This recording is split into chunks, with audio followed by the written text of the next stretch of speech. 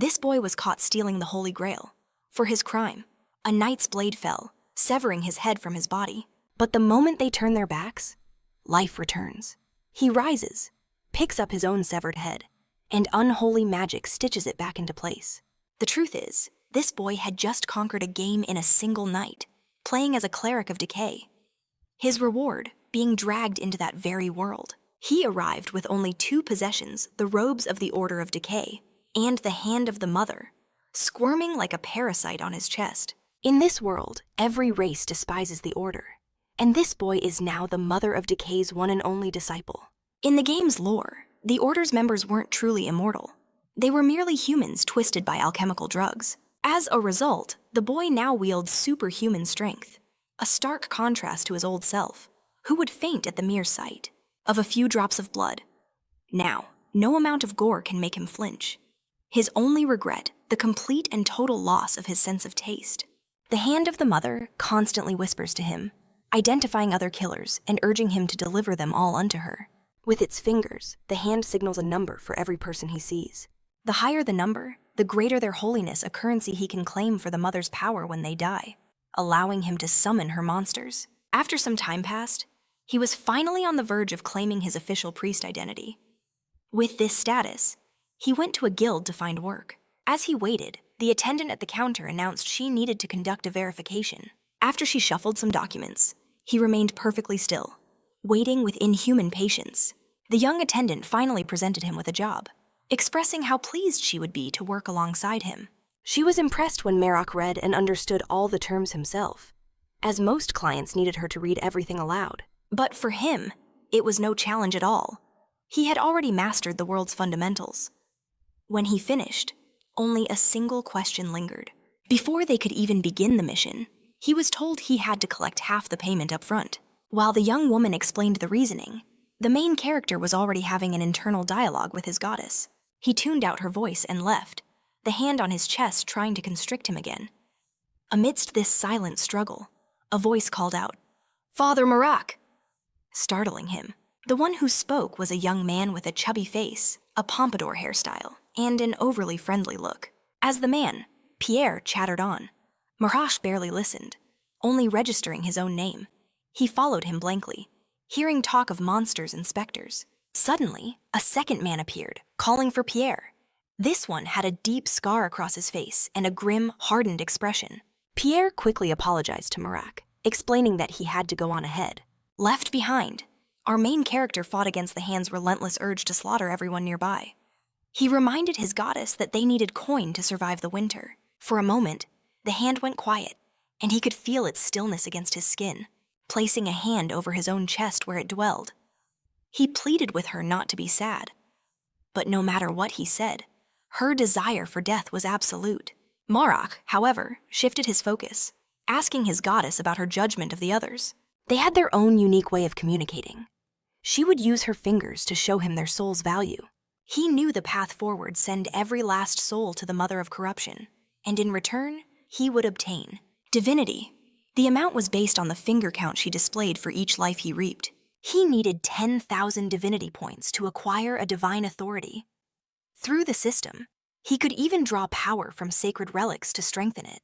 There were 12 relics in total, and the Mother of Corruption had promised that if he gathered them all, she would grant his one true desire. Without a doubt, he would ask for his sense of taste back. He missed the simple joy of flavored food more than anything. As these thoughts raced through his mind, Pierre reappeared, claiming the captain ordered him not to bother Marac. He repeated his superior's instruction with precision. The main character was not to be disturbed under any circumstances. Marac, ever polite on the surface, simply said that all was well and there was nothing to worry about.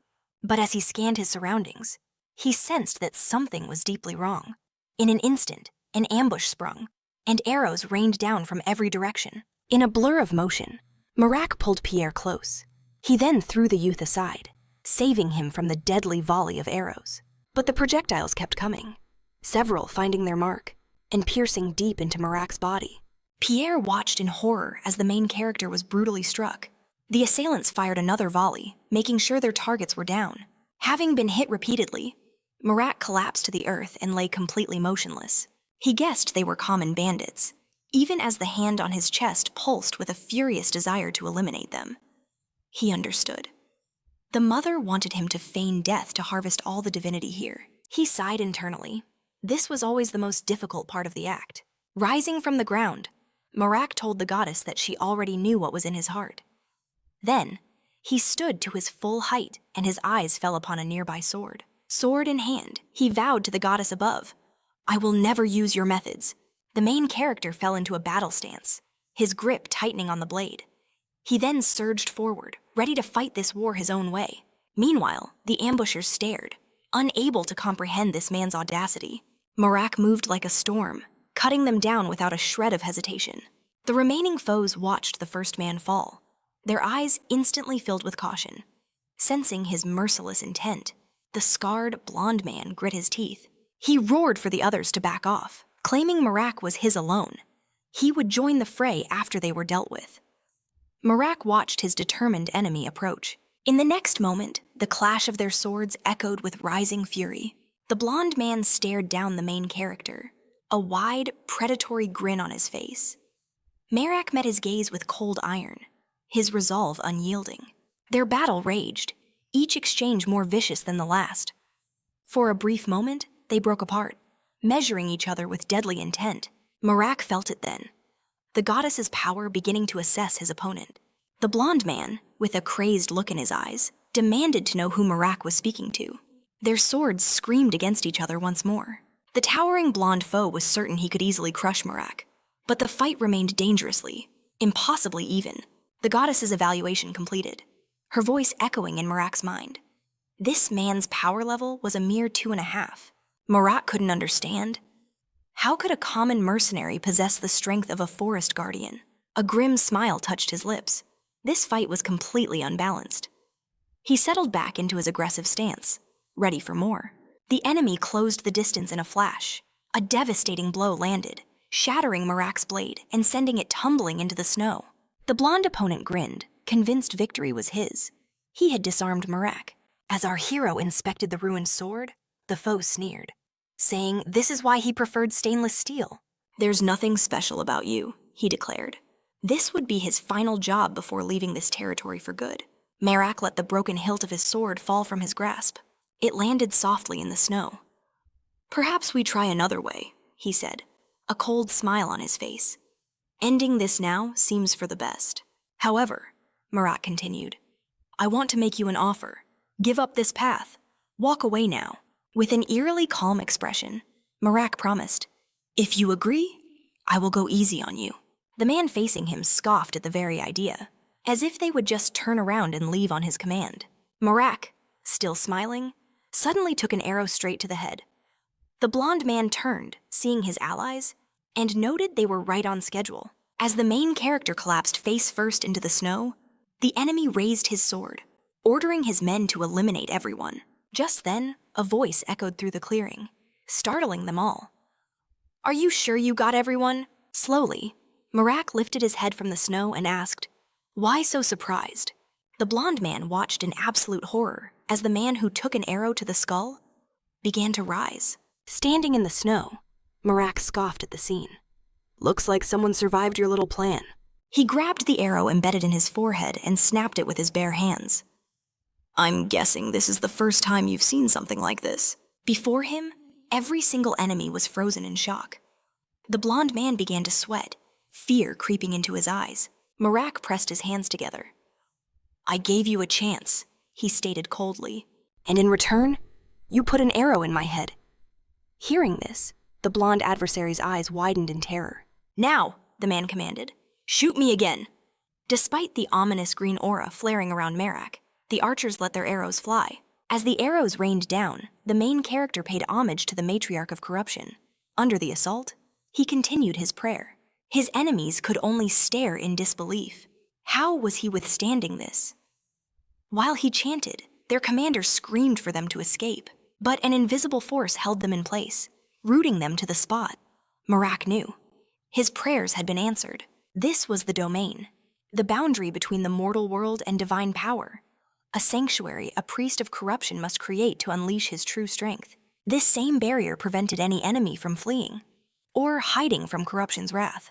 Their commander finally realized they had no choice. They had to draw their weapons. Their only hope was to try and break through the barrier. But as they glanced back, they sensed a malevolent presence. They all screamed for their captain. A reptilian beast of nightmares had emerged, crawling towards them. It was colossal and unimaginably powerful. They all cried out, "What is that thing?" The massive creature slammed its claws down, shattering the earth around it. Their eyes, wide with terror, finally understood. They were facing a true demon. It opened its jaws and unleashed a deafening roar that threatened to shatter their very minds. Panic erupted as they desperately scrambled to escape the barrier. These warriors, once proud valorous, were now weeping in absolute terror. Their very existence hung by a thread. But Marac, he simply smiled, savoring the sound of his enemies pleading for mercy. Later, the tracks in the snow told a silent story, one of complete and utter annihilation. With the battle won, he pondered his next move, securing the could he truly prevent them from vanishing by ripping them from their hosts? A new strategy began to take form in his mind. He had to be cautious. The guilds were always watching. Just then, he found him. Pierre, lying on the ground, an arrow piercing his back. Marac resolved to end this tragedy and grant Pierre peace. By preserving the man's life, he could elevate his own standing. Once again, Marac pleaded to his goddess for aid. Sometime later, a mysterious figure was seen holding a chalice. A woman's voice cut through the air, demanding to know the fate of the one who stole the relic. She was told the thief had been eliminated instantly. Learning the head had been severed from the body, she demanded to know where the remains were. As Marac turned to leave, a young man called out to him. His eyes were locked on the chalice, warning that it would find its way back. Those words sparked a new idea in Marac's mind. It was time for a pilgrimage. Hearing this, his servant found the decision dangerously abrupt. He asked if this was connected to the prophecy. The blue-haired main character confirmed it. This was all happening precisely because of the prophecy, and there was someone out there he was destined to find. As he carried Pierre through the frozen wasteland, he recalled the tale. A decade ago, every religious order received the exact same prophecy. The end of the world would begin when the life shell descended. As he approached with Pierre, guards rushed forward to greet him. A voice suddenly hailed him by name, expressing surprise at his quick return. While the guards carried Pierre inside, a fiery red-haired woman announced she already had permission to enter. As they talked, she admitted that from his looks alone, she never would have guessed the true extent of his power. Her words put him on edge, but she truly had his attention when she mentioned his bag's contents. She claimed it was the source of all his problems. She argued it would be far better for him to leave it with the guild than to carry such a burden. As they walked through the city, the young woman asked if he had a place to stay. If not, she offered her own home. The main character simply watched her, a faint blush on his face, while his enraged deity screamed for her death. But his goddess held it back. In the end, he accepted the beautiful redhead's offer. He was now resting, the goddess's hand gently placed upon his chest. He gazed at the ceiling with a peaceful expression, believing he had merely accepted a kind woman's hospitality. But a soft sound from the door shattered the silence, his eyes snapping towards it. It was the redhead, standing at the entrance, greeting Marac. With the door left slightly ajar, she insisted she only wanted to let him rest. Marac slipped on his shoes as the girl informed him of an urgent matter that required his attention. Facing the girl still standing in the doorway, he asked what was wrong. When she revealed the Lord himself had summoned him, a look of shock crossed his face. With the young woman still blocking his path, Marac pressed her, asking if she knew the reason for the summons. As she began to explain, a distant, immaculate mansion came into view. Inside May, a powerful figure sipped his tea, while a butler announced the main character's arrival. The Lord simply dismissed the servant, who bowed respectfully and left. Lord Giz, a man with jet-black hair and beard, stared at Marac with an unsettling intensity. The main character listened as the Lord asked if he had witnessed his brother's last moments. When tea was offered, Marac answered with a sinister smile. A memory flashed in his mind, the first meeting between this Lord and the mother of corruption. She had marked him with an X. In that instant, he knew this man was not human, and he resolved to challenge him. The demon's eyes blazed with a hellish light. Realizing the main character knew exactly what he was, this method of marking someone with an X was their secret language, a brand that signified a non-human entity. This region was crawling with countless demons, hiding in plain sight. And while demons were powerful, many of them couldn't act on their own. To truly integrate into this world, they were forced to forge pacts with other beings. That was the real reason for their affinity for humans. But the gods detested this, loathing the deals demons made with their followers. Because of this, the gods decreed that both demons and their human contractors would be labeled as one and the same. All of these beings were declared evil, sparking the great demon hunt, a hunt that Marac himself was leading. He closed his eyes, contemplating this. The path of a demon contractor was a difficult one, a class shunned by almost everyone, but he remembered exactly why he chose it. Silence filled the office until the Lord broke it, his voice laced with feigned surprise. Recalling his brother, the Lord stated that his death was the very reason the main character was now standing before him. The Lord raised his teacup, a wry smile on his face. He was impressed Marac had seen right through his concealment. A wicked glint appeared in the demon's eyes as he laced his fingers, admitting he was indeed a cunning one. But our main character simply closed his eyes, informing the noble that he was a priest of the mother of corruption. That revelation caught the demon's attention. He had assumed that forgotten deity had no followers left. With a burst of enthusiasm, he invited his guests to sit, since they had the entire place to themselves. He promised to be honest, revealing this meeting was no accident.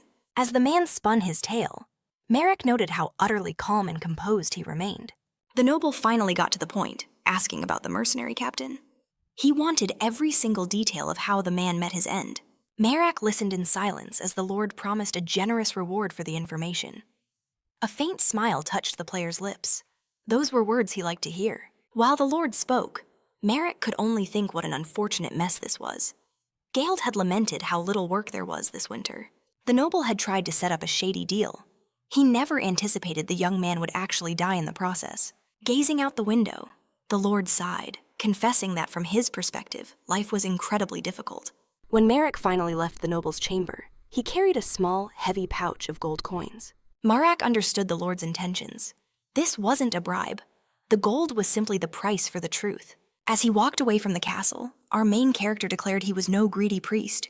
Instead, sensing the anger of the mother of corruption, he gently took her hand, caressing it and whispering for her not to be distressed. The hand seemed to want to say more, so he raised it to his lips and cleared his throat. Marac spoke of something that never rusts, something that endures just as long as gold itself. With a smile and a slight blush, he professed his unwavering devotion to the goddess. The hand trembled in his grasp, clearly moved. Marac then placed her hand over his heart, vowing that she would always be his highest priority. As he walked, he reassured her that such worries were needless. Moments later, he stepped back into the inn, where the red-haired girl greeted his return with a cheerful smile. She gestured to the side, asking him to say hello to the priests from the teaching sects. With a pleasant look, he wondered what they could possibly be doing here. But as his eyes drifted over, a terrible feeling washed over him. One of the sect members met his gaze. Marac knew them instantly. The mother had already warned him. One of them was clutching a holy artifact. Marac's eyes narrowed, scrutinizing the trio before him. A man approached, remarking that this was the path of one who lived a life of justice. Marac simply watched, feigning surprise at meeting a preservation priest. The man introduced himself as the balance on the scales of retribution. He called himself Orvis. His stare could pierce through lies, his armor gleamed, and his weapon had a unique, dangerous design. He then introduced the others, a huge, white-haired man named Corneus, and a young woman called Patina. Each of them greeted Marac with a hand placed over their heart in a formal salute. Our main character returned the gesture, politely expressing his pleasure at meeting them. Meanwhile, the redhead mentioned a blonde woman reading in the library. Marac felt a sliver of relief, knowing other sects and priests were also present. He calculated that if not now, he would have plenty of chances to claim that sacred relic for himself. However, a familiar complication arose. Every time he absorbed a relic's divine essence, something always went wrong. He began to question himself. Was he truly a priest of corruption? Or had he just become a villain of corruption just then? The priests bid him farewell, saying they had to leave. Their destination. To greet the Lord, Orvis warned our main character that their next meeting would be a far more serious one. As they walked away, Marac noticed their weapons were all identical. They were heading to meet the very same Lord. The redhead then told Marac that their guild usually offers priests a room at a very reasonable price. He started to sweat, asking if she meant he had to pay for the night he just spent at the inn. She just smiled, asking if he truly thought she'd let him stay for her own selfish reasons. That was, in fact, exactly what he thought. But he denied it, a faint blush creeping onto his cheeks as she explained her real motive for helping him. Always, she added with a wave of her hand. Her true desire was for him to keep the food from spoiling. Leaning in closer, she whispered, asking if he could bestow a blessing of preservation on their supplies. A deeper blush spread across his face as he backed away, questioning why she was whispering. Seeing his embarrassment, the girl broke into a wide grin. A moment later, she tilted her head, asking him why he looked so bored. Just then, someone else entered, remarking that the two of them must get along well, seeing them jesting like that. Marac demanded to know why the man hadn't joined the others. The newcomer was Corneus, the white-haired cleric. He explained that he had no choice, given the nature of people. He had already requested that the group show him respect in his own name from outside. Besides, the red-haired woman added, Lord Triton wouldn't care about such formalities. At her words, the two men stared at her as she explained that despite the Lord's cold demeanor, he was undeniably good at his job. She went on, saying she knew how to separate the professional from the personal. She warned them both to keep quiet, reminding them the Lord had countless supporters. The white-haired cleric, however, wanted to know more about this Lord. His curiosity was piqued. The girl smiled as she spoke of the Lord, while Marac simply watched the strange scene unfold. Finally, he broke his silence with a question of his own, wanting the girl to reveal a secret. With a sharp smile, he asked the other priest why he had decided not to visit the Lord himself. The man, grinning widely, answered that they were following a prophecy from 10 years ago that now made Marac suspect the end of the world was at hand. A cold sweat broke out on our main character as he realized they were here because they believed the Lord was a fiend. In the next moment, as the two clerics finally approached the Lord to greet him, the holy relic began to glow. It pulsed with a brilliant light. Seeing it blaze, they knew the horrifying truth. A sacred relic only shines in the presence of a demon. With the relic as their proof, their duty was clear. He had to be eliminated. The demon, realizing its disguise was useless, finally unleashed its true form. Both Marac and the priest witnessed a fiery explosion. A creature like a mutated, monstrous lizard erupted from inside the Lord's estate. Marac stared in sheer terror at the beast, but the other priest had been expecting this. Deep within the estate, a cleric brandished the scales of retribution, a weapon that took the form of a mighty hammer. This man was one of the 3 wisdom clerics, now facing the demon head-on. During the chaotic battle, he switched between an axe and a sword, finally plunging his blade deep into the crown of the colossal creature's skull. From a distance, one could see a storm of dust, lightning, and pure destruction as the priest clashed with the demonic entity. The cleric with Marac explained that the glowing sky was the work of Orvis, wielding his hammer of punishment. The priest declared Orvis was surely fighting a demon, and pointing towards the chaos, announced his intention to help. Marac, however, turned in the opposite direction. He told the priest to go on ahead, promising he would follow shortly. Marac raced back to the inn and called out for the redhead. Aaron was startled by his sudden return, rushing to ask what was happening. As our main character stormed in with a grim look, he had only one question. Where is it? Grabbing the girl, Marac demanded to know the location of Pierre's treatment center. Aaron, confused by the question, could only watch as our hero vaulted from the building to a safer spot below. He moved with incredible urgency, escaping the spreading destruction. The young woman, carried in Marac's arms, looked out at the chaos enveloping them. People were screaming for help everywhere. In the distance, the colossal reptile, the demon's current form, was visible with the other cleric on top of it, swinging his hammer. The redhead shrieked in terror, trying to warn our main character about the uncontrollable, powerful beast. Marac told her to ignore the monster and just tell him where Pierre was. Seeing the fierce worry in his eyes, she pointed him in the right direction. Our main character vowed to protect him. His gaze fixed forward as he repeated Pierre's name in his mind. Once he arrived, he found Pierre lying on a mattress. Nearly everything around them had been turned to rubble. And yet, the young man remained peaceful, completely unconscious. Our main character watched over him, knowing he couldn't let him die, not after he'd just managed to rescue him. Though Pierre was solidly built, Marac lifted him onto his shoulder with ease. He then told Aaron to climb onto his back. He couldn't carry her in his arms anymore. The young woman blushed at their closeness as she wrapped her arms around our main character's neck. With a single leap, he shot forward like an arrow, focused entirely on his goal. Marac moved with everything he had. The young woman, while being carried along, seemed lost in thought. She suddenly told our main character that she knew a shortcut. He yelled back over the wind, asking where it was. She pointed directly ahead, explaining that a house with a hidden passage was just in front of them. The entrance was locked tight, but that was no obstacle for Marac, who simply smashed through it with raw power. Aaron watched the display, clearly embarrassed by his methods. Our hero, however, kept moving forward, barely losing his balance despite the slippery surface. The young woman couldn't help but think his methods were a bit extreme. Looking at the obliterated doorway, she could only whisper about his monstrous strength. He set her down, giving a final order to use the hidden path if things went south. She couldn't understand his refusal to escape alongside them. His duty was clear. He had to go back and aid his fellow priests. With Aaron and Pierre safe from the chaos, their survival secured, he could now walk his path alone.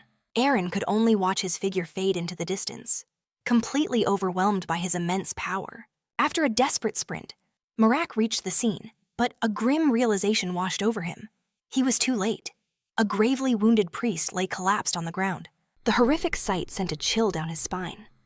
He cautiously approached the stout man with white hair and a horn jutting from his skull. It was Corneus. Even in his broken state, he recognized Marac's approach. A wave of sorrow hit Marac as he saw the fatal wounds. He knew there was nothing he could do to save him. He spoke to the dying man, knowing each breath could be his last.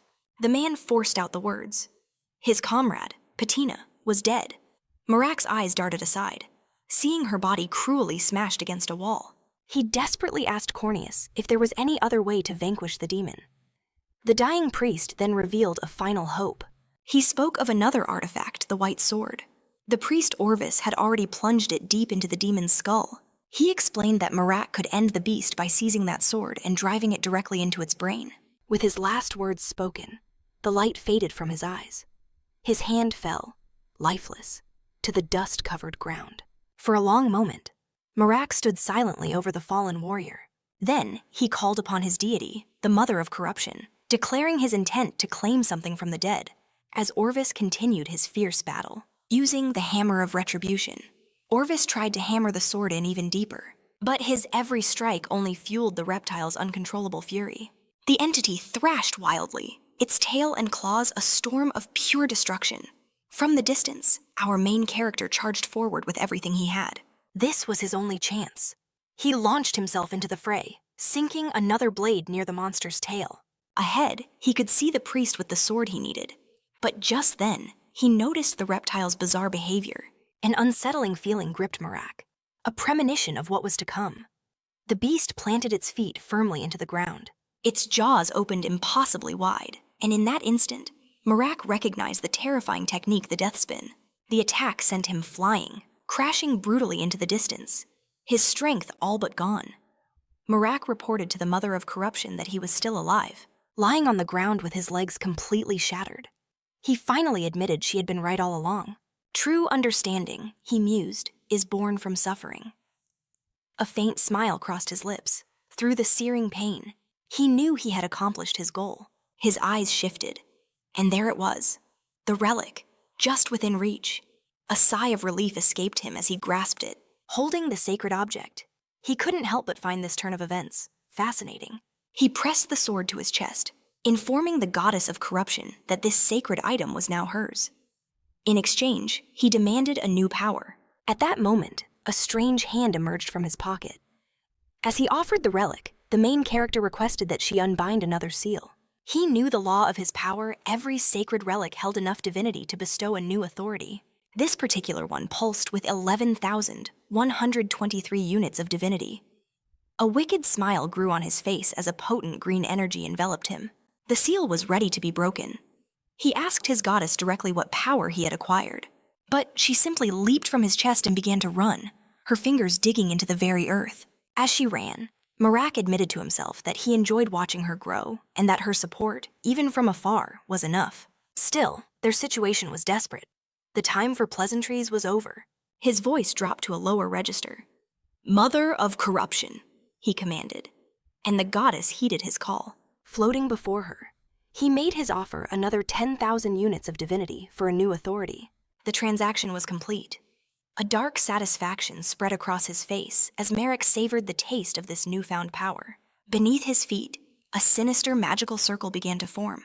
This was the script of corruption. The authority's effect was brutally simple, yet devastatingly potent, prompting a curious expression from Marac. As the script activated, dark green, ethereal patterns spread across his body, amplifying his physical prowess beyond all limits. He remarked to the goddess that this authority was satisfactory. It would be more than enough for what was to come. He rose to his feet, calmly brushing the dust from his clothes, and declared that his legs were fully healed. His gaze snapped to the side, and something caught his eye.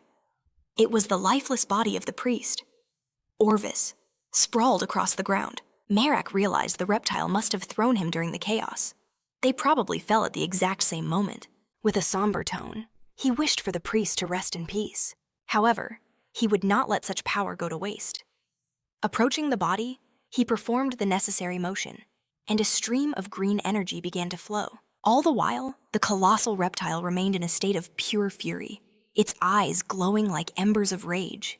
It smashed its tail and thrashed its heavy body, forcing Marac to remain on high alert. Something about this whole situation felt deeply wrong.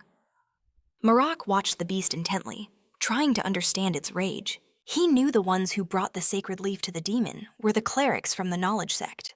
But even with every last cleric dead, the demon's rampage continued. As he contemplated this, the divinity absorption was complete. He had claimed another 1,000 units for himself. He stood his ground, facing the monster head-on. He recalled a strange fact: demons were not mere animals. At that moment, the divine hand began to emerge from his pocket. He warned it that a storm was coming and told it to prepare. The metallic green tattoos on his body spread even further, their intricate patterns now visible on his face and arms. Moments later, Marac's determined face was reflected in the reptile's enormous crimson eye. With a burst of speed, Marac shot forward, launching himself toward one of the creature's front legs. The beast swung its tail at him again, causing devastation all around. This blatant destruction enraged our main character, making the veins in his face and neck bulge. He frantically searched for something, and then he found it. The white sword, still lodged deep in the reptile's skull. He immediately dashed towards it.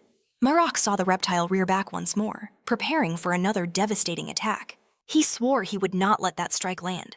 Despite its gaping, roaring maw, our hero held his ground, his hand finally reaching the sword's hilt. He knew the same trick wouldn't work on him twice. This time, he would use the creature's own momentum against it. The pandemonium continued to rage. Buildings burned, glass shattered. The scene grew worse by the second. Suddenly, Marac let out a disturbing cough. When he looked at his palm, he saw it was covered in more and more blood. To make things worse, the reptile charged him again, its back now covered in sharp spikes. He quickly adjusted his stance. He knew he had to hurry. His own body was breaking down from the inside. If this demon kept resisting, the corruption might overflow and tear him apart. An outcome like that would seal his fate forever. Without a second's hesitation, he leaped and gripped the white sword with all his might. He remembered the main character's instructions. If he could just push it deep enough to pierce the demon's brain, victory would be his. Clutching the hilt, he ripped the blade free from the beast. Once it was done, he smiled. Turning, he roared a command for the Lord to awaken. A brilliant light exploded outwards, illuminating the entire area. As Lord Tretton began to stir, a silhouette formed within the light. As onlookers watched in awe, the massive reptile started to crumble into dust as the light grew ever brighter. People from all over the surrounding area witnessed the flash consume a massive part of the city. The light was so powerful that even the red-haired girl, far away with Pierre, saw the brilliant flash. Her curiosity piqued. She moved to the door to see what was happening. When the phenomenon finally ended, the Lord's body lay on the ground, covered in grievous injuries. With a smirk, Marac asked if the Lord was finally awake. The man answered with a faint grin. He turned, looking with his one remaining eye, and said he was glad to see him again. Marac gestured to the white sword, declaring that it was the cause of all this. He then held his hand out to the Lord. telling him he now owed him a debt of 2 reserve gold coins. The Lord, looking amused, seemed to take the deal in stride. Leaning on Priest Marac's hand, he slowly tried to get to his feet, far from the aftermath. A mage began concentrating energy in her palm. The young woman, her eyes a striking blue, appeared to be casting some kind of tracking spell. After carefully gathering the energy, she unleashed it in a specific direction. The path it took suggested her target had recently passed through that area. Now, she and a cloaked man watched the results intently. The man, old and with a face full of scars, simply confirmed his suspicions. Looking at the ground, he saw the magic had produced a very unusual type of herb. That single image instantly brought back old memories for him. He found it hard to believe that such a powerful authority was involved. Yet the magic made it undeniable. He had no choice. But he had no choice but to accept the grim reality. Even without bodies, the memory of severing their heads was undeniable. He remembered that day with perfect clarity. The air had been colder, and even after so much time, the image was burned into his mind. The young woman beside him offered a theory. Perhaps monsters or wild beasts had dragged the remains away. The old man, studying her, thanked her for guiding him here before asking for one more favor. She answered coolly, telling him to ask away, but only after he named the nearby settlements. As she subtly scanned the area from another vantage point, the demonic plague continued its relentless spread. Through the wreckage, Marac walked side by side with the Lord's butler. Arriving at their destination, the butler politely held the entrance open for him. Marac stepped inside. His expression was calm, betraying nothing. The Lord's face lit up at the sight of him, spreading his arms in a grand welcome. With a soft smile and closed eyes, the main character heard the Lord jest that he grew more handsome with every visit. But on a serious note, the Lord confessed that words could never express his true gratitude. A faint smirk touched Marac's lips as he noted the demon was still alive. He recalled the creature's own words, that every race deserved to exist, and it seemed he was starting to agree. After the clash with the Great Lizard, rumors began to fly, branding Marac as a demon slayer. The title didn't sit right with him, but people started using it anyway. Aaron the Inneral only fanned the flames, growing incredibly fond of the new moniker. Now, wherever he went, whispers followed him, identifying him as the famed demon slayer. Some claimed he'd faced 7 brigands all by himself. Others scoffed that for a man like him, felling a demon must have been child's play. The unwanted fame forced him to avoid certain places entirely. In his conversation with the Lord, Marac pointed out how unusual his wooden prosthetics were. They moved with an unnervingly natural grace, though the Lord admitted he only let them move freely in front of Marac. For everyone else, he feigned a limp, claiming they were difficult to control. A crimson glint flashed in his eyes as he revealed their fluid motion came at a price. Intrigued, the main character asked what that cost was. The man simply smiled, sipped his tea, and said that all his fine hair would soon fall out. He mused that he would likely resemble a barren tree in the dead of winter. He joked that in a few months, Marac wouldn't even recognize him. Feigning sorrow, Marac said the very thought brought him to tears and begged to change the subject. The Lord, gazing into his cup, then asked if Marac had any time to spare. It turned out there was a job, and the client had specifically asked for him by name. He noted that the demon slayer rumors had certainly made Marac a person of great interest. When he heard the mission involved sacred relics from the old empire, the main character's interest was piqued. The pay was 5 gold coins plus an advance, and if he performed exceptionally well, he might even keep one of the relics they recovered. Such artifacts could be anything from chalices to stones, or any number of ancient treasures. He recalled the Mother of Corruption's words about relics. With a slight smile, Marac decided it was best to see the situation for himself. He looked at the Lord and formally accepted the mission. Marac knew the stories of the ancient empire that ended the chaotic age of sorcerers. That empire had once united the entire continent, creating technologies that were still used to this day. In fact, many of the world's current high-tier artifacts were originally relics from that forgotten age. Joined by his new employers, Marac offered his greetings. A man stepped forward, introducing himself as Carmen Valtis, the leader of the expedition. The name sounded familiar, so Carmen clarified. His father was the famous Anthony Valtis. But to avoid any misunderstanding, he quickly added that he was an illegitimate son. Marac smiled, thinking to himself that the Black Wolf was known for his honor. To think he'd fathered an illegitimate child was a surprise, especially after his wife had passed away. Marac burned with curiosity, but knew it wasn't his place to ask for details. Noticing the others nearby, Marac prompted their introductions.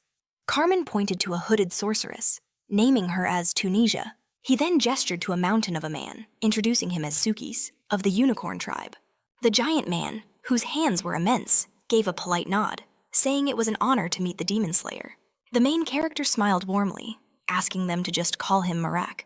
But Sukis insisted such a great deed was nothing to be modest about. With a grand gesture, Carmen declared the introductions over, suggesting they continue their discussion on the road.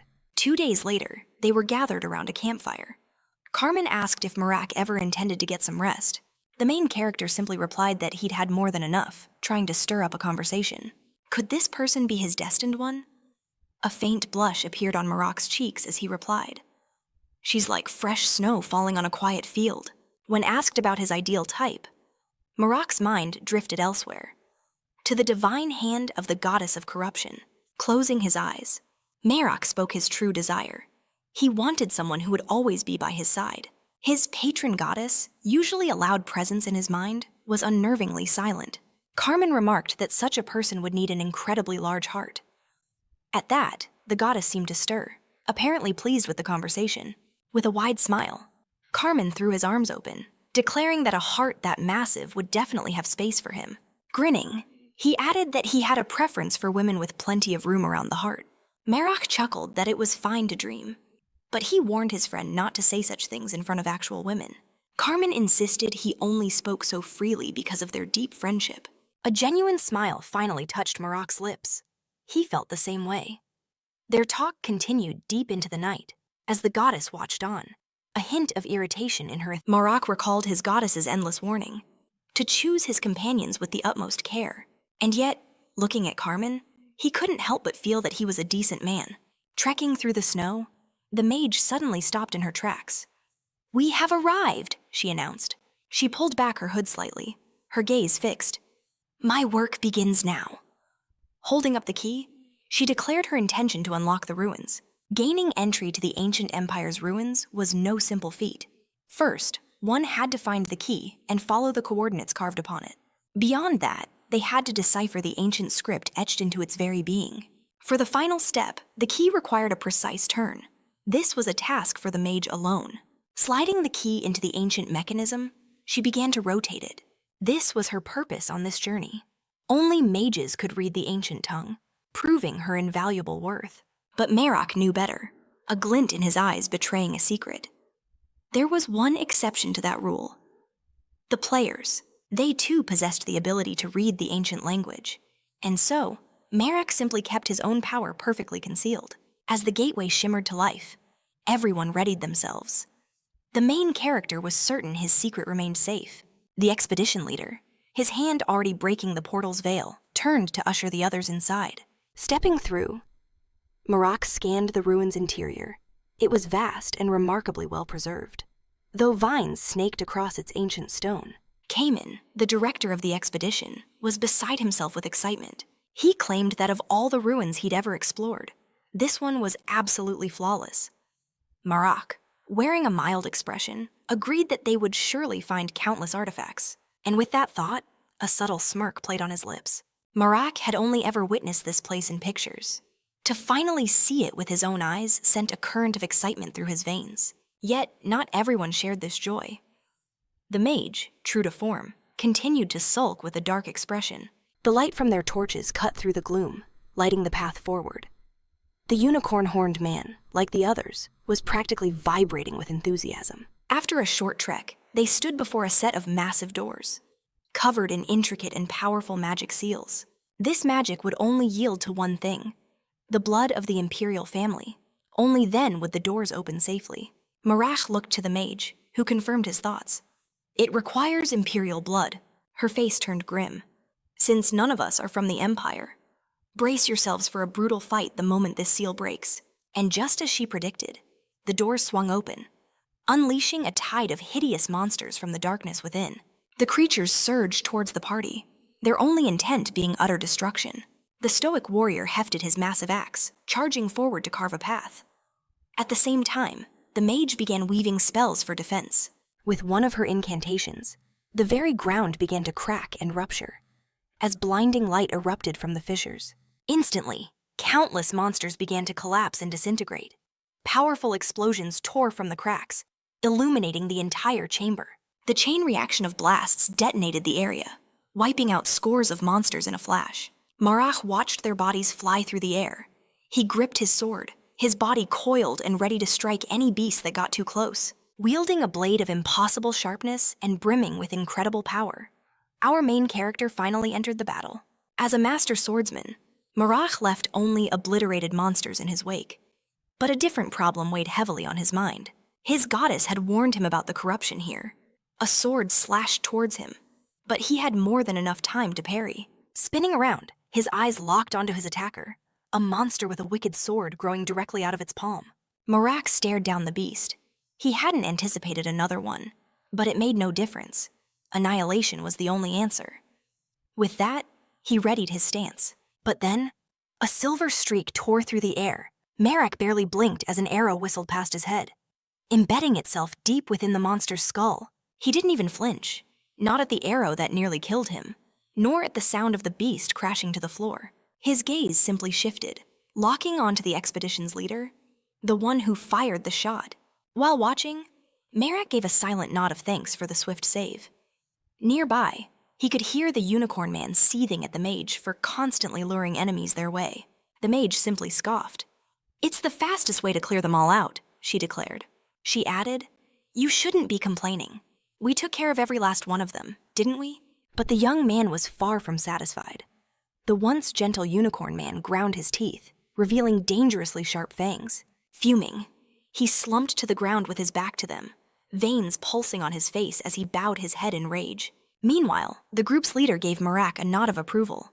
The unicorn man, usually so gentle, looked ashamed for showing such a monstrous side. Marac returned the compliment to Carmen, noting the leader's incredible skill with a bow and arrow. Carmen simply replied that he practiced relentlessly to perfect his craft.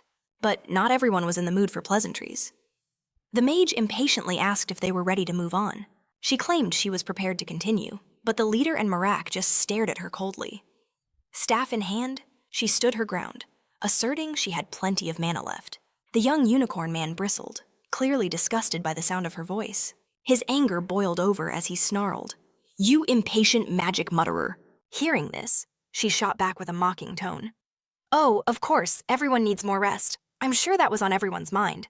She then proceeded to provoke Sukas further, remarking, "Honestly, I think you just crave the attention." But the expedition leader's voice cut through the tension, siding with Sukas. Despite the mage's displeasure, Carmen announced the matter was closed.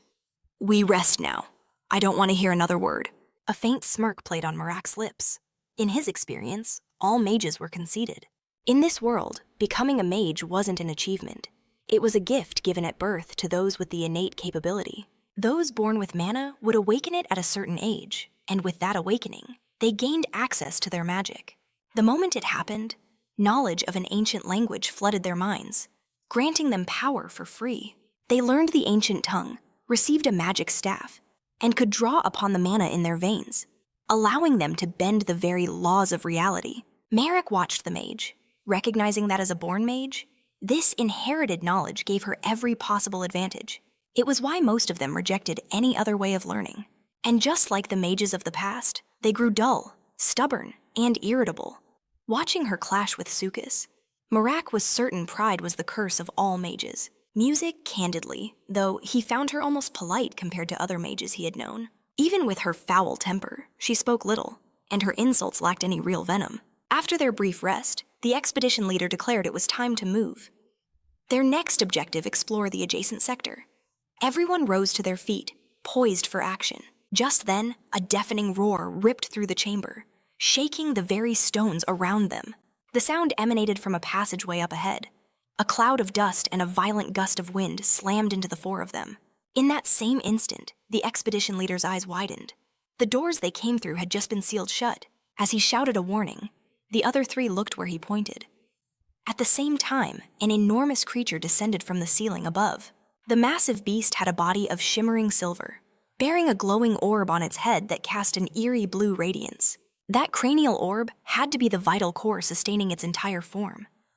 Beholding this monster, Marac smiled, feeling an exhilarating thrill. He found its existence unbelievable.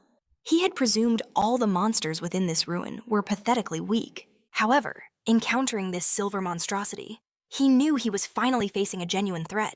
Sukis stared up at the colossal monster, trying to steady his stance. But the sweat pouring down his forehead betrayed his dread. The unicorn man prepared for battle, only to be stunned when the mage screamed, "We have to retreat now." The woman stepped before the group, channeling her arcane power into her staff's tip with calm, practiced gestures, music. Whispering a chant in the ancient tongue, she unleashed her spell at the formidable silver monster. The mage's objective was clear: collapse the chamber's roof onto the beast, crushing it under the debris and ending the conflict in a single, decisive blow. However, to their absolute astonishment, the colossal entity remained completely unaffected. At a distance, music. The expedition leader scowled, sensing the situation was rapidly spiraling out of control. He screamed a desperate warning to Tunisia. The attack was suicide, and her magic wasn't nearly strong enough. But his plea was lost to the chaos. On the monster's brow, a brilliant blue light flared to life, signaling an attack of absolute destruction. In an instant, the creature unleashed its power, obliterating the incoming rocks into nothing but dust and fine shards. Witnessing this terrifying display of force, the 3 Vanguard members were frozen in sheer, primal terror. Seconds later, a deadly rain of incandescent rock fragments fell from the ceiling, homing in on Tunisia. Seeing the despair on her companions' faces, she glanced skyward, accepting her fate as the beast closed in, coiling for the final, lethal blow. The moment its colossal fist connected with the mage, she was simply gone, erased from existence. Even the unicorn man, who never showed Tunisia any kindness, was suddenly consumed by a profound and shocking grief. The magnitude of her loss rooted Sukis to the spot, leaving him completely exposed and a perfect target. Marac saw the danger instantly, screaming at Sukis to move, to dodge, but the young man was lost in his shock, unable to react in time. The creature's strike landed true, and a blinding explosion engulfed the entire area. And just like that, the unicorn man took a direct hit. With no time to escape and no chance to defend himself, the silver colossus, its core pulsing with an eerie blue light, turned its gaze upon the last 2 survivors of the expedition, with cold purpose in his eyes. Marac faced the expedition leader and asked a single, chilling question. "Do you truly want to live?" When he received a nod, Marac simply tightened his fist, offering the man one final chance to change his answer. The leader, confused by the main character's sudden intensity, had no idea what was coming until a sharp blow knocked him unconscious. Marac caught his fallen companion, his gaze never once leaving the monstrous beast before them. He had spoken of a powerful ally, and now he would call upon it. The metallic golem paused, seeming to sense this strange new being manifesting before it. The summoned entity appeared with its fingers interlocked, poised to deliver a crushing hammer assault. His ally descended upon the foe with devastating impact, making it clear this was a battle to the death. With his comrades slung over his shoulder, Marac began his retreat from the combat zone, trusting the colossal ally to handle the rest. He glanced back, reassured by the sight of his invoked entity, a truly reliable force in these dire circumstances. During his escape, he found what was left of the mage and absorbed 1,000 units of divinity. Moving swiftly, he collected the unicorn man's remnants, acquiring another 100 units. Before propping the unconscious Carmen against a sturdy wall, he ran a hand through his hair, his mind racing as he contemplated the ongoing engagement. What was his next move?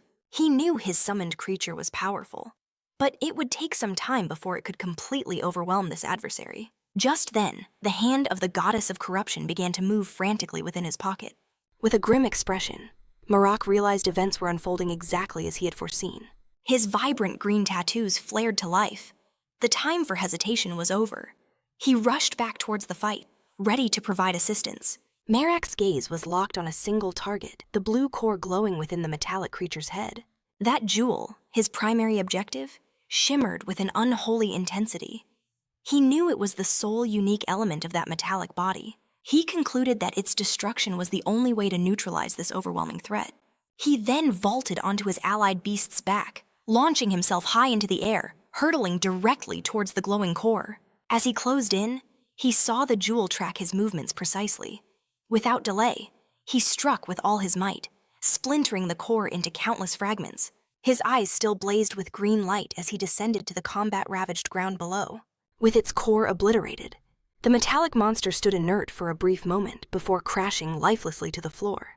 The beast, dispatched by the goddess of corruption, threw back its head and howled, a triumphant celebration of its victory. Marac offered a silent thanks to the creature for its aid. But at that moment, the goddess's hand gestured toward a specific direction. The young man's gaze followed its point, a knot of suspicion forming in his gut as he asked what was happening. Then, 3 more colossal metallic monsters fell from the ceiling. Marac's expression changed instantly, twisting into a look of sheer disbelief and dread. The new adversaries stared directly at the beast and Marac. It was terrifyingly clear that neither of them was fit to confront 3 more opponents of the same caliber. With a grim expression, the main character wondered in despair how many others were about to emerge, leaving the impossible battlefield. He returned to the expedition leader. The man, waking up, immediately asked where their companions were. With immense sorrow, Marac informed him that tragically, they never even had a chance to defend themselves. Carmen recalled the moment the giants dropped from above and concluded that the key should have been activated much sooner. Soon, seeing the man's regret, Marac reminded him that everyone was hired for a purpose. Thinking of the unicorn knight and the mage, he declared they both knew the exact price of this journey. The leader, curious, demanded to know where they truly were. Marac's voice was grave. They stood before the legendary Black Gate. The man's eyes shot open, unable to believe the truth. It felt impossible. He squeezed his eyes shut, trying to force his mind to accept it. Even without understanding how, he knew better than to ask more questions. Instead, Marac swore an oath by Valtis to repay his debt to the young cleric.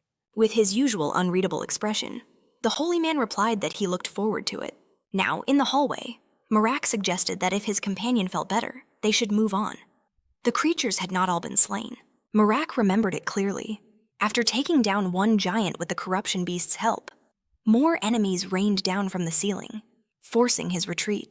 With his strength nearly gone, our main character had barely forced the doors open, having to kick Carmen inside to safety. Before moving on, Marac ordered the beast of corruption to fall back, confident it would return when summoned. As they advanced, Marac scanned the ancient stones of the path, reading the very history of the ground. He glanced up, his breath catching at the sight of what could only be major archaeological discoveries. Before a new gate, Marac announced their journey was over. They had reached the end of the ruins. The cleric, facing Marac, said he could now explore as he wished. Carefully pushing the portal open and stepping through, they saw 2 relics displayed on a glowing pedestal. Even from a distance, the young man realized the legends he'd read were all true. Turning to Marac, the young man admitted he had no right to ask, but he needed a favor. He asked, with a hint of desperation, if he could keep the necklace, promising to pay any price. Maintaining that calm smile, the cleric asked what exactly that necklace was. Carmen explained it was the lineage pathfinder, with a single drop of blood. It uses the wearer's own life force as a guide, pointing toward others of the same bloodline. Marac closed his eyes for a moment. He already understood the boy's deepest wish. A knowing look on his face, the expedition's leader stated the obvious. The boy was searching for his mother. Marac listened in silence as the young man spoke of the mother he had never known. The boy then looked to the cleric, seeking his final word. The cleric agreed, and in return, asked if he could take the blade. Leaving the sacred site, they built a fire.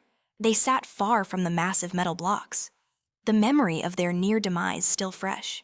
As Carmen put on the necklace, he remarked that without the cleric, he and Marac would surely be lost souls by now.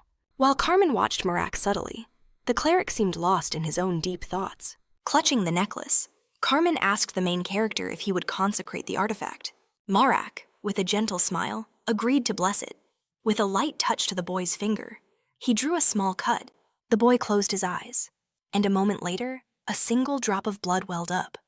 He offered his thanks as Marac declared the goddess of preservation would now watch over him. The boy then placed the drop into the amulet, letting it become the artifact's heart. Marac watched intently as the blood settled onto the amulet's central plate. As it activated, a powerful current of magic erupted from the artifact. Valtus's face lit up with pure joy. Staring at the plate, he saw the necklace had transformed into a compass, its needle pointing to his mother's exact location. A powerful conviction burned within him. She was alive. Marac voiced his relief that the necklace worked as promised. Carmen Valtus gave all the credit to our main character, admitting he had no idea how he could ever repay such a monumental debt. Looking deep into Marac's eyes, he revealed there was one more favor he had to ask. Valtus's words caught Marac's full attention. He watched his friend in silence, waiting for the inevitable request. Valtus explained that since their path led west, he hoped Marac would join him in the search for his mother. He reasoned that a trip to the capital would give him the chance to properly reward Marac for his aid. Marac listened as the youth promised to fund the entire journey, and then he smiled. In his heart, the main character wanted to agree, but he knew the truth. He couldn't stay with anyone for too long. Looking at the young man's hopeful face, he could feel the desperate need for a yes. Yet, sitting by the fire, Marac remained silent, causing a flicker of doubt in Valtus's eyes. Marac could only offer a faint smile. He felt he could finally speak to his companion without hiding anything. He then stood and reached out, grasping the young man's hand. He declared that if it was all right with him, he would help find his mother. A warm glow seemed to surround our hero. With a reassuring smile, he promised to guide the young ones on their journey.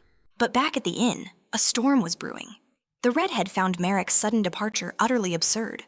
She was seething. He had simply gathered his things and was now saying his final goodbyes. But just then, Erin stopped him, asking for his hand. This wouldn't normally be finished so quickly, she explained, but she had poured all her effort into completing it just for him. As our main character gazed at the object in his palm, his eyes sharpened.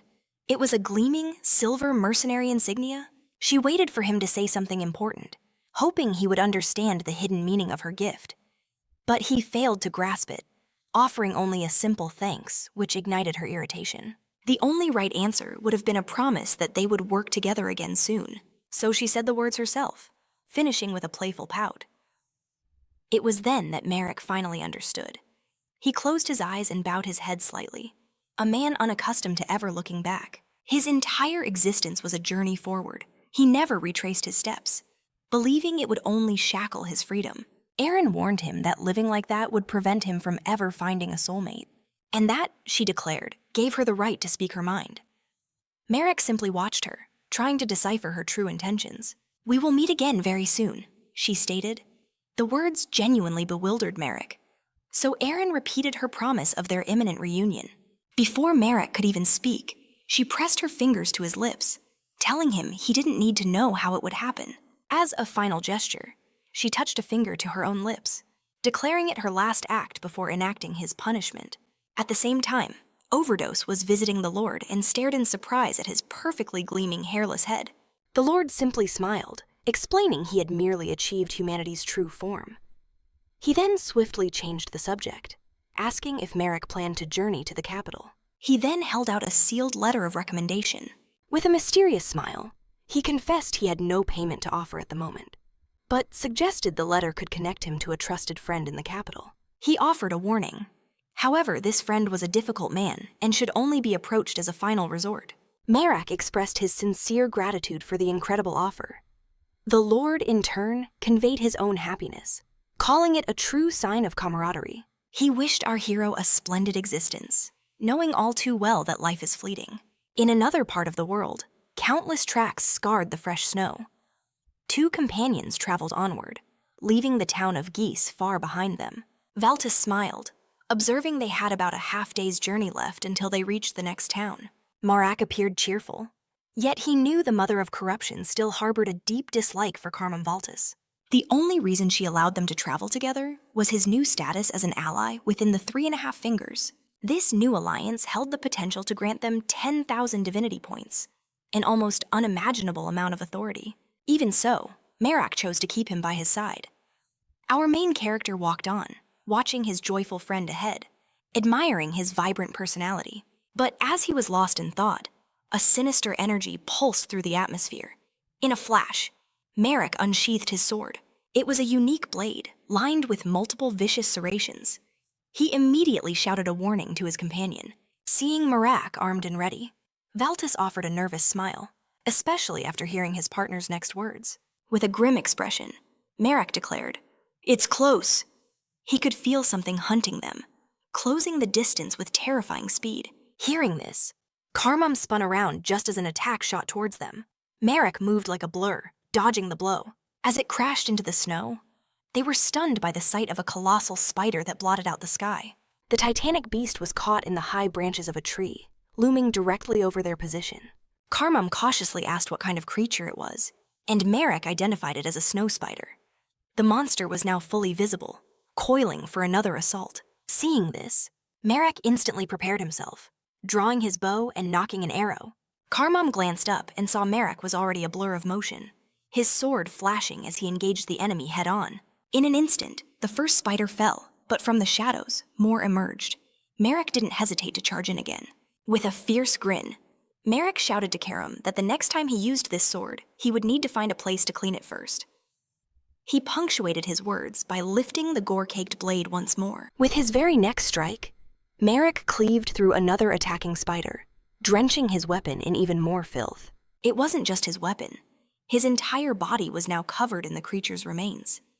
The perspective shifts, showing the ravaged city of Gis in the distance. At a makeshift command post, the area's lord greeted an unannounced visitor. The visitor, a young woman with striking blue hair, assured him there was no cause for alarm. The lord cut straight to the chase, demanding to know the reason for this sudden summons. The blue acceptance flame, she set a document down on the table and requested that he examine it. As the lord reviewed the contents, she leaned forward and asked if he had ever encountered this man before. He held the paper, staring at a crude drawing.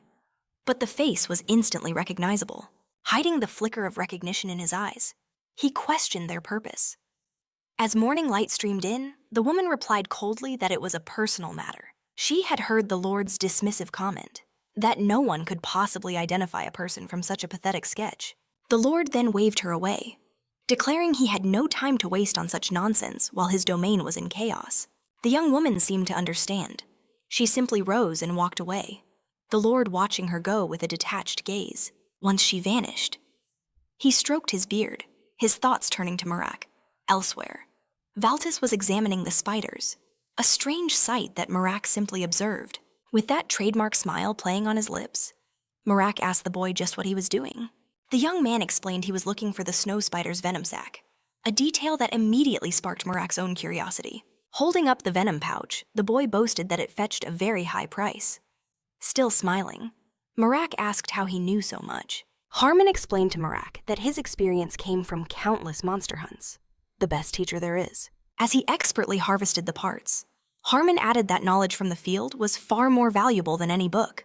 Marac, cautiously leaning back to avoid any splatter, remarked that he ought to try it himself sometime. Harmon, now covered in grime, informed him the nearest city was at least half a day's march from here. Meanwhile, guards on a watchtower stood alert. Something was approaching, and one of them pointed it out to his partner. Their signals confirmed it. 2 figures were drawing near. It was Marac and his young companion. A guard raced to intercept them, intent on offering aid. His face etched with worry. He demanded to know how they managed to get past the city's blockade. Marac, a look of confusion on his face, simply said they had walked the entire way. The guard understood, yet informed them the city had been sealed for at least 3 days because of the monsters. This detail hooked Marac's interest. The main character pressed the guard for more information, who revealed the creature attacks had become terrifyingly frequent. The guard then shared a bizarre detail with Baltus. After the attacks, not a single body was ever found. It was a known fact that snow spiders were creatures that only drained the life essence from their prey. Just then, another group of guards spotted the 2 travelers and beckoned them forward. One announced that the regional lord demanded an audience with them. A second guard, breathless from running, confirmed the summons. The last guard to arrive offered to escort them directly to the noble's estate. To Marac, discovering a noble owned this land was an interesting twist. Sometime later, both of them were cleaned up and standing before a portly nobleman. Marac began, stating he was already aware of the monster crisis.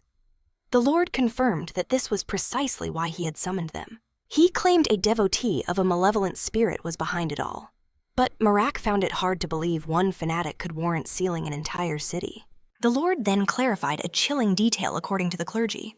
There were at least 4 separate cults at work. Seated before a lavish feast, the Lord explained that these cults were all working together. His eyes welled with tears as he confessed he had only recently inherited his title. Sobbing that his late father would have known how to fix this, gesturing at the incredible spread of food, he admitted it was a small mercy that their supplies were still holding out. The soldiers' morale was also stable, for now. So, at the very least, the situation was manageable. With a sweep of his hand, he declared that because of the city's isolation, they had no idea what was truly happening in the outside world. Looking Marac dead in the eye, the Lord confessed he desperately needed someone who could move past the monster lines. The Lord's expression was heavy with desperation, hanging on their every word, especially Marac's. Marac fell silent, closing his eyes in deep concentration. He then opened them and declared he would help in any way he could. Later, Marac conferred with the furious hand of the goddess, holding a powerful magical artifact. He explained it was acquired from Flo's own investigators. The main character noted that this magical item was something that should only be found in the desert regions. Marac now sat on the edge of his bed, joined by the goddess's hand, his sword, and the enchanted container. He plunged the blade into the mystical vessel, following the goddess's directive to sharpen its edge to an unnatural degree. Once the process was complete, he withdrew the precious blade, preparing to place it into his inventory. As the goddess's hand rested on his shoulder, she mused that life was meant to be lived to the fullest. Marac simply seemed pleased. Admiring the item, the hand of the goddess remained beside him, with a wry grin. Marac admitted he'd always wanted a chance to say those words. He confessed to the goddess that the real reason he accepted the Lord's plea was because the entire situation felt incredibly strange. Never in all his life had the main character heard of 4 separate cults working in perfect unison. The title Evil Spirit sounded menacing, but in this world, it meant little. It was just a label the major gods slapped onto their rivals. Unsurprisingly, those who followed these so-called evil spirits were rarely sane. Unlike the unified factions of the main gods, these twisted followers never worked together. So when Marac saw them, cold and vigilant, he knew something was wrong. Trusting his instincts, he moved out with the Lord's guard. Carmen glanced back, sensing a disturbance in the air that sent a chill down her spine. Her gaze shot upwards, and a gasp escaped her lips. A legion of monstrous spiders swarmed above, but Marac, he just looked satisfied. Valtis thought this was their chance to strike, but was stunned when Marac declared he would go alone, to draw their fire. His friends screamed it was suicide, but Marac coolly warned that at their pace, they'd all be caught anyway. Valtis didn't fully understand his logic, his eyes wide with disbelief and fear. Letting go of the reins, Marac ordered Carmen to get the others to safety and bring back reinforcements. As they galloped away, Marac began his descent into the hornet's nest. Seeing Marac abandon his mount and fall behind, his companion could only shout his name in horror. A smirk played on Marac's lips. He told the goddess's hand his little performance had worked perfectly. In the next instant, a colossal explosion ripped through the snowscape. The sound wave hit Valtis hard. He clenched his reins and squeezed his eyes shut, his face a mask of grief. The blast forced the other riders to turn. They witnessed towering creatures that looked like mutated, nightmarish wolves. Hordes of snow spiders skittered forth, joined by venomous snakes and giant centipedes. But amidst this legion of monsters, Marac was the most terrifying thing there. A savage grin spread across his face as he asked the goddess what she meant by calling his performance interesting. Sword in hand, he prepared to carve a path through every last one of the grotesque abominations. He would deal with each of these lesser creatures personally. His blade was hungry. As he cut down one wave, another rose to take its place. But it didn't matter. Marac relentlessly struck down every foe that dared to cross his path. The main character gripped the hilt of his unique sword, each swing a lethal blow that tore through the beasts before him. Yet more snow spiders and other foul creatures kept boiling up from the ground. Finally, having slaughtered every monster with his twin blades, he turned his back, leaving a mountain of collapsing corpses behind him. With a look of pure contentment, he mused that if this happened every day, he'd need to bring a bathtub. He'd have to mention it later. For now, he found himself in a strange, desolate place. As he pushed forward, he couldn't help but scoff at the ridiculous situation he was in. The area was littered with old wheels and barrels. Looking around, he remembered stating the assault carriages had been empty. As he moved through the wreckage, his eyes caught on a human hand lying near his feet. Crouching down for a closer look, he saw the rest of the body, completely shriveled and dry, the unmistakable work of a spider that drains every drop of blood. He glanced up, wondering what kind of sick pleasure they got from a feast like this. He realized they had left the corpse as a decoration, a rather extravagant one, in his opinion. He cheerfully told the goddess not to worry, but to keep a constant watch over their guards. As he walked, he commented that when it came to humans, he figured this entity could probably devour them all. Surveying the scene, he estimated there were enough bodies left to feast on for at least 3 days. He guessed they were raising their young here. Continuing on with that thought, he spotted a massive figure ahead Antonio. From this point on, he noticed everything grew exponentially in size, as if he had wandered into a land of giants. A smile finally graced his lips. Marac figured it was about time the divine being trailing him showed itself. And just like that, countless eyes fell upon him. When he looked to the sky, he saw it. A colossal spider, dwarfing all the others he had faced. And she wasn't alone. She was their queen, the matriarch of this nightmare, flanked by her terrifying court. She looked ready to wage war on Marac herself. In that moment, his eyes glowed with a deep, verdant light. He commanded the goddess to mark the corruption. Instantly, a barrier of green energy erupted, trapping the arachnids. As the emerald glow lit up his face, our main character offered a faint, chilling smile. Yun was intimidated, facing the Spider Queen. Marac informed the goddess he would need to borrow her authority. At his declaration, the beast began to manifest to aid him. He then admitted that today, a sacrifice would be made.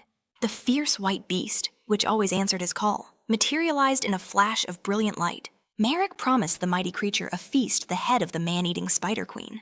As the white beast clashed with the colossal spider, glowing green patterns, like ancient tattoos, began to spread across his face once more. Marac watched as the great beast began to falter, its body pierced by the spider's sharp appendages.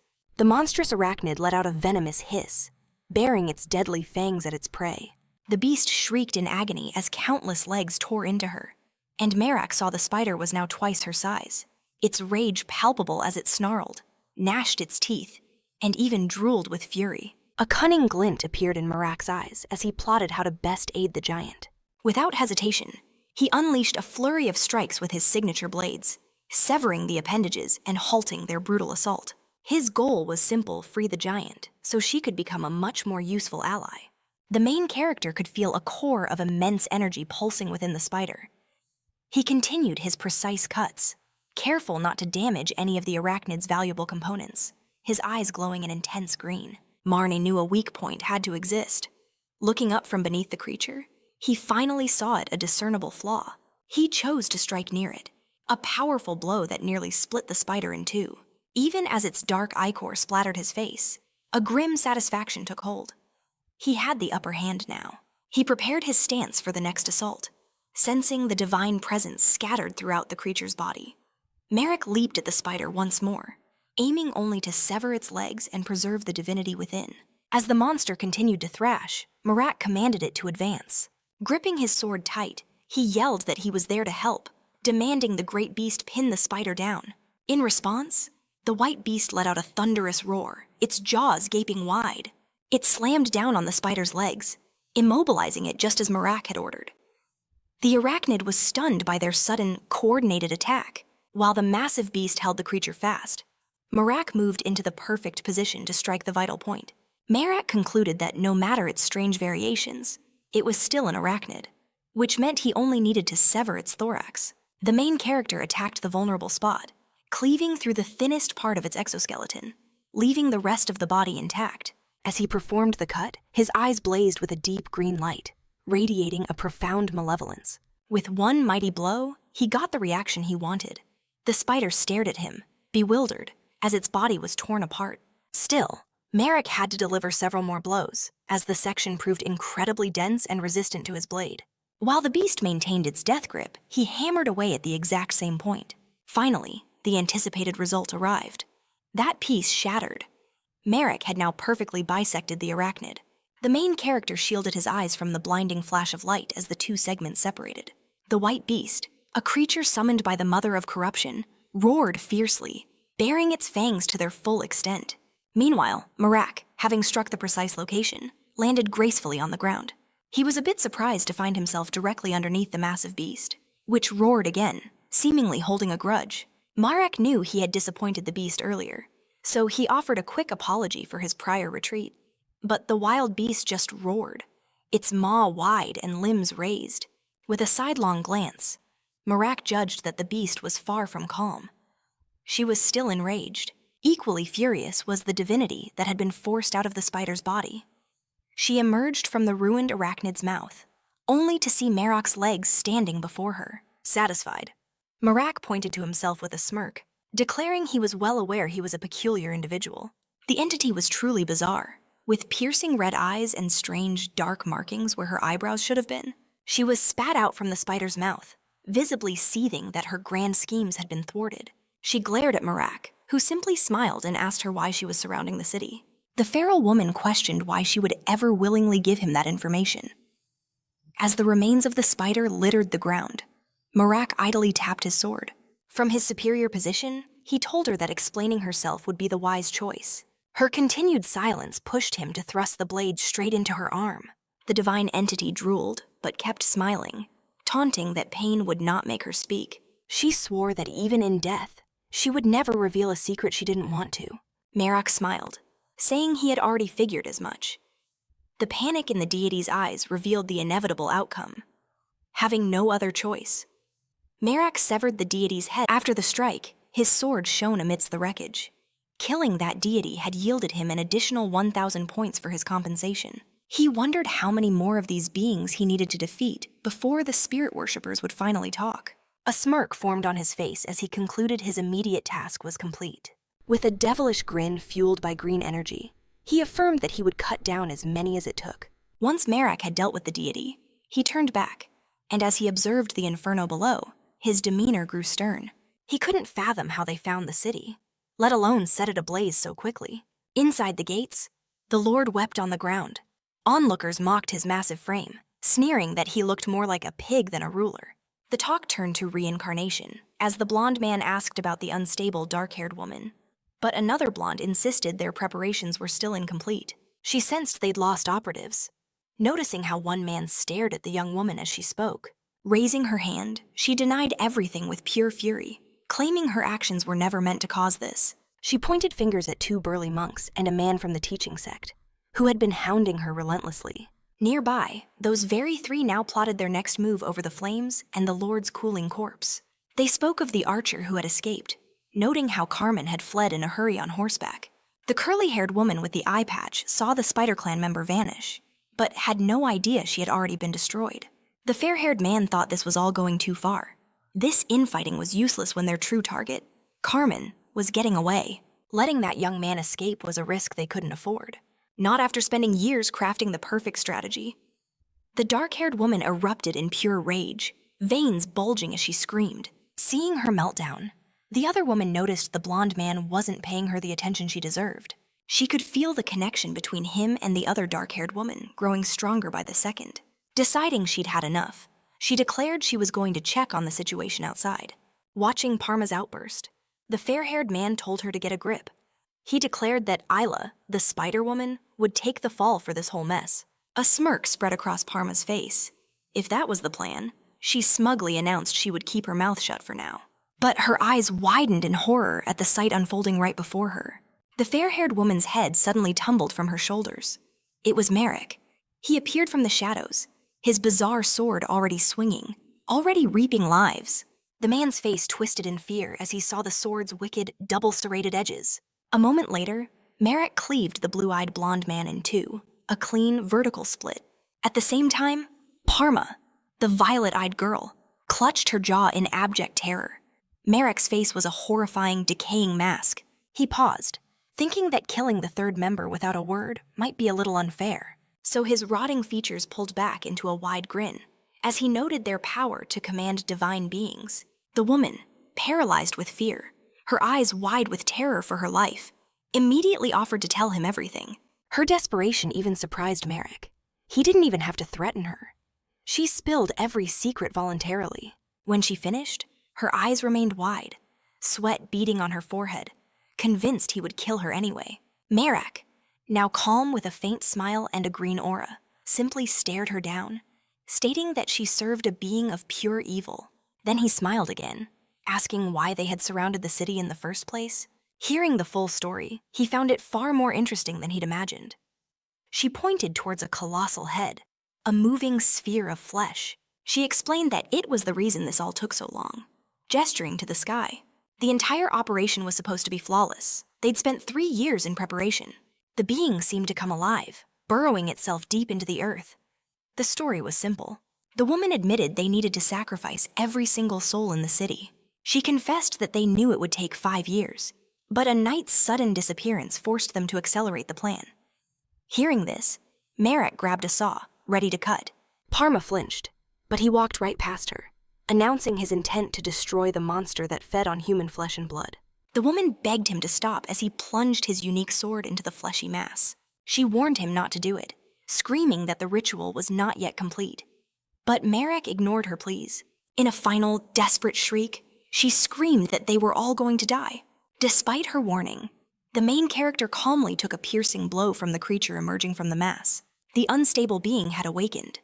A maw filled with teeth rose from the grotesque blob, crying out in agony. Then, a colossal eye opened, consuming most of its body, as a divine being began to manifest from within the meat. It roared with fury, but Marac simply raised a hand, catching the tentacle aimed at his arm. Once it was caught and severed by his blade, a sinister smile graced his lips. He threw the limb to the ground and stomped on it, declaring he would offer this pathetic flesh god to his own deity. All the while, Parma screamed, unable to process the nightmare unfolding before her.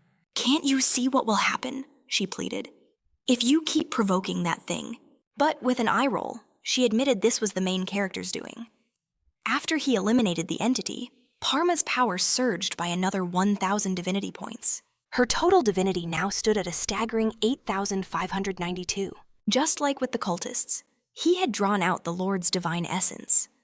With the man helpless on the ground, absorbing his divinity was child's play. He knew the threshold was 10,000 units to unlock a new authority. At the same time, the grotesque monster drooled, its gaze fixed on Marac. The main character knew that slashing this blob of flesh was useless.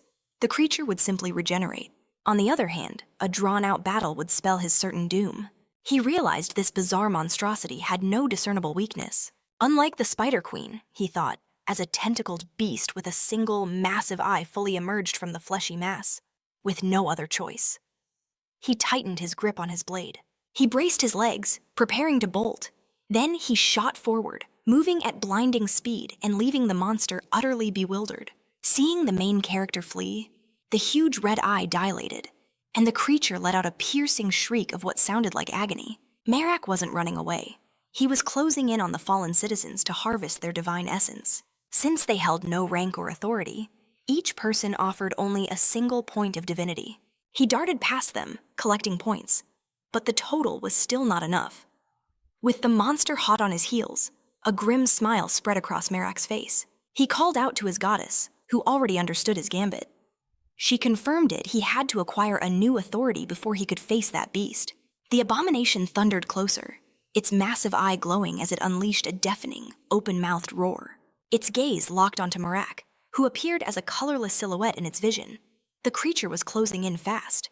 When it stopped to bellow again, the very ground beneath it fractured and split apart. Finally, Marac was forced to a halt, shielding his ears from the monster's soul-crushing scream. The colossal menace flung its appendages toward the main character. He glanced over his shoulder, his hand already on the hilt of his sword. As the appendages crashed down, the monster pulverized the terrain around him. Yet, they landed just shy of Marac, who stumbled back, crying out to his goddess. As the immense creature shrieked in pain, a gaping void tore open the sky above. Through that massive rift, the monster watched in horror as the goddess's champion began its descent. The white giant clasped its hands together, preparing for a cataclysmic strike. This was the signature attack from the giant dispatched by the goddess, who slammed into the monster from on high. A colossal eruption of green particles could be seen from miles away. Gritting his teeth, Marac knew a single blow wouldn't be enough. It had only managed to enrage the beast even further. The creature now ground its fangs, turning its full, murderous intent toward the great white giant. It then thrust its corrupted appendages deep into the giant's body. Watching this spectacle, pure rage ignited within Marac as he saw the champion get impaled. The main character knew the giant couldn't win this fight alone, but he urged the creature to give it everything it had. Marac now scrambled to find a way to accrue more divinity and finally gain his new authority. For that, he needed more fallen bodies from the fire and from the slain cultists. He plunged back into the conflagration, but countless corpses had already lost their divine essence. The fire had consumed most of the area, and his goddess confirmed his fear that most of the divinity was no longer viable. If only he had known before taking on that cultist trio, he could have collected all of it. While on the move, he saw his total had only reached 9,237. Pushing resolutely through the inferno, he knew he just needed a little more. He focused his mind, navigating the blaze. Unexpectedly, something impossible caught his eye. A massive explosion erupted right next to him. The force was so immense he had to throw his arms up to block the incoming debris. Clutching his unique sword, Marac readied his defense. In that same instant, the creature lashed its tentacles at the main character. His expertise allowed him to parry several tentacles with his saw-toothed blade. Marac chose to escape and gather more power instead of engaging in a fight he couldn't win. The grotesque creature shrieked the only word it seemed to know, roaring out its pain. The monster hovered above Marac, aiming for a surprise attack. Its strike was useless as the main character dodged it with ease. The highly evolved monster gnashed its teeth, filled with pure animosity and unbridled fury. Meanwhile, Marac, his green eyes glowing and saw blade ready, fixed his gaze upon the monster. The tentacled entity now possessed feet that were almost human-like. Its entire form now bore a horrifying resemblance to a human. The tentacles had vanished. Face to face with the creature, Marac saw it had transformed drastically after its fight with the giant. Gritting its teeth, the one-eyed beast reached for our main character, a twisted smirk on its face as it watched from afar. Its palms split open, unleashing a storm of tentacles that erupted toward him. But Marac's eyes were sharp. With blinding speed, his saw-like sword met the assault, slicing through the tendrils from every angle. The monster roared, enraged that its limbs had been shredded. Yet Marac pressed on. He charged, aiming to split the beast in two. But his green eyes narrowed as he sensed a sudden change. The monster had closed the distance in a heartbeat. It had already moved into position, seizing Marac in a cage of tentacles. The crushing grip meant to snap him in half. Then, it charged forward, intent on smashing him into the ground. The world flipped upside down as the ground rushed up to meet Marac, the impact shattering the earth beneath him. Music sprawled in the crater he'd made, arms outstretched. He simply gazed at the sky. A mocking grin spread across his face as he told his goddess he was fine, feeling, in fact, exceptionally lucky. Marac then asked his goddess if she remembered what the worshippers had called the fallen giant. A lord. Using his sword as a brace, he slowly pulled himself back to his feet. Just staying upright seemed to take some effort. As he rose, the enemy's massive form came back into view. It wasn't just watching, it was already preparing another attack. A strange light began to glow from within the beast he hunted. Knowing time was short, Marac smiled and asked his goddess to gather all the divinity she could find. At his command, brilliant green flames erupted, consuming the battlefield. His divine power surged explosively, feeding on the nearby soldiers. By the time it hit 10,000, Marac's entire demeanor had changed. The monster could only stare, trying to comprehend what he was doing. Marac stood within a pillar of green essence that pulsed with immense power. He called out, "Goddess, accept my offering of 10,000 units." Behind him, a divine presence took form, a beautiful, shadowy woman. The monster recoiled from the light, completely baffled by the impossible sight before it. Then, corrupting black flames consumed Marac whole, and the monster watched in frozen shock, utterly helpless. When the flames died down, Marac was walking towards it, his expression a mask of deadly purpose. His gaze was serene, and he carried with him a terrible surprise for the creature before him. The serrated blades of his sword hummed with power. Closing his eyes in anticipation, Marac declared the monster was about to experience true pain. In response, the creature's single red eye widened in fury as it gnashed its teeth. As Marac's signature neon green tattoos blazed to life, he ordered the beast to watch closely. But the monster had no intention of staying still. It was already lunging forward to attack. Yet, before Marac's demonic gaze and the abyss of corruption he now commanded, this monster was insignificant. It would not get what it wanted, closing the distance. Marac could feel his newfound power, the ability to disintegrate any living thing he touched. A satisfied smile graced his lips.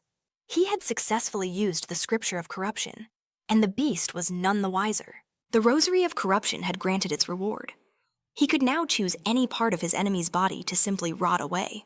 The creature shrieked, watching in sheer horror as its hand withered into dust and fell from its arm. Staring sarcastically, Marac taunted, "What happened to that impressive regeneration?" Its eye bulged, unable to process what was happening. But Marac gave it no time to think. He raised his blade, ready to end it. The weakened creature, its eye wide with terror, pleaded with him to stop. But for this adversary, time was up. Marac's sword had already pierced through what was left of its body, slicing through its remains. Marac calmly reported his triumph to his goddess, satisfied. He held up a sphere of pink energy, which the goddess's spectral hand reached out to grip. The luminous orb was a relic, an offering for her. As she accepted the gift, Marac made his request. Now, undo the next seal. Music. Her acceptance unleashed a vast green light that completely engulfed him. When the light faded, the sun had returned. The sphere was still in his hand as his prominent green eye scanned the vista before him. This section of the city remained intact, and in the distance, he saw a figure approaching. A look of anticipation crossed his face. He knew her. Before him stood a small girl, her bandaged limbs a perfect mirror of the goddess's hand. The child stared at the boy, then slowly raised a bandaged hand to her own face. A knowing smile touched Marac's lips. To confirm this was truly his goddess, he placed his hand over hers. That smile was all the proof he needed.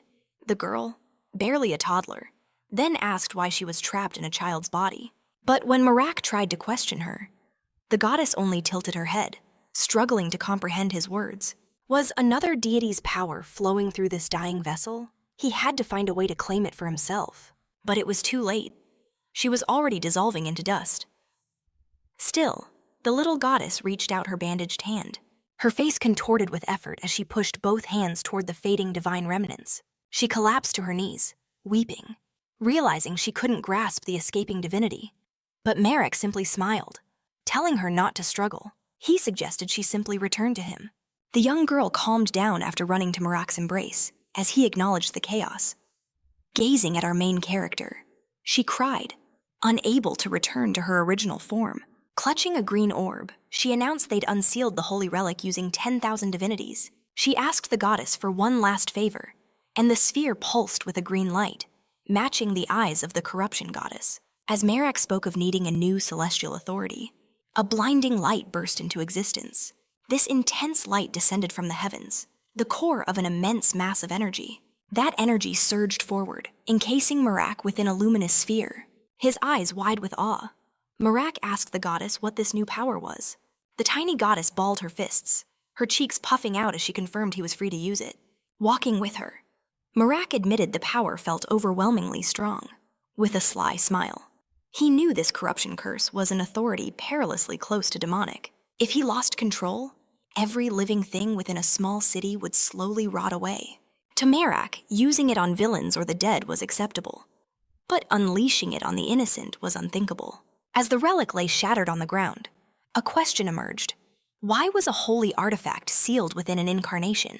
Marac watched the girl with piercing eyes, certain this was no mere coincidence. Staring at the relic's fading remnants, he wondered if his goddess was being used. If that was true, and someone had crafted this incarnation with her powers, they were facing a grave problem. Looking at the young goddess and contemplating their predicament made his head pound. He had withstood countless divine assaults, but now, a wave of dizziness washed over him, and in the next moment, Marac collapsed unconscious.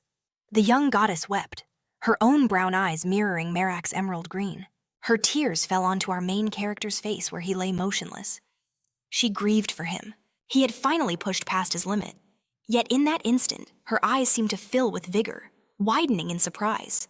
She saw Carmen standing before her, smiling, and announcing that Marac had at last awakened. As consciousness flooded back, Marac instantly grabbed for his chest, his expression twisting as if he'd forgotten something vital. He shot upright, frantically asking Carmen where his belongings were. Carmen urged him to calm down, promising a full explanation. But Marac, desperate, only screamed and demanded to have his possessions back immediately. However, upon sensing the goddess's aura nearby, a wave of calm slowly washed over Marac. Carmen seemed to know that whatever was in that cloth meant everything to Marac. He presented him with the goddess's bandaged hand, letting our hero take it. Much calmer, Marac whispered that he thought it was lost, but Carmen said he knew it was too important, and so he had kept it, even when others insisted it was worthless and should be left behind. He clutched the bandaged hand tightly. Marac beamed like a child with a new treasure, pressing the goddess's hand against his chest. Seeing Marac's sheer delight, Carmen just placed a hand on his head, dismissing his own actions as nothing special. Carmen remembered that if Marac hadn't sacrificed himself by leaping from his horse in Kelton at that critical moment, things could have ended much worse. Marac then demanded to know their precise location. Carmen explained they were still in the same city. 10 days had already passed, and reconstruction had begun. Even with the widespread devastation, people from neighboring towns had come to help in the recovery effort. But when Marac asked about the survivors, Carmen delivered the grim truth. Only Marac himself had made it out alive. A serene vista offered a cruel contrast to the city left in ruins. Not far off, a man clutched his leg, a dagger buried deep in the muscle. He scrambled desperately, trying to flee his pursuers. But the wound was too great. His leg gave out, sending him collapsing into the snow. Then, a pair of pristine white boots stepped into his fading vision. He and the others were captives now, enslaved by a single young woman with hair the color of the winter sky. She gazed down at him, her azure hair and icy eyes dominating his world. He shrieked in pure terror, pleading with her not to kill him. With the blade still piercing his leg, the pain was blinding. The woman's voice was cold as steel. "You will never run again." He swore he could keep up, even with his wounded leg. Through his tears, he promised he would never try to escape again. But she showed no hint of remorse. Drawing her sword, she ended his life with a single, merciless strike. In the aftermath, she closed her eyes, summoning a hallowed flame into her palm. She commanded the fire to burn until nothing remained. A moment later, a serene, cerulean blaze engulfed the man's remains. The woman watched impassively, wanting his sins to be incinerated along with his body. The other captives looked on in horror, certain they would meet the same grim end. The woman's voice cut through their fear like a shard of ice. "Keep moving, now." Their trail was a line of exhausted footprints in the endless white. They were weary beyond words, but had no choice but to march on. To refuse was to face the same blade as their comrade. Their desperate tracks scarred the snow-covered mountains. A local guard stared in shock at the captured bandits, asking their captor if she was turning them in. A bandit with a nasty purple bruise shouted that they were the infamous snow bears. Then, every last one of them dropped to their knees, begging. They pleaded with the guard to arrest them, desperate for the safety of a cell, far away from that terrifying woman. The blue-haired woman simply stated that if that was their wish, the guard should grant it. The guard, however, delivered some bad news. Lord Kelton, the man who had offered the reward for them, was dead. She had expected to claim her bounty in a day. Now, gazing at the mountains, she asked what became of the evil spirit's followers. The story was that a man named Marac had wiped them all out 10 days before. The woman knew that name, a demon-slaying priest who hailed from Giz. She needed to confirm it was the same Marac. Meanwhile, the priest himself was enjoying a meal with his friend Carmen, who was recounting the main character's heroic tales. The blue-haired woman pressed the guard, asking if Marac was still in Kelton. Elsewhere, a group of already drunk friends stumbled out, heading for another tavern. Inside a noisy pub, a fair-haired youth with cheeks flushed from ale tried to answer a question about Marac. Clutching a massive beer mug, he struggled just to hear the question over the din. The blue-haired woman tried to ask if Marac was still in town, and where she could find him. But everyone there was completely wasted. She only caught bits of drunken praise about him being a destined hero who fought evil spirits. Asking about him here was a dead end. At that same moment, 2 companions spurred their horses and fled the town. Marac and Carmen galloped swiftly across the snow. As they rode, Marac recalled a warning from the Lord. He remembered their last conversation, the Lord mentioning a blue-haired priestess from the Sacred Flame sect. She had been looking for him, but the Lord had refused to give her any information. Marac had asked if she was certain he was alive. The Lord wasn't sure, but he said her eyes held no sign of surrender. At the time, Marac had gritted his teeth, knowing this would become a problem. Now, racing through the snow, he knew his instincts had been right. He and his companion were escaping Kelton, even as her white boots were walking its streets, hunting for him. Marac also remembered the goddess's assessment of the blue-haired woman's power, 4.5 fingers. A truly dangerous level. He turned to his friend, grateful he'd agreed to leave the city so quickly.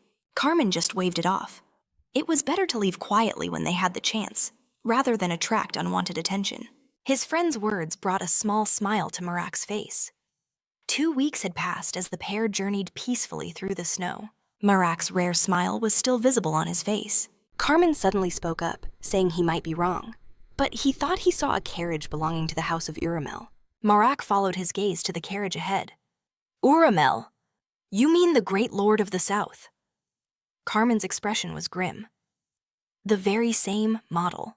A carriage approached, bearing the crest of the white camellia blossom. It was the symbol of the Uramel family. Marac glanced at Carmen, questioning if they should offer a greeting as their paths crossed. Carmen shook his head. It was unwise.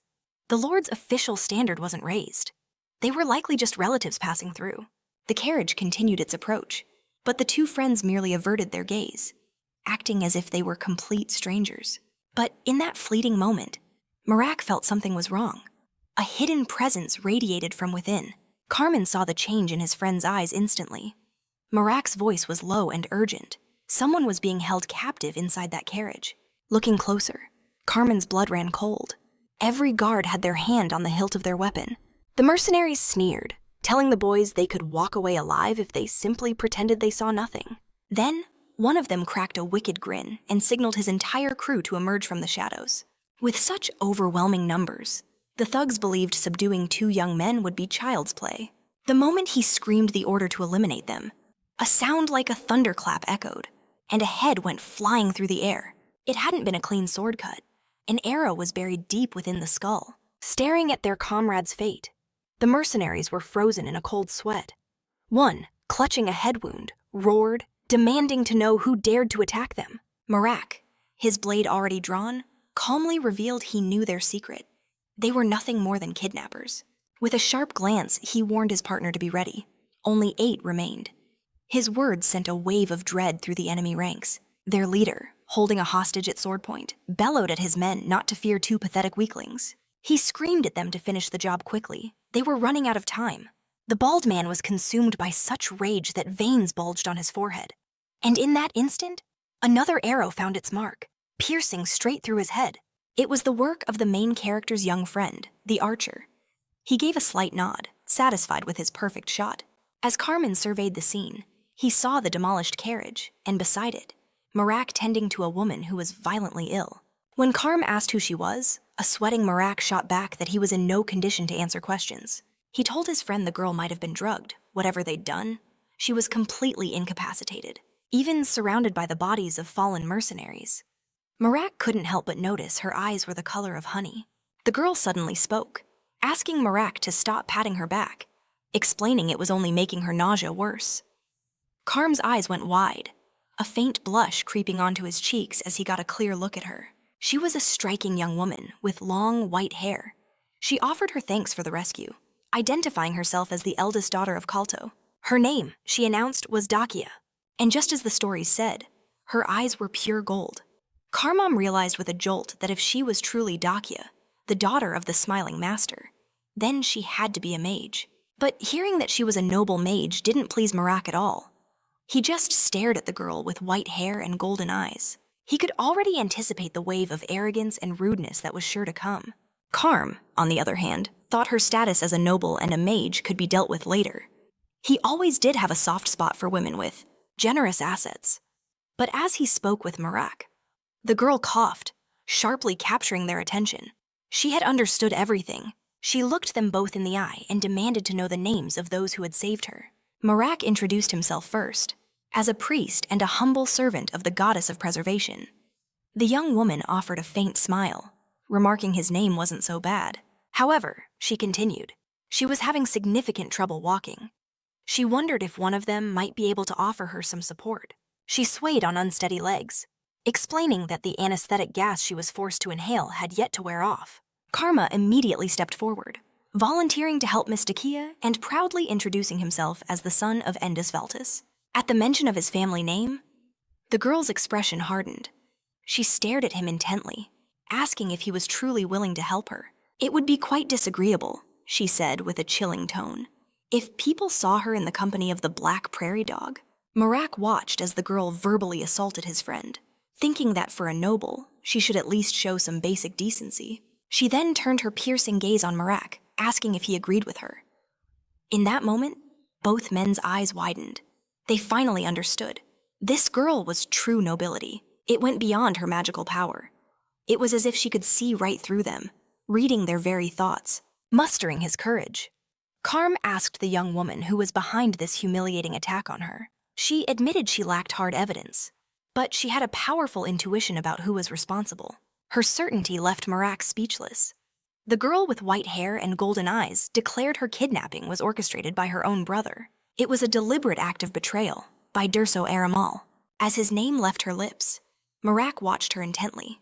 Her story, against all odds, seemed to hold weight. He knew the truth of her words. Mages were never welcomed among the noble families. His expression darkened. No sorcerer was ever truly embraced in those halls. An image of the white-haired girl flashed in his mind, an outcast among the elite, simply for the power she was born with. He could almost hear the whispers that followed her down every corridor, the judging eyes that watched her every use of magic. A noble by birth, yet she faced a lifetime of rejection. They claimed sorcerers lacked proper etiquette, a convenient excuse for their fear. But beyond mere prejudice, an ancient superstition clung to magic users like a shroud. It was a curse that ensured no sorcerer would ever hold a true position of power. A belief forged before the old empire even rose, that mages were simply unfit to rule. Back in the present, the trio sat in a quiet clearing, sharing a meal around the flickering warmth of a campfire. Marac remained quiet, lost in thought. If she wanted to claim her place as a sorceress, a confrontation with her brother was unavoidable. For a moment, the girl seemed at ease with them, a faint, rare smile touching her lips during their conversation. But the instant she began to speak of her past, the air grew thick with tension, making even Marac feel uneasy. She pressed on with her story, fully aware she held their complete attention. Carm leaned forward, hungry for the rest of her tale, trying to guess where her tragic story would lead next. Noticing her rising frustration, Marac spoke up, assuring her they were listening. In return, she shot him a glare that could freeze fire. To cut through the tension, the main character pointed to her skewer, noting that she was so lost in her tale. She'd burned her dinner. She looked down to see the meat was indeed charred black. Without a word, he offered her his own, perfectly cooked skewer, a simple act that earned him an unexpected, genuine smile. As he handed it over, Marac smirked, advising her to cook less in the future. He added with a grin that cooking meat perfectly was simple. "You just need to talk less," he teased. The pointed remark was not well received. The fire continued to glow under the high moon. After a moment of silence, the young woman declared it was time to talk. She had an offer, and she needed their answer now. Marac already knew what she was going to ask just by looking at her.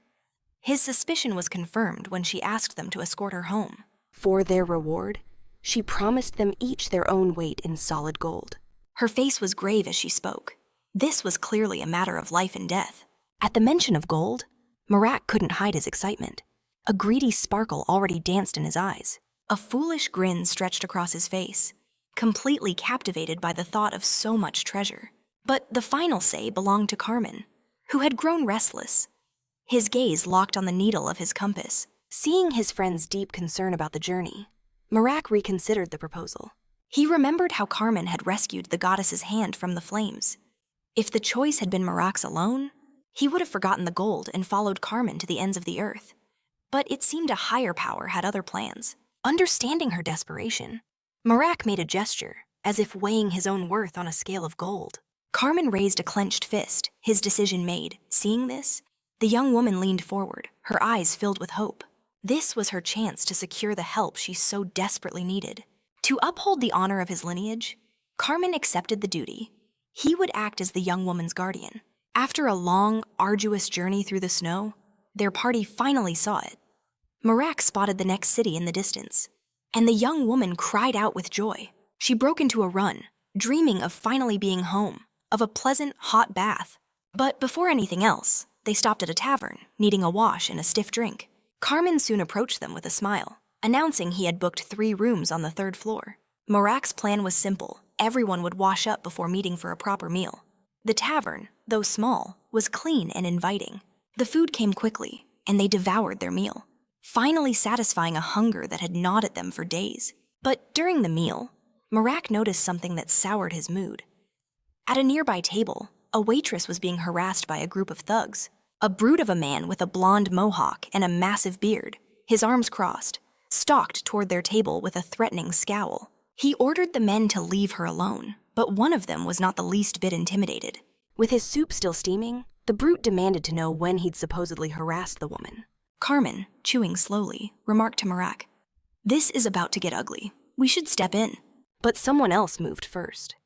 A sharp crack echoed through the tavern as a fist met the man's face. It was the white-haired girl, her patience worn thin. A single devastating blow sent the man flying across the room, leaving everyone stunned. From the back, Marac watched the scene unfold, a satisfied smirk playing on his lips. When another thug tried to act tough, a hand shot out and grabbed his head. His face was slammed mercilessly into the wooden table. That was Marac.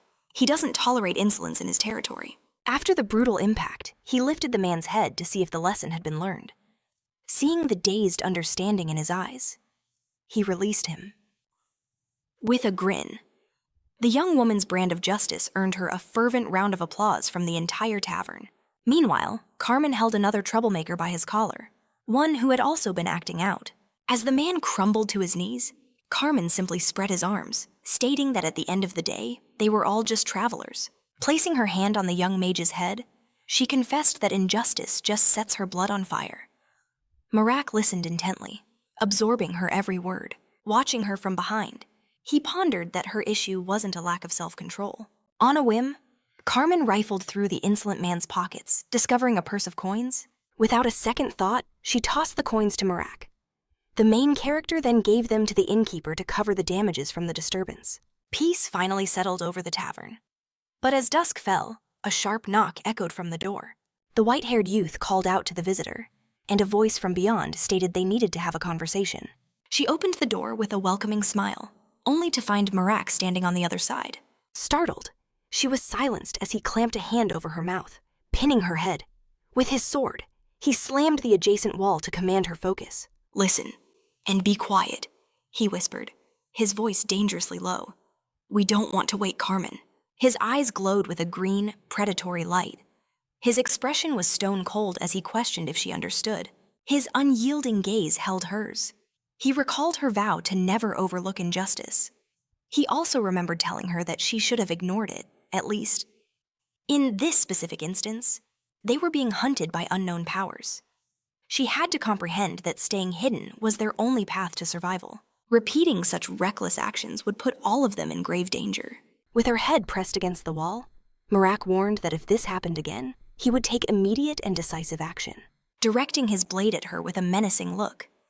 He silenced any reply and demanded to know if she understood, telling her to nod slowly if she did. The girl's eyes widened with terror, her brow raised in fear as she gave a firm, affirmative nod. Seeing her comprehension, a faint, lopsided smile touched his lips. He finally released her head, glanced toward the door, and offered her a cold goodnight. After his departure, the girl remained frozen, gasping with her mouth open, shaken by the profound terror.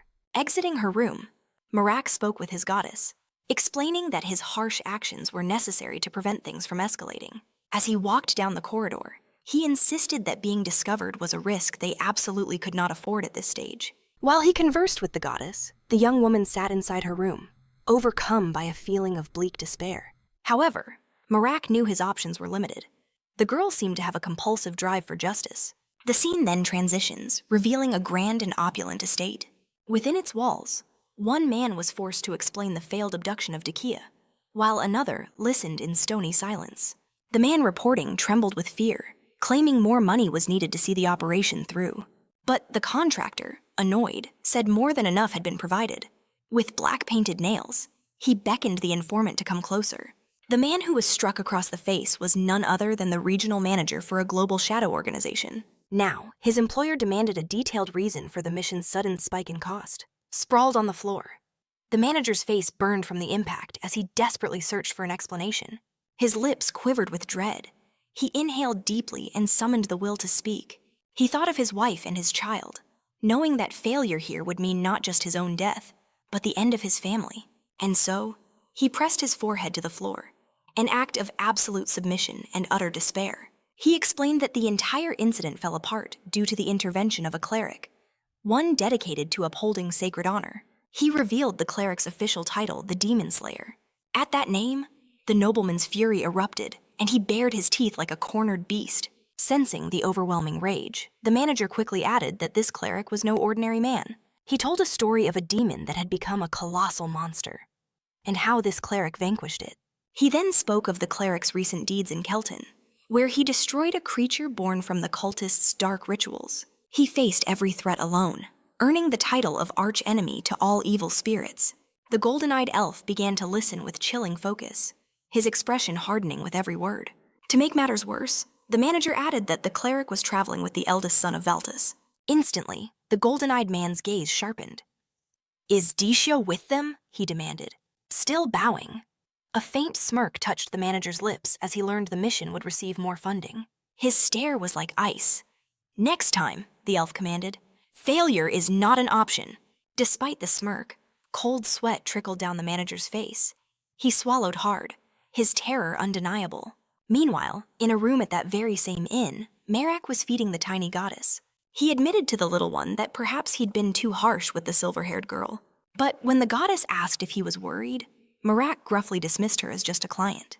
Before he could say more, a knock echoed at the door. In a flash of emerald light, the goddess vanished. Seeing it was young Dia at the door, Marac led her inside. A flicker of unease crossed his face as the girl stepped in, locking the door behind her and leaning against it in silence. Her eyes were completely fixed on something on the bed, utterly captivated.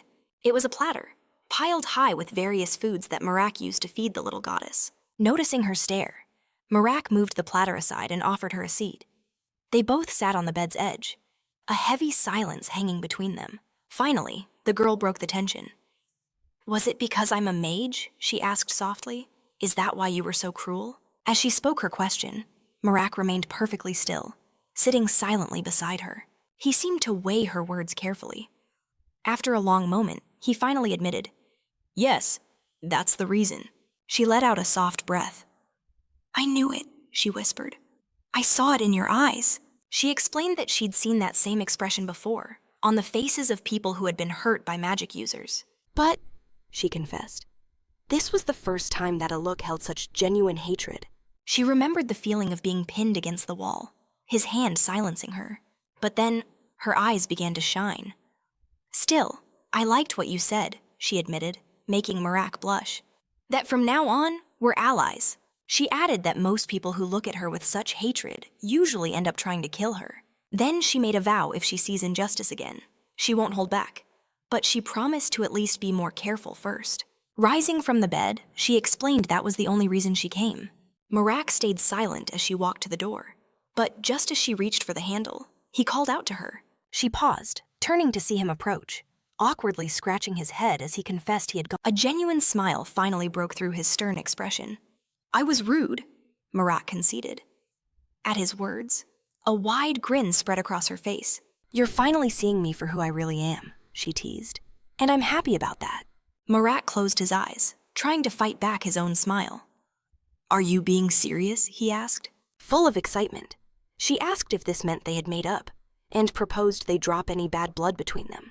With a laugh, Marac replied that as far as he was concerned, everything was fine. He held no grudges. She offered a soft smile and a playful wink, with a faint blush on her cheeks.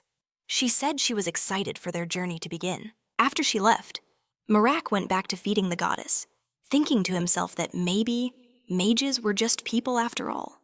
The little deity grumbled about something, but the sound of her voice brought him a strange sense of tranquility. While munching on her food, the small goddess remarked, "You're finally starting to understand, aren't you?" As always, Marac felt a simple joy watching the little being eat her meal with such gusto. Several days later, back at the same inn, a crowd of townspeople appeared, their presence immediately putting everyone on edge. A hulking, bald-headed man kicked the door open with brutal force, roaring for Marac. The brute threatened the blonde-haired man, snarling that he'd tear the entire place apart if Marac didn't show himself. Veins pulsed on his forehead as his face contorted with rage, demanding they bring Marac to him immediately. Elsewhere, another man clutched a document, a seed of doubt growing in his mind about the orders he'd received. He scanned the paper again, its contents detailing a strange request: to capture a maiden from the Aramal family. The document carried the faint scent of a cleric, someone he didn't recognize. At the bottom was an image of Marac, labeled as Arc, the so-called enemy of all evil. Sajida stared intensely at the picture, sweat beading on his face as he memorized Marac's features. Still clutching the request, he heard his name being called from outside. A subordinate reported that Marac was nearby, but the silver-haired woman was nowhere to be seen. A flash of irritation crossed Sajida's face. He demanded to know exactly where Marac was. Sajida wondered if Marac was here for a direct confrontation, or if he was walking into an ambush. Stepping out of his tent, he froze. There was Marac, holding a massive, bald man by the throat. Sajida reacted instantly, ordering his men to drop their weapons. But when they hesitated, his face twisted in fury, and he roared the command again. The sheer killing intent in his voice made the mercenaries abandon any thought of resistance. In that moment, Sajida realized he had overlooked a critical detail in the original request. His face flushed with anger as he strode forward, wondering just how deep this mess had become. Marac, however, simply watched him approach, completely still. Sajida's expression was a clear mask of unease before this powerful stranger. Forcing a smile, he tried to sound composed, politely asking if he was indeed the man named Marac. Sajida then gently asked Marac to release the man he was holding in his right hand. Without a word, Marac let the large man go, who immediately collapsed to his knees, gasping. Marac then stated his purpose. He was here for a direct conversation with the mercenary captain. With a cold smile, our main character declared he hadn't come for money, nor was he here to start a fight. "I am Sajida," the man replied, "captain of the Redbeard mercenaries." Later, inside the captain's tent, Marac was offered a seat, along with food and drink. While Sajida took a swig from his cup, Marac refused the alcohol, stating he had no taste for such things. After a long drink, Sajida set his cup down, thinking the conversation would go smoother if Marac would just relax. But Marac began to speak, recounting a story he'd heard from one of the captain's own men. He was referring to the bald brute, the one who kicked in his door at dawn. Marac explained that the man claimed the captain wished to see him, so he came willingly to listen. However, he also remembered the commotion at the tavern the day before and suspected the two events were connected. Throughout the story, the captain kept a pleasant smile, but his mind was racing, planning his next move. Sajida's thoughts turned to the silver-haired woman and whether he should mention the curse plaguing the Ali tribe. He stared at Marac's fierce expression, dreading a conflict with someone of his terrifying reputation. In his mind, Sajida blamed his vice-captain for this entire disaster. His recklessness had caused nothing but trouble. Just then, a figure stumbled towards the tent. It was the vice-captain, clearly drunk, looking to confront Marac. He scoffed, thinking Marac was incredibly brave to come alone. He barged inside, saw Marac, and slurred. "Are you the priest?" Marac confirmed it. The man then demanded to know if he'd seen a woman with silver hair. "Such a woman is in my party," Marac acknowledged. The vice-captain then roared for Marac to hand her over, causing the captain's eyes to go wide with horror. The vice-captain raised his hand to point at Marac, spitting insults, only to be silenced by a flash of steel as his arm was severed at the wrist. The mercenaries watched in stunned silence as the hand flew through the air, detached from its owner. The severed hand landed in the dirt as the vice-captain let out a blood-curdling scream of agony and disbelief. Marac calmly stated that he'd noticed something quite strange, and frankly, quite amusing. He looked around the tent.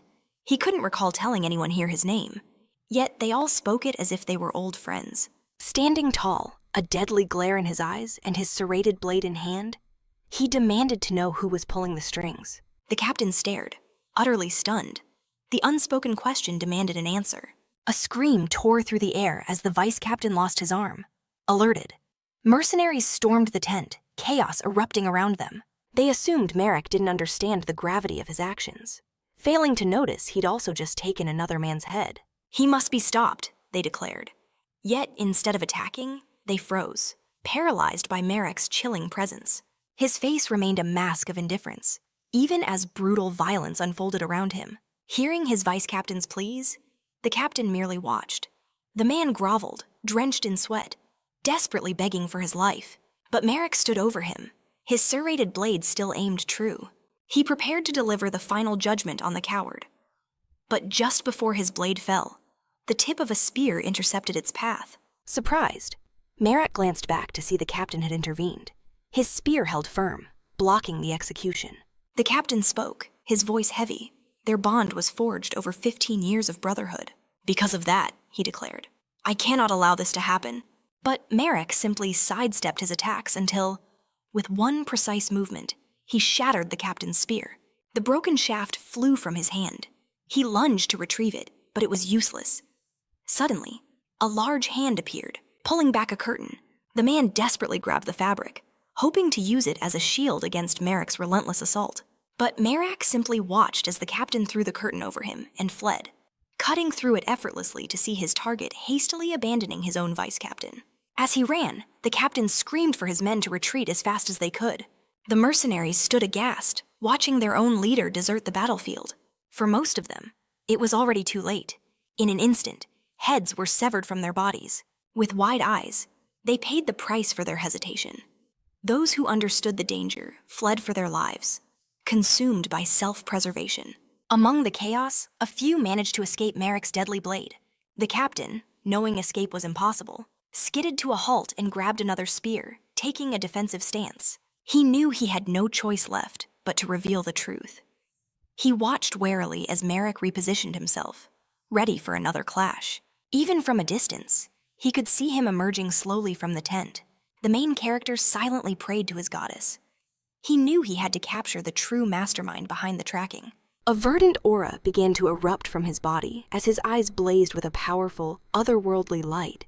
Sage fought fiercely, his eyes promising a painful end. But as he lunged with his spear, Marac shoved an ally into its path, using him as a human shield. Without a moment's hesitation, Marac's sword found its next mark. The opponent realized things were about to get far more complicated. He saw Marac was dead serious, effortlessly slicing the man in two. Now, he was coming for the captain again, clearly intending to finish what he started, knowing he couldn't run without a fight. The captain gripped a new spear tightly. Planting his feet firmly, he prepared to parry the onslaught. He barely managed to block the first strike from tasting his skin. A close call. The second blow nearly connected, and fear flashed across his face. Gripping his spear, he yelled for his men to get to the vice captain's tent. The battle was ferocious. The captain needed someone to aid his friend, but he could only focus on deflecting Marac's relentless attacks. Looking at Marac, he saw that his eyes were now completely green, glowing like vibrant leaves. Every glance at that face felt like a promise of death.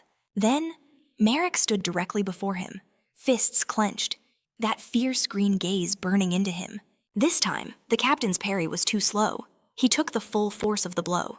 The collision unleashed a blinding light and a cloud of dust, obscuring everything in the vicinity. As the hit connected, an enigmatic look crossed Marac's face. In the middle of the fight, he offered a genuine smile. He was satisfied. It had been a long time since Marac had faced an opponent with such resilience. He appreciated that the captain took the hit and was still standing. Still, the agony on the captain's face was undeniable. The captain clenched his teeth in pain, and at that very moment, he screamed, "They're aiming at us!" Marac scanned his surroundings, completely unaware of a hidden archer nearby.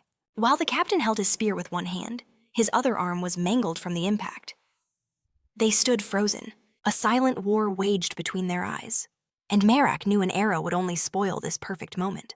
The ground was a graveyard of frozen footprints and fallen men, yet they stood locked in a distant gaze. One mercenary watched the showdown, his face strained, the veins in his neck bulging with raw tension. Not a single man wanted to be the next target. They abandoned their captain without a second thought.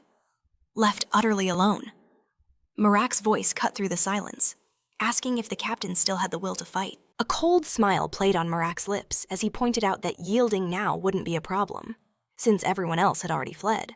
With no other path left, the captain's spear clattered to the ground. He had lost. Now facing Marac as a prisoner, the captain swore to reveal everything he knew. They began erecting grim, cross-shaped stakes as they talked. Amidst the scattered crosses, the captain answered every one of Marac's probing questions. What Marac truly wanted to know was simple. Did the captain hold a grudge? A seed of hatred towards him? The captain stared into Marac's eyes, understanding that admitting any hatred would be a fatal mistake. Marac then stated it plainly: he would never forgive anyone who carried a deep-seated resentment for him. A small smile appeared on the captain's face as he agreed with Marac's logic. Surrounded by crosses, he decided to be completely honest. He explained that in the mercenary world, you either kill someone or you end up getting killed yourself. It felt wrong to share barracks with the very men who had just slaughtered his comrades. He clarified that he'd never been one to hunt people down. He neither hated nor liked Marac, it was just business. He spoke of the mercenary standard, admitting their company had been financially ruined for a long, long time. At that moment, Marac asked the man what he planned to do next. The captain replied with a tired smile, confessing he had no idea. It had been 15 years since he was last on his own. The feeling was disorienting, but he knew he needed time to think before likely returning to the mercenary life. Marac listened with a look of satisfaction, a grand idea clearly forming in his mind. He presented his proposal to the man, suggesting that this time he should choose a worthy master. The captain glanced back at Marac, who added that a high-paying master would be even better. The captain's eyes widened as he stared at the horizon, lost in the possibilities. Sometime later, they returned to the inn, where the silver-haired girl was visibly furious, even with a table full of food. A heavy silence hung over the trio. Marac asked if she was staring because his clothes were dirty. She shot back that he was perfectly clean, but her tone was as sharp as a blade. Taya's voice trembled with frustration as she demanded to know why he snuck off without telling anyone. She remembered their conversation from the night before, sitting on his bed. She thought they had finally gotten closer. Resting her chin in her hand, she wondered if she had read everything wrong. She recalled the moment he pinned her to the wall, silencing her and warning her not to be reckless. Still simmering with anger at the table, she pointed out he left without so much as a goodbye. Adopting a regal calm, Marac decided to ask her a question. She stared back intently as he asked if she had ever taken someone's life before. She lowered her head, thinking for a moment, before admitting she never had. He confessed that was precisely why he went alone. Some things required a certain resolve, but that didn't soothe her feelings. She insisted he should have at least explained. Marac considered the situation. He had kept the information from her to save her from worry, but he vowed to tell her everything from now on.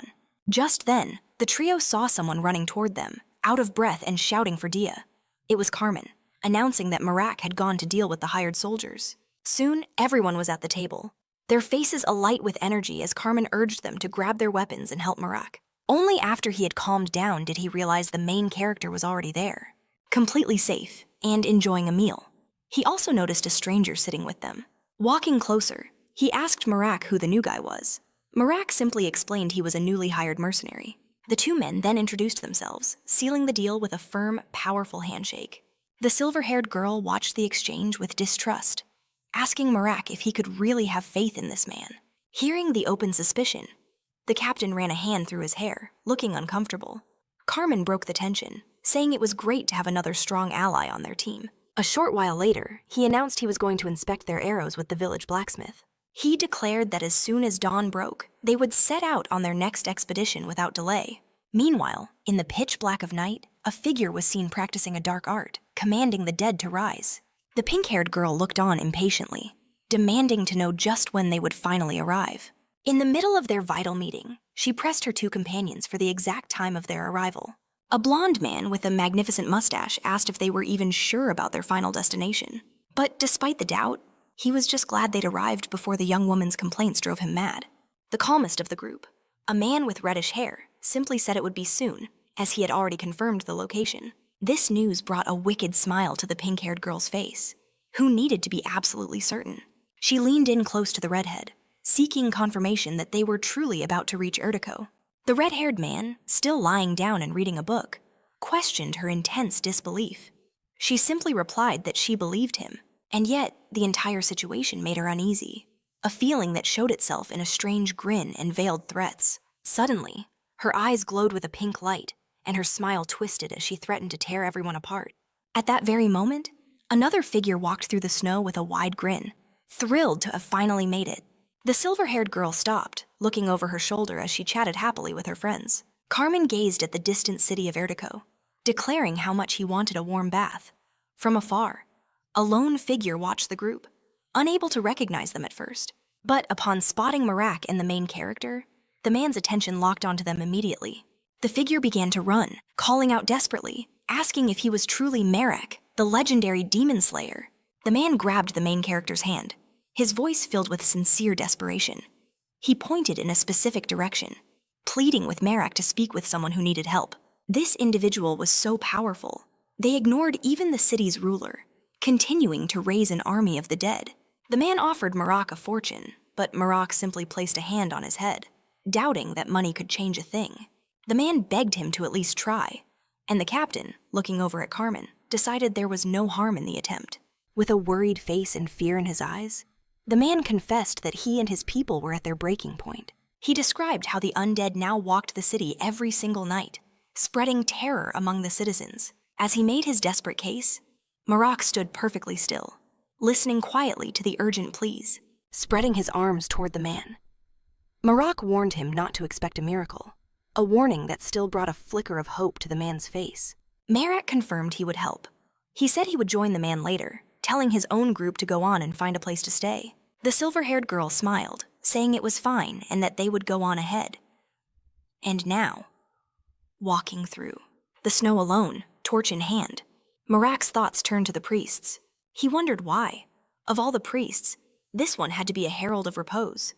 The main character was an odd one, but even other gods acknowledged he was worthy of command. By a twist of fate, for reasons unknown, the gods had granted a mere human the power of summoning.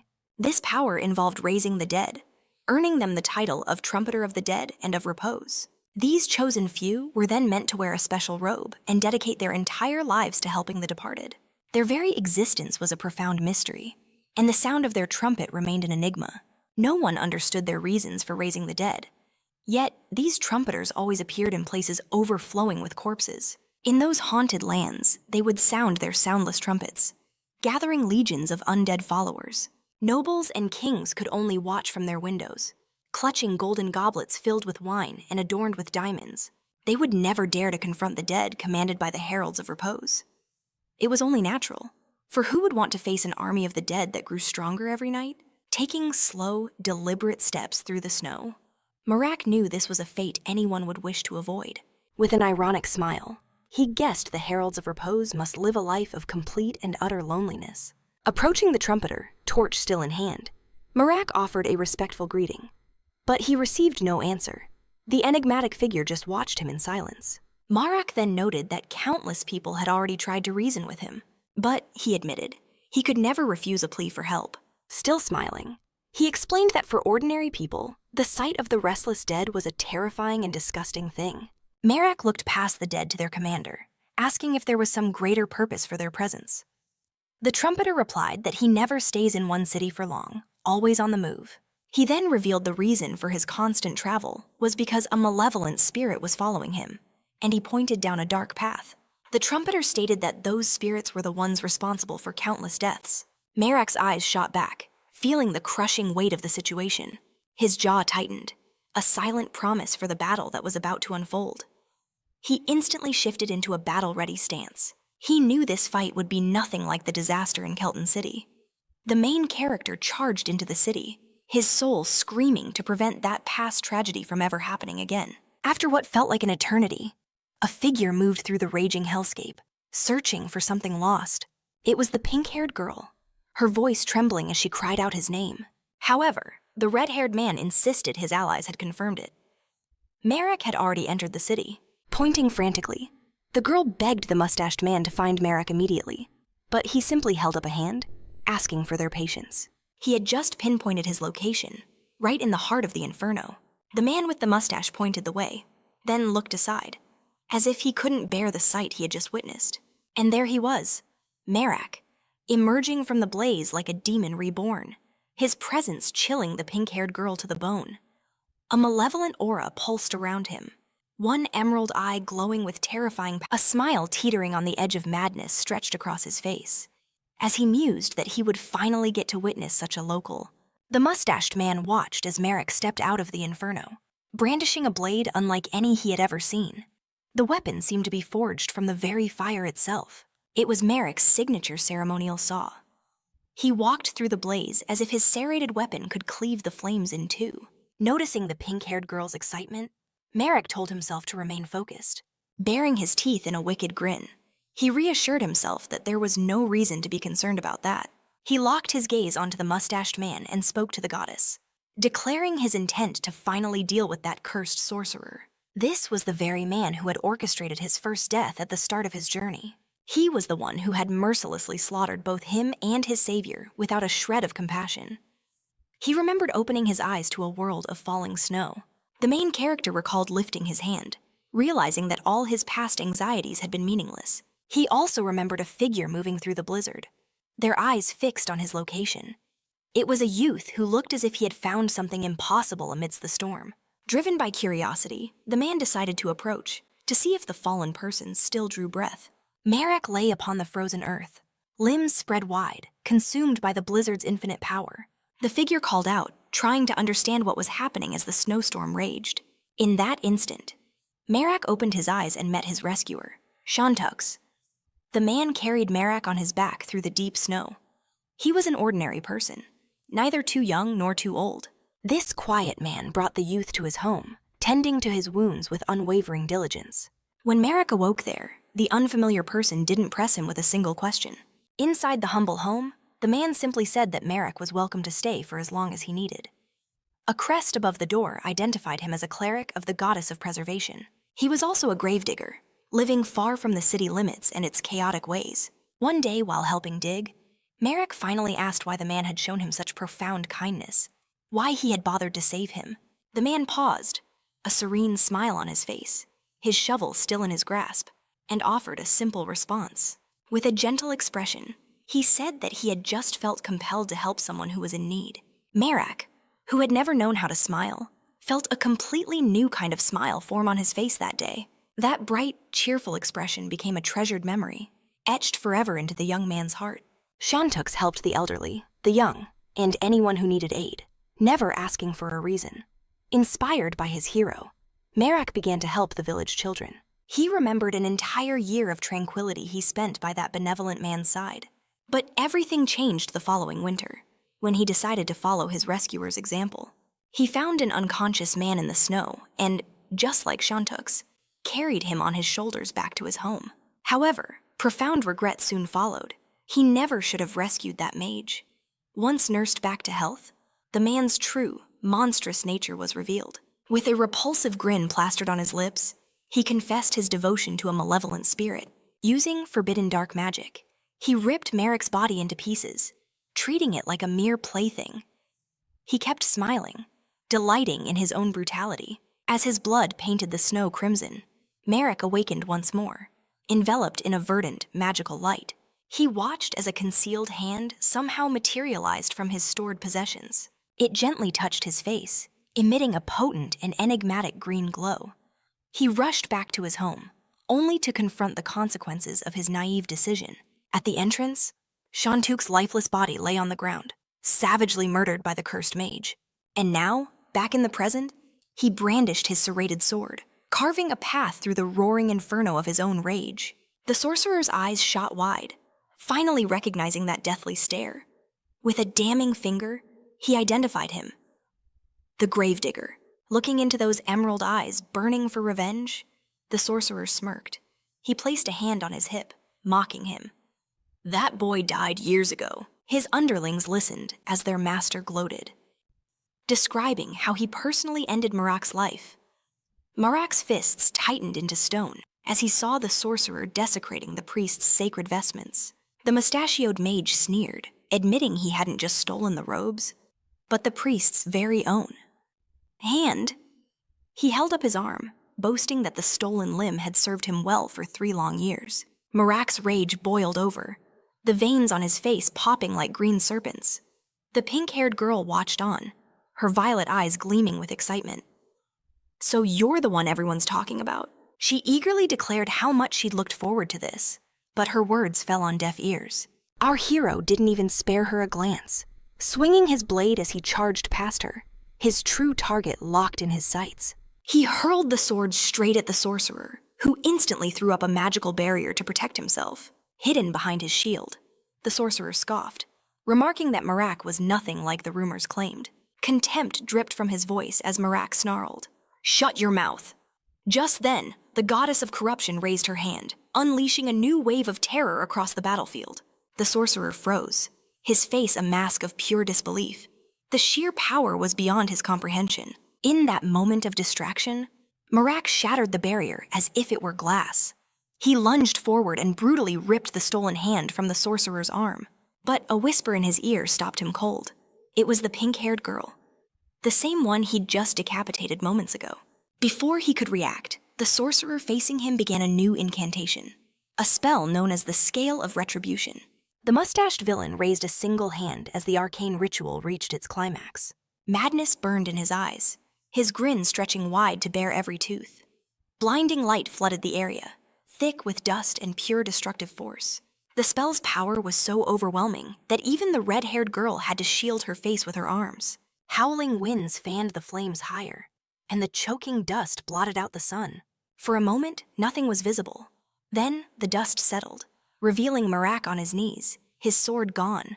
A voice boomed from above, declaring his divine power was not from the god of preservation. It sneered that the blessing of the vestments was still in full effect. The sorcerer stared down from on high, proclaiming that Marac must be a follower of some dark entity. Hate blazed in Marac's eyes as he roared, "Silence, you filthy mage!" A wicked smile spread across the mage's face, convinced he'd uncovered the truth. But then, a colossal shadow fell upon them. The white giant of the corruption goddess appeared. Immense, the mage gazed upward, mesmerized by the overwhelming power descending upon him. He smirked, figuring that since he'd already lost an arm, he might as well face these creatures head-on. Even as the giant of corruption raised its fist to strike, the mage didn't flinch. Dust exploded skyward from the impact as Marac clenched his teeth in suppressed fury. Yet despite the cataclysmic blow, the mage blocked the giant's punch with almost insulting ease. It was clear this blonde, mustached man was a monster of a different league entirely. A torrential wave of green energy erupted from Marac, consumed by his quest for revenge. He made a vow. Tonight, he would utterly annihilate the mage Rovero. He locked his eyes on the vile mage's face, knowing he would burn the world down to see him dead. Elsewhere, not far from the heart of the chaos, innocent civilians were being relentlessly attacked. Sajida held his spear with an iron grip, delivering precise strikes to the frenzied victims. He glanced back as a young girl called out in worry, Is he dead? With the spear resting on his shoulder? Sajida grimly replied, "Not yet, but if we don't move fast," he warned, "the frenzied will rise again with even greater fury." Harmon, taking in the whole desperate situation, knew their only real option was to rush the burning castle. But the silver-haired girl looked on with deep concern, fearing that our hero was still trapped inside that inferno. The former mercenary captain, however, knew better. A monster like Marac wouldn't fall so easily. Bodies lay twisted on the ground amidst the eerie flames devouring the entire landscape. People were scattered everywhere as the Lord's castle was consumed by an unstoppable fiery wrath. The castle entrance was a raging inferno, a true vision of hell. Meanwhile, the three companions desperately tried to figure out their next move. Amidst the chaos, Carmen began to suspect that the madness gripping the people wasn't coming from the local lord at all. Dakia, the proud lady, turned her head gracefully toward the voice that called her name. Sajita warned them with grim certainty that if they didn't neutralize these madmen soon, they would have a catastrophe on their hands. Even through the raging fire and smoke, the crazed husks swarmed them, forcing Sagita to plunge his spear deep into one's chest.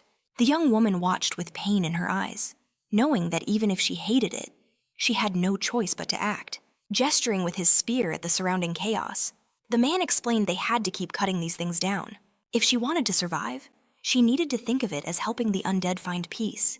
He promised to handle the ugliest parts himself, but she had to do what was necessary to live. The girl met his words with a grim smile, as if she found the bloody logic perfectly agreeable.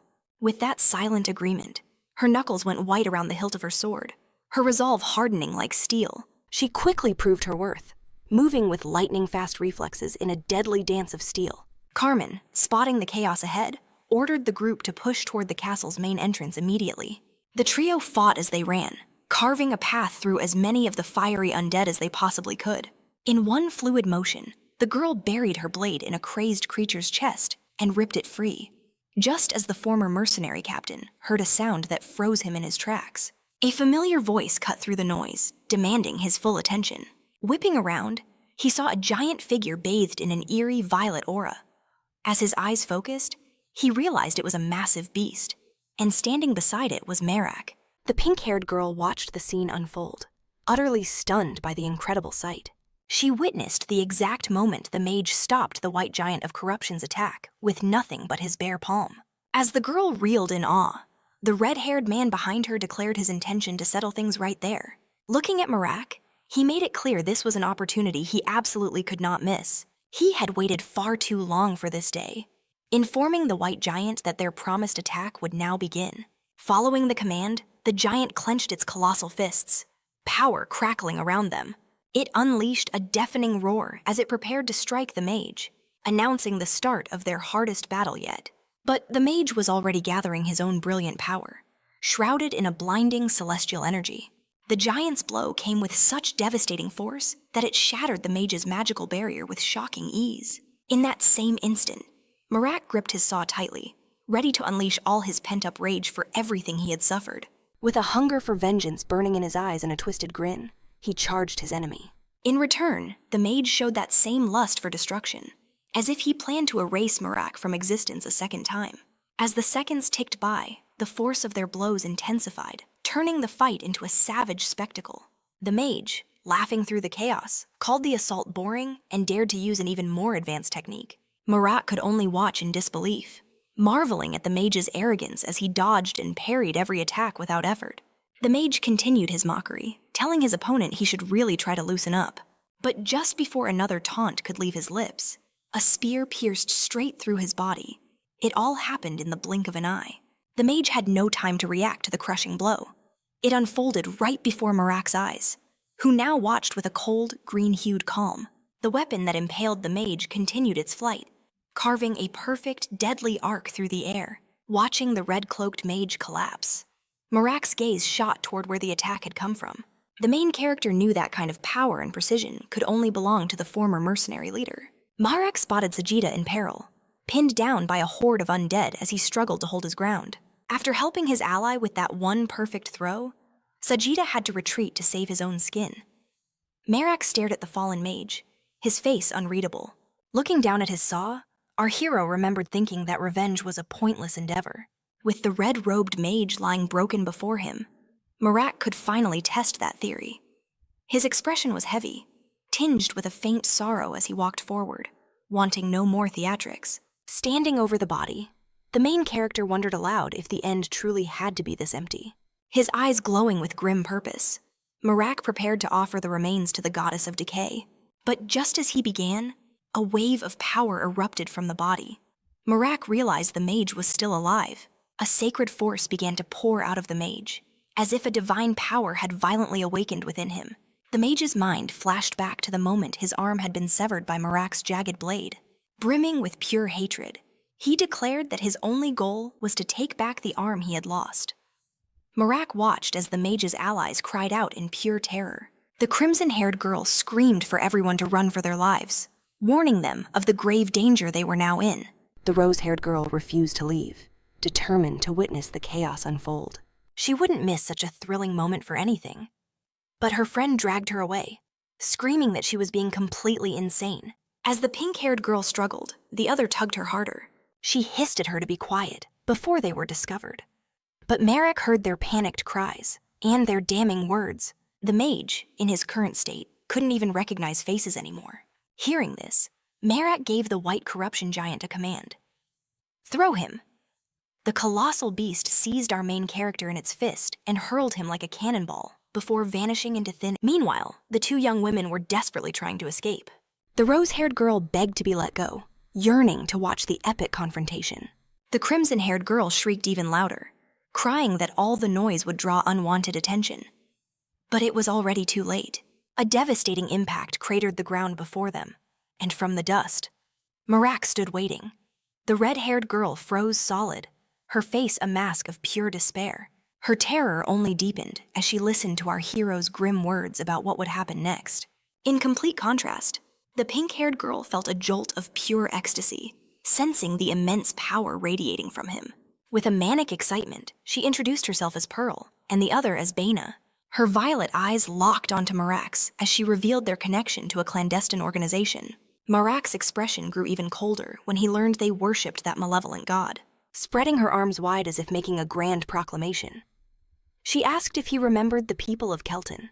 His voice was ice as he confirmed he remembered exactly who she was talking about. She then revealed that every last one of them, including herself, were once members of Liberacho. With a deranged smile plastered on her face, she declared this was precisely why they were waiting for him.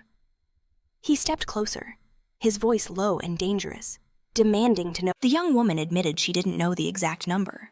She was only here because she had been granted total freedom to act. With a wild grin, she suggested the crazed mage over there probably knew more, pointing towards a massive lightning strike eradicating countless people. She announced they had come for a single, crucial purpose. In the distance, the mage was gathering a storm of dark magic, but Marac ignored him for now, needing to understand Liberatio's true goal first. At that moment, the red-haired girl decided to speak, offering to explain everything. With her eyes closed, she held up a hand, proclaiming their goal was incredibly simple. Suddenly, a twisted smile crept onto her face as she declared their intent to build a new world. A world without gods, she explained, where no one would ever be oppressed again. Marac just closed his eyes, his face hardening into a mask of cold fury. His eyes snapped open, glaring at the girl as he asked if that was why she'd raised an entire city from the dead. He demanded to know if this was their method of creating a world without oppression. She spread her arms innocently, denying she wanted any of this, and blaming all the tragedy on the mage. As Marac stared her down, she mentioned that they still needed to acquire a few things. Hearing that he held something their faction wanted, his interest was instantly piqued. Her bizarre smile returned as she stared intently at him, stating she wanted his relic. She pointed to the artifact born from the incarnation's body, the very one he had recovered from Kelton. Marac's hand tightened on the hilt of his jagged blade. His darkest suspicion had just been confirmed. He thought of the goddess. This group was after the sacred relic containing her power. He told them the artifact was already shattered, making their quest pointless. The girls were convinced he was lying through his teeth. An item of that magnitude could never be destroyed. But Marac stated with absolute certainty that he had obliterated it himself, scattering the pieces in Kelton. He then pressed them, asking if other relics like it were scattered across the world. This was a question his own goddess couldn't answer. The pink-haired girl, practically vibrating with energy, confirmed their existence. 4 of them, in total. It was obvious the red-haired woman wanted to keep that information secret. Marac was stunned.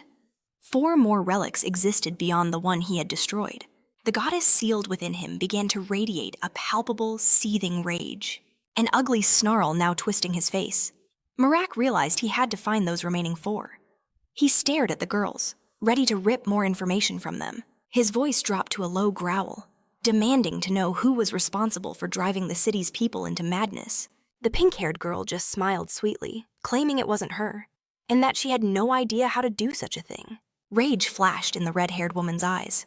The pink-haired girl insisted it was just a question, but the redhead screamed, "Stop talking to Marac!" Marac, his face a mask of cold fury, simply watched as the woman's head flew from her shoulders. The pink-haired girl wasn't horrified. She was impressed, calling his work spectacular. Even as he turned that same killing intent on her, she just kept smiling, finding him absolutely incredible. But Marac ended her life too. She had served her purpose and was of no further use. With the deed done, he spoke to the goddess within. "This was an offering," he declared, "all in your name." By sacrificing Bina's youthful body, he earned a reward of 3,000 divinity points. His gaze then fell on Pearlie's body, which was behaving strangely, even without a head.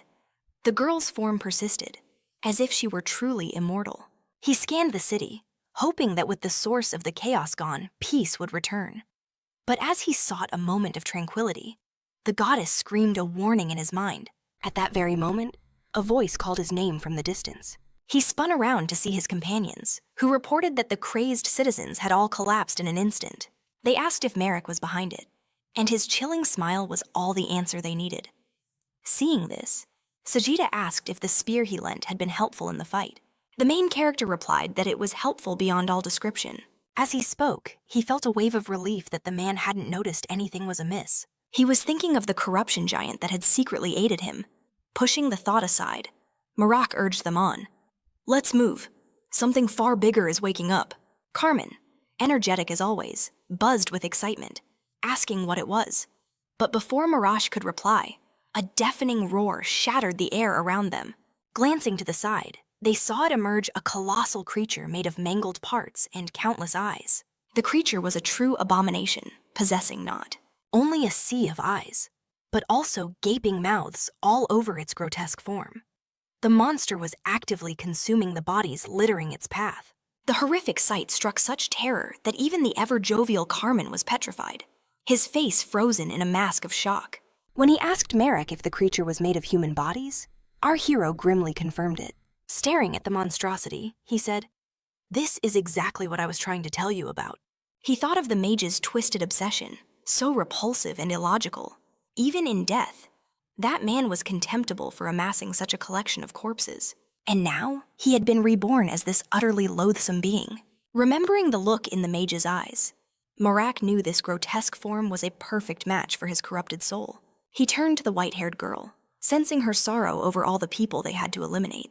"I'll comfort you when this is all over," he promised. At his words, a brilliant smile broke through her sadness, her faith in him absolute. With a hand on her chest, she asked how he planned to do that. He simply started walking away, replying, "I'll figure that out later." After a few steps, he glanced back. "First, we need to save everyone we can and buy ourselves more time." Carmen, shocked, asked if buying time meant that help was actually on the way. Marac's voice was firm, filled with absolute certainty. "You can count on it." As they were talking, Sagita noticed a swift movement approaching from the distance. Marac sensed it too, turning his gaze to meet the newcomer. The surgeon asked, "Is that them? Are they finally here?" A lone trumpeter raised a horn to his lips, calling forth his legions of the undead onto the battlefield. He commanded them with a silent signal only they could understand, ordering them to assault the colossal monster without a moment's delay. The eyes of the undead began to glow with a vivid, eerie blue light. A wave of them crashed against the monster, ripping into its flesh with ferocious bites. Their vast numbers swarmed the beast, gnawing and tearing at it, as the vile creature howled in fury while the four heroes watched the spectacle unfold. Young Dea asked why the undead were acting so strangely. Pointing toward the musician, she asked, "Is he on our side, or is he just another problem?" Marac replied, "Given that he's walking right towards us, I'd say he's an ally." The trumpeter reached them and spoke. "I need the most agile person among you for a task." As he talked, he held a spear close. That person must take this spear and pierce the core of that twisted monster. As the trumpeter explained the plan, Marac's eyes were fixed on the weapon he held, noting with curiosity that it was a spear. Taking the spear from the trumpeter, Marac asked, "You don't happen to have a sword instead, do you?" The request was so audacious, the trumpeter was momentarily struck silent. He then opened his hand, and a sword of pure energy materialized before him. Marac watched, intrigued, as the being offered him the blade.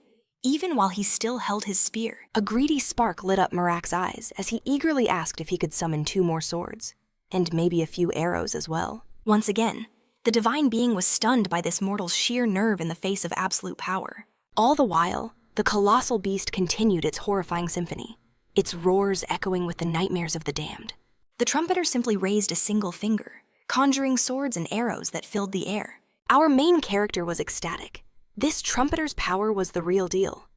He examined his spear, noticing the tip was crafted from polished bone. At the same time, Karma was testing her newly summoned bow, knocking one of the enchanted arrows. Seeing the excitement on everyone's faces, the fair-haired girl eagerly gave her own sword a practice swing. She was delighted by how impossibly light and perfectly balanced it felt in her hands. While Sajida inspected his spear, Marac gripped the hilt of the new sword, feeling its lethal sharpness. Every weapon hummed with a flawless edge, imbued with the divine energy of the trumpeter of repose. Staring at the monster, Marac knew these weapons would be devastating against the undead. The trumpeter then declared he could temporarily halt the giant's movements. He hoped that in that brief window, the party could land a decisive blow to the creature's heart. A sly grin spread across Marac's face. He saw a golden opportunity to keep these divine weapons by helping the trumpeter. Instantly, he raised his horn to his lips and unleashed the hallowed note designed to paralyze the colossal foe. In that moment, the four warriors stood ready to strike.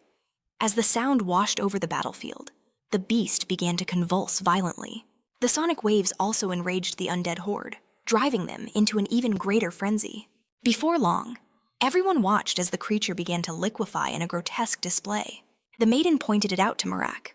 All the bodies the monster had absorbed were being violently ejected from its form. Marac could only stare, completely fascinated, wondering what would happen next as he watched the beast dissolve. But even as it shed its outer shell, it remained immense and menacing, more than ready for a fight. Our hero knew they had to act fast, before the creature could reabsorb its corpse armor and harden once more. The trumpeter's voice cut through the chaos, explaining that this entity was far more terrifying than any spirit cultist. Everything they had fought until now, he revealed, was merely its outer shell. He told Marac that the weapons he provided had the power to reveal the enemy's true core. With that, he urged them all to charge the behemoth with everything they had. He wanted to say more, but there was no more time. And so they charged forward with resolve, knowing exactly what their mission was. As they closed in, Marac knew things could go wrong in a heartbeat. But the monster ahead could barely move, which was a very good sign. From behind him, the maiden also noticed the creature struggling just to maintain its balance. Its hideous form, a writhing mass of countless corpses, was a truly nightmarish spectacle. Though many of the undead lunged for the maiden, she was far too swift and far too clever for them. She glanced back for a second, seeing creatures fall around her, pierced by Karma's arrows. Karma was covering the maiden's flank, providing support from a distance. Marac saw this unfold and heard the maiden shout that she would synchronize her attacks with Karma's. Their strategy was simple: assault the giant from below and systematically wear it down. Our main character roared his approval, declaring it an excellent plan and telling them he was counting on their efforts. He immediately called over Sagita for the most critical task of all. He needed him to thrust his spear directly into the creature's core. Meanwhile, Marac would create a diversion by attacking its head. Sagita took his stance and charged, carving a path through the lesser undead. At the exact same moment, Marac raced toward the colossal head. The mass of fused undead flesh was repulsive, but he sliced through it without a moment's hesitation. Marac attacked with pure rage, launching himself like a guided missile toward his foe. He was convinced that destroying the head first was the key. Brandishing the green, glowing sword, he remembered the goddess's words. He knew a divine fragment was lodged within the head's core. Marac resolved to utterly demolish it and erase this malevolence for good. To make matters worse, the treacherous mage's face was fused into the flesh, intensifying his wrath. Marac fixed his gaze on those abhorrent eyes, and with grim determination, he moved in to end the suffering. Vile memories of the mage flooded his mind, fueling the inferno of his rage. At the same time, Sagita stalked silently towards the giant's core. Marac stood over the mage's head, his only goal to shatter it into 1,000 pieces. Just as he planned, his blade carved the wretched head into countless sections. But one fragment remained. He vowed to leave nothing behind. Raising his sword high, he brought it crashing down with all his might. With that single blow, Marac obliterated the last trace of the mustachioed mage, finally closing the darkest chapter of his life. The act left him feeling hollow, yet filled with a grim satisfaction. The wretch was finally gone for good. A faint smile touched his lips, a sign of the calm settling within his soul. Meanwhile, Sagita was already in position before the main core, waiting for the perfect moment to strike. That moment was now. She plunged her spear deep into the monster's heart. The colossal beast convulsed in agony as its form began to dissolve. Right before their very eyes, the smaller monsters around the silver-haired girl also vanished, leaving her utterly confused. For a moment, she couldn't process what had happened. Why had her enemies simply disappeared? Turning around, she saw the colossal monster was now nothing but a foul puddle of sludge. From a distance, the trumpeter watched on with a look of awe and respect. He strode through the dark mire in his boots, clutching the purified core securely. As for Marac, A profound peace washed over him. The revenge he had craved for so long was finally complete. His master, Salvador, could finally rest in peace. The traitor had been wiped from existence. Just then, the silver-haired girl approached our hero. She looked at him with concern, asking if he had been injured in the fight. Marac, noticing Sajida wasn't with her, grew worried and asked where she was. Suddenly, Sajida appeared, holding the spear and praising its incredible power. With all four of them reunited, they turned to face the trumpeter.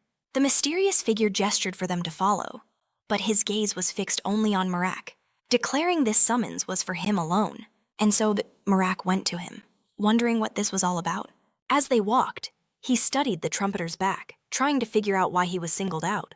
Had the trumpeter seen him take the spear, or did he somehow know he was a follower of the evil god? At that moment, the trumpeter stopped dead in his tracks. The goddess's voice echoed in his mind, warning him to be ready. Marac immediately shifted into a defensive stance, his hand gripping the hilt of his sword. A moment later, the trumpeter announced they had company. Marac felt it too, an overwhelmingly oppressive presence. He closed his eyes, trying to sense what it was. That's when he saw it, a multicolored aura rapidly approaching. It was beautiful and radiant, but the presence was suffocating, an existence far beyond human comprehension.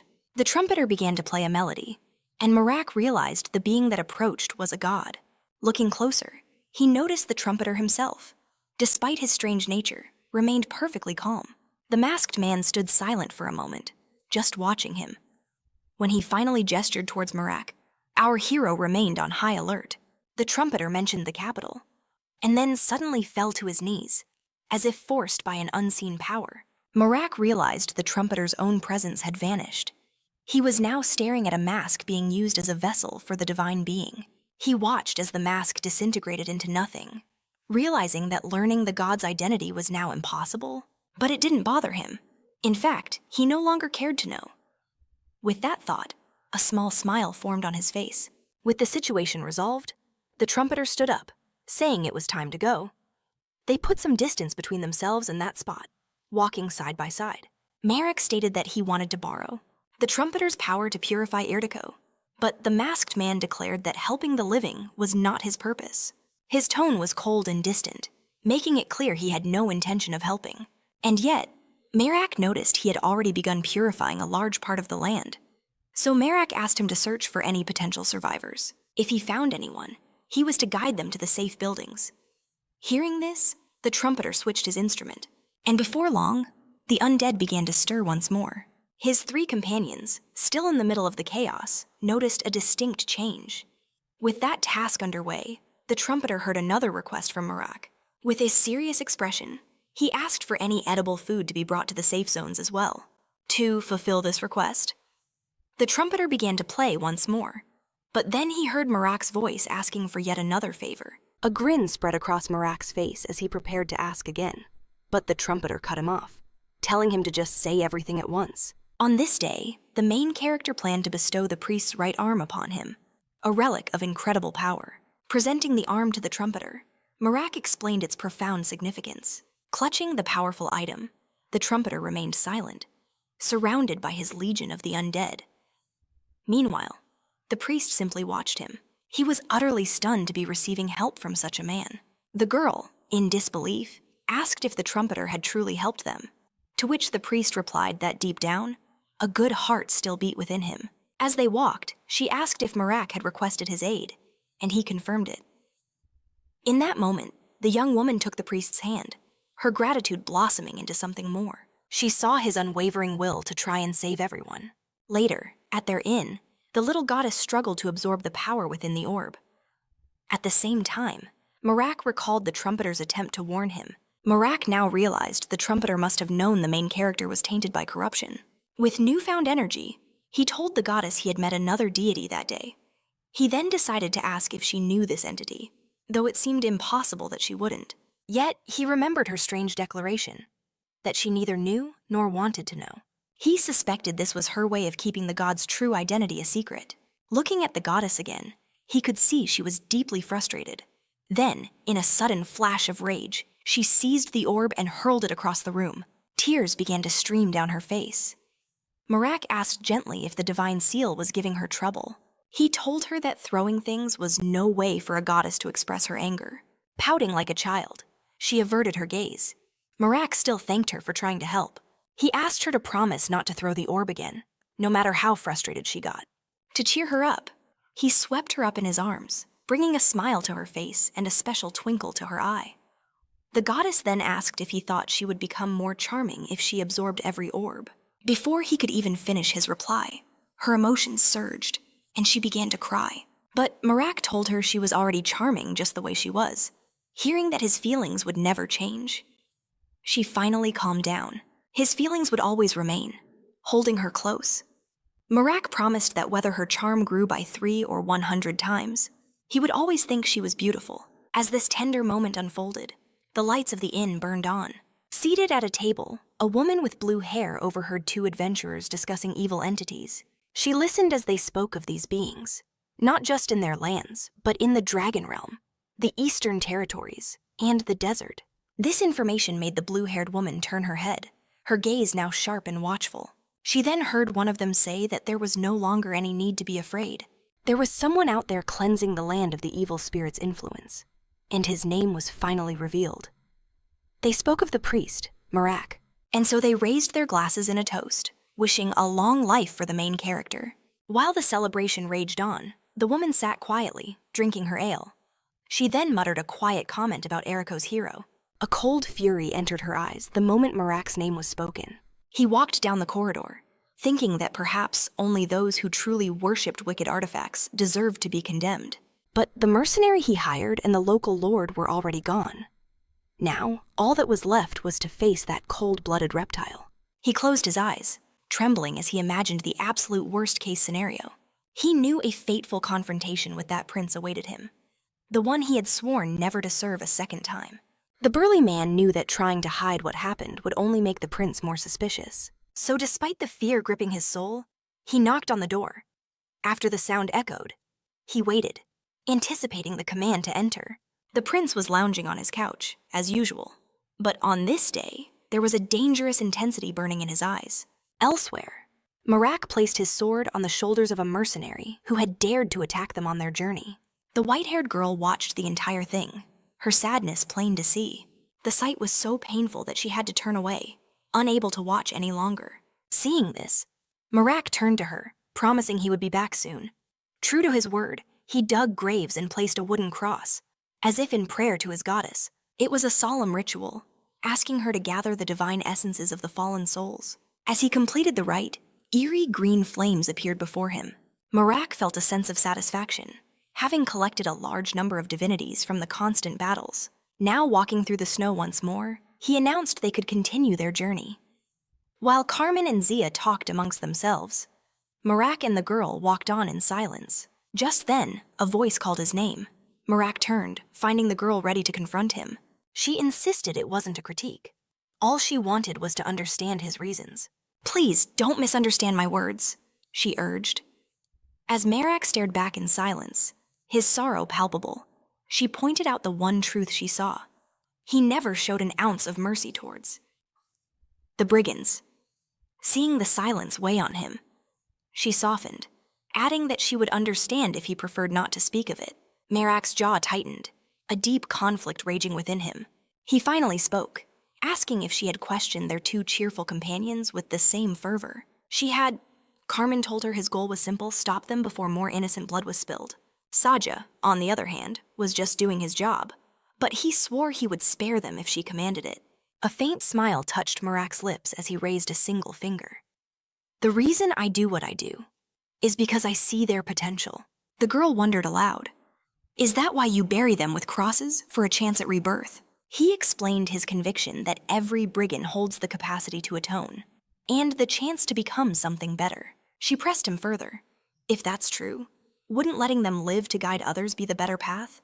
But Marac's answer was grim. Even if he let them go, the darkness could always reclaim them. So he gives them a different second chance. The chance to be reborn. She listened, considering his words, but she still couldn't bring herself to fully agree. Then she posed a new question. Do humans have the right to judge others? After her short speech, she gave him a playful wink. Hearing this, Marac placed a hand over his heart. He looked to the goddess, telling her he understood her feelings completely. He remembered the day she granted him the power, the freedom to act on his own. While Carmen and Saja remained carefree, Marac looked the girl in the eye and said he judged no one, but forced to choose between taking responsibility for their sins or letting them harm another soul. He chose the former. A memory flashed through his mind. Standing before a cold grave, he had made a vow to erase every last threat. She realized it all came down to a single choice.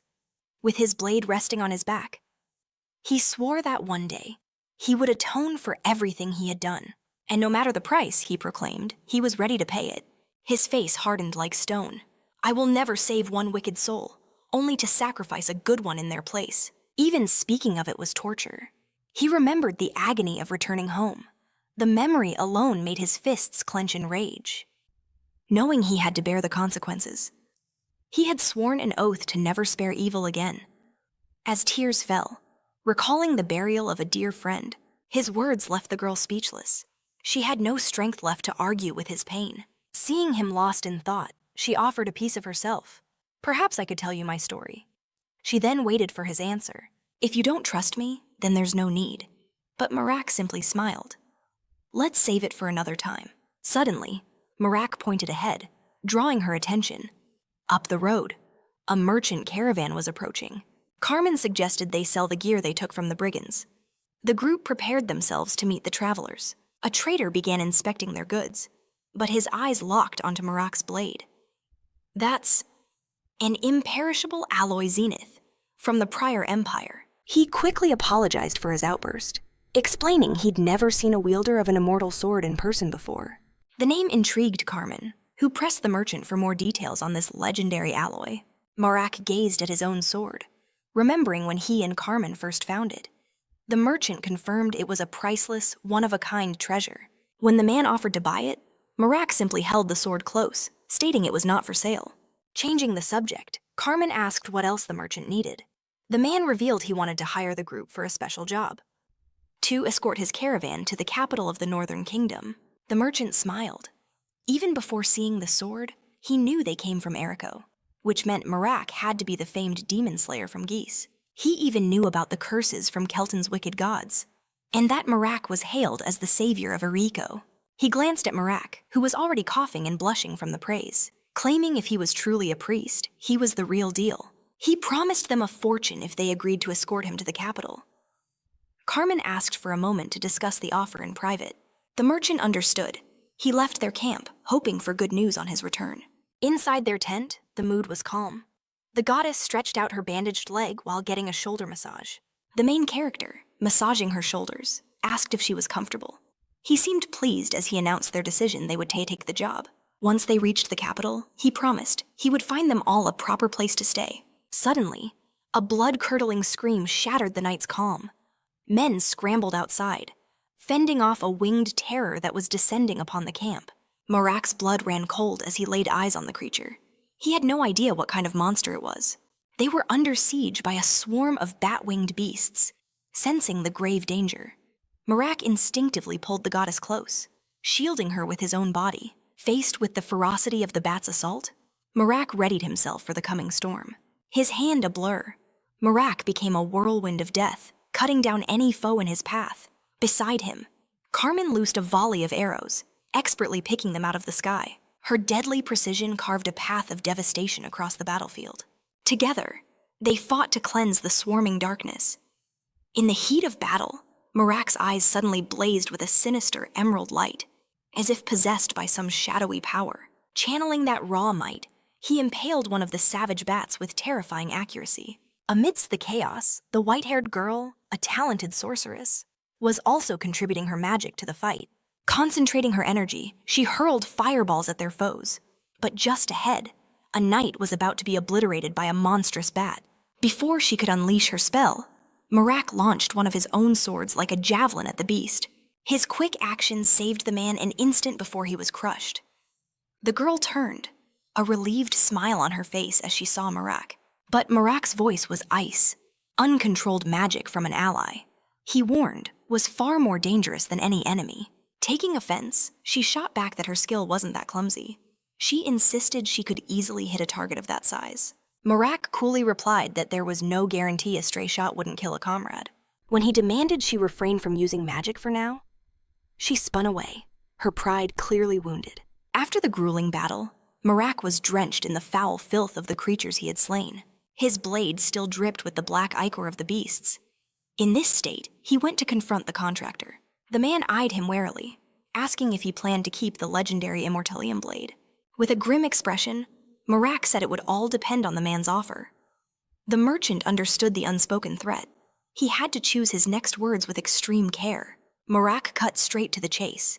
Worshippers of some dark entity were hunting his caravan, and he demanded an explanation. The contractor feigned innocence, claiming he had no idea why they were being attacked. In response, Marac placed his sword on the table with a heavy thud. The message was clear. Feeling the pressure mount, the merchant quickly affirmed his trust in Marac, praising his esteemed reputation. Sensing the man's sincerity, Marac calmed down and sheathed his blade. Still, he hoped the merchant wasn't hiding the full story. The man swore he would be completely discreet. With a faint smile, Marac replied that he too was capable of keeping a secret. After all, he was being hired for a mission that required it. At that moment, the man ordered a servant to retrieve the object. A moment later, the servant returned with a container, setting it on the table before the contractor.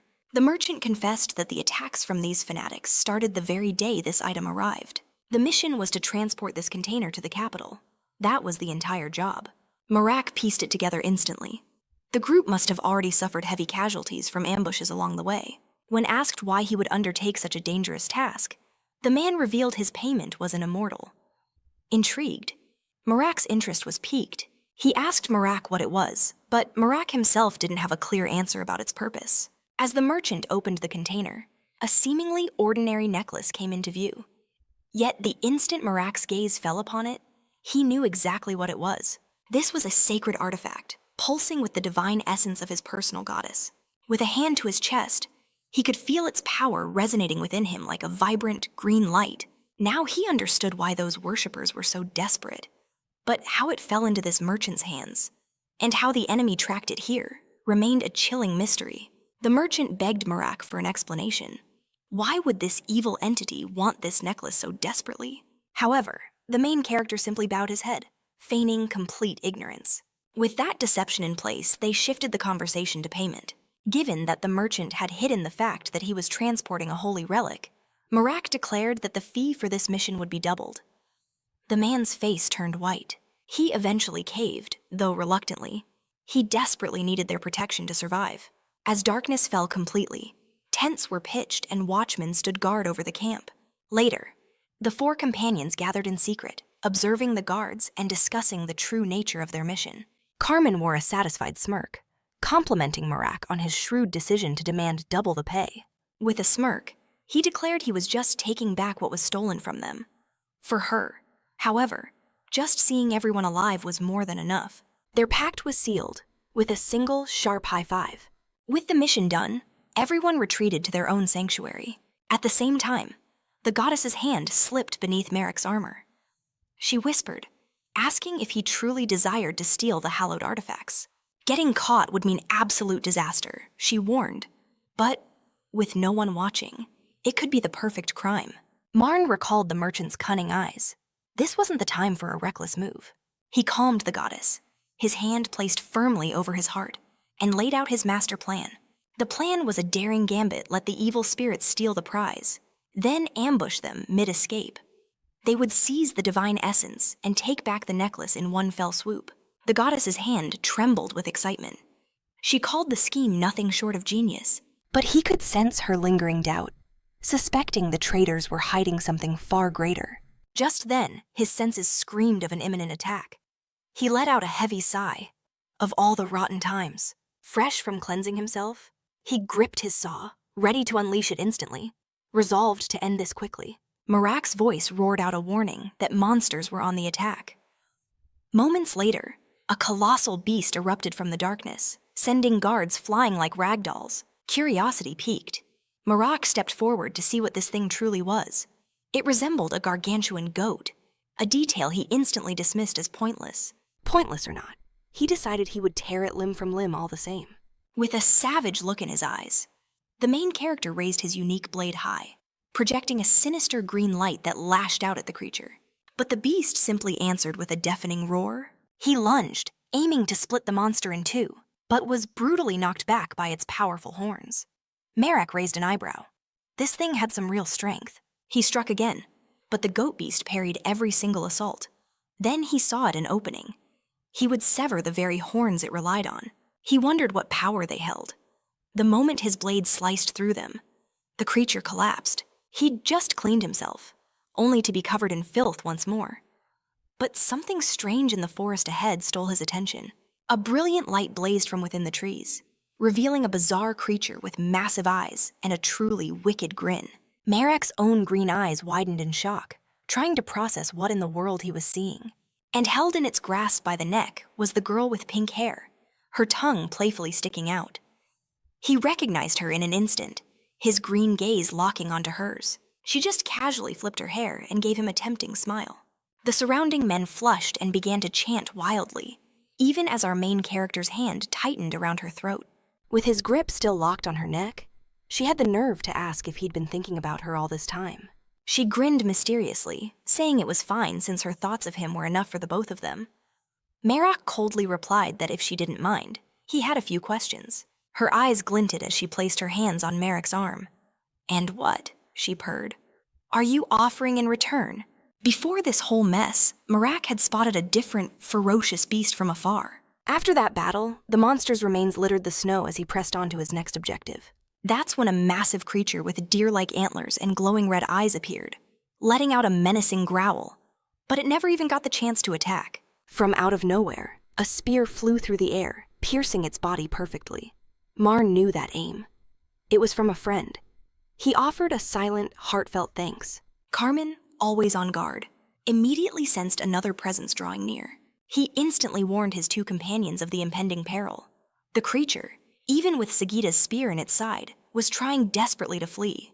But Marac was resolute. He shouted to his comrades to back off and leave the rest to him. He would handle this himself. And with that, he chased the wounded creature into the snow. Even so, the beast was wounded and lacked the stamina to run for long. Marac simply tightened his grip on his sword's hilt. He prepared for one swift, accurate, and lethal throw. This time, he would make absolutely sure the creature stayed down for good. And just like that, it was over. He walked up and retrieved his unique blade from the creature's corpse. Trekking through the pristine snow once more, a strange sense of calm washed over him. Marac climbed a nearby tree and apologized to the pink-haired girl for his delay. Leaping down, she inquired if he was now ready to grant her every desire. With a massive grin plastered on her face, she questioned if he was being serious or just messing with her. But he cut her off, demanding she answer his questions before anything else. She finally agreed, staring straight into her soul. He asked how many of the malevolent spirit's followers were left. She paused, a thoughtful look on her face. With a faint smile, she revealed 3 others remained, not including herself. A hint of annoyance flickered in her eyes. She confessed her 3 partners kept their true motives hidden, even from her. As the priestess aired her complaints, Marac thought to himself that he wouldn't trust her with his plans either if she were on his team. Trying to cheer her up, he suggested their secrecy wasn't personal, but simply a sign of their extreme cruelty. He questioned the purpose of the caravan attack. She explained their goal was a single item, a golden necklace owned by the merchant lord. A curious smile played on his lips as he probed further. "And how did you know about this necklace?" She admitted she wasn't sure. All she knew was the necklace's giver belonged to the Liberazio organization, a fact that struck Marac as a glaring contradiction. Why attack their own client? In that moment, the main character realized there must be an internal power struggle, a deep conflict within Liberazio itself. She even described it as a psychological war, a battle between competing factions. Marac, his expression lightening, asked what exactly caused this split. The girl simply claimed that she knew, but the details had slipped her mind. Staring out at the endless green forest, Marac found that odd. How could she forget such a critical detail about her own allies? She just grinned playfully, declaring her neutrality. She'd take any job, so long as the payment was in resources. Or cold, hard cash. The main character asked what kind of materials she needed. She answered plainly, "For my dolls." as if it were the most obvious thing in the world. Clasping her hands with dramatic flair, she tilted her head. "Do you truly understand what I do, Marac?" She then introduced herself as a priestess, one devoted to the quivering strand. Marac, closing his eyes, suddenly remembered the girl he'd met before. The person standing before him now was also just a puppet, an automaton. Spreading her arms wide, she offered a warning. "Be careful. My associates are plotting something." Her words cast a heavy shadow, putting him on high alert. Marac narrowed his eyes, asking why she would bother to help him. Her pleasant mask shattered. Her expression twisted into something deeply unsettling, almost unhinged. "Of all the questions, that is by far the most bizarre." A tense silence fell between them, both lost in the strangeness of the situation. Turning his back on her, Marac's voice was cold. "Never mind. My curiosity is gone." As he walked away, the doll girl collapsed into the snow. "Ask me again," she demanded. Without looking back, the main character told her this was her chance. She could say what she wanted from him. Struggling to her feet, her hair caked with snow, she made a promise. "Next time we meet, I'll tell you then." Marac paused, questioning if she truly meant what she said. When only silence answered, he bid her farewell. "Until next time." And with a swift, clean motion, he detached the doll's head from its body. Yet even with her head removed, her face held a serene smile. "It was a pleasure," she seemed to say. The camp came into view, rows of tents glowing from within. As Marac moved through the settlement, a voice called his name. It was the white-haired girl, her face etched with worry. The main character urged her to go back to her tent and rest, warning that cultists could appear at any moment. She offered a soft smile, saying she had been resting, but grew worried when she noticed he was gone. When she asked where he'd been, Marac gave a simple lie. He'd been chasing a Carpello. He claimed to have sensed a worshipper nearby and went to investigate. At this, the girl became visibly distressed, but he quickly calmed her down, telling her the worshipper had already fled. She moved closer, sighing that it was unfortunate. In the next moment, she pulled out a white cloth and began to gently wipe his face. He instinctively pulled back. He warned her she might lose the cloth if she kept using it so carelessly, but she just beamed cheerfully, insisting she brought it just for this. Grasping his hand, she pleaded with him to stay still and not run away again. She then continued, meticulously cleaning his face once more. When she was finally satisfied, she told him he could handle the rest himself. She placed the cloth in his hand. As she walked towards her tent, she wished him a good night. Marac, feeling a bit flustered, entered his own tent, but suddenly, a brilliant green light filled the space. The goddess stood there, gripping a white cloth of her own, her entire body trembling with pure rage. Seeing her with the cloth, Marac managed a weak smile. He pointed out his face was already clean. There was no need to do it again. The goddess didn't listen. She began scrubbing his face with a fiery vengeance, determined to erase every last trace of the other girl's presence. Sometime later, the group had packed up camp. They continued their journey as a gentle snow began to fall. Amid the swirling flakes and the silhouette of distant mountains, something caught Marac's eye. He stopped in his tracks, taking in the breathtaking view. The mountains were now completely covered in a blanket of pure white snow. A strange sound echoed in his ears, bringing the girl's warning back to mind. It wasn't a trap, he thought. Yet a deep exhaustion weighed down his eyelids. Suddenly, the mountaintop itself screamed, unleashing a devastating landslide of rock and snow. Instantly alert, Marac yelled for everyone to brace for the avalanche. He gave a sharp command, abandon your gear and run for your lives. But then, something impossible happened. The white-haired girl kept walking forward, straight into the path of destruction. Marac watched the roaring cascade of stone and ice. It was moving too fast. He needed to buy more time. His gaze fell upon Dea, and in that instant, a cold plan formed. He could use her to create the opening they needed. The young woman seemed completely unfazed by the approaching doom. Marac placed a hand on her shoulder, his voice low. "I need your help." Mercenaries scattered in pure terror, knowing they could never outrun the inevitable. "Your power can save them all," Marac declared. He knew this was her greatest weakness. He watched as she turned, a flicker of doubt in her eyes. With the roar of the avalanche thundering behind him, Marac urged her, "Use your magic. Stop it now." She found it strange he was allowing this, but he cut her off. "If you're going to act, the time is now, or never." Confusion washed over her. None of her spells were powerful enough to stop a force of nature this immense. "You don't have to stop it completely," Marac explained. "Just slow it down. Give us a chance to escape." She warned him that channeling this much mana would leave her completely defenseless, and she might collapse afterward. Placing his hand firmly on her shoulder, he met her gaze. "What happens to me doesn't matter." His eyes locked onto hers as he made a solemn vow. "I will protect you with my life."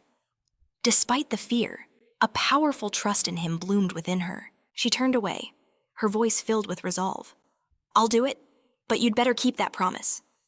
A faint smile touched his lips as he heard her words. She was counting on him. Instantly, she began channeling mana, her hair floating as currents of raw energy swirled around her.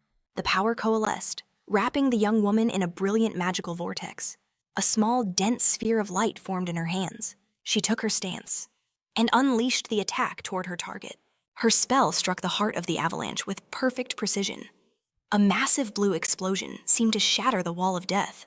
The blast was so immense that its azure light and cascading snow could be seen for miles. But it wasn't enough. The avalanche raged on, only slightly diminished.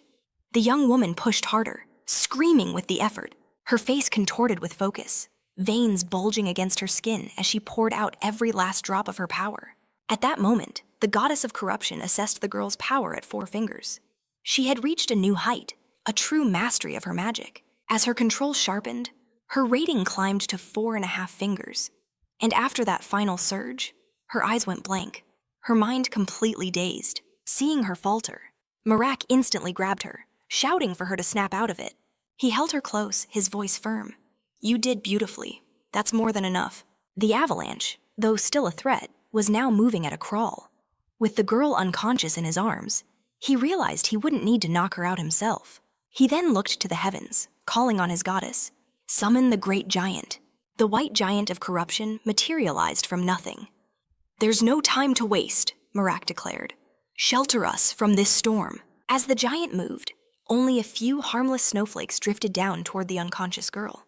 The titan of corruption wrapped its form around them both, shielding them from the crushing cold and the world-ending impact. After what seemed like an eternity, the mountain fell silent, its fury spent. The giant let out a piercing cry and stared up at the sky. With immense effort, it carved a tunnel through the ice and debris, emerging completely unscathed. As Marac walked across the snow, he gave his next command. "If this area is clear, remove the stone from your body. I will carry the girl." She was still unconscious, but he could see faint signs of her stirring back to life. Marac's expression was grim and unreadable.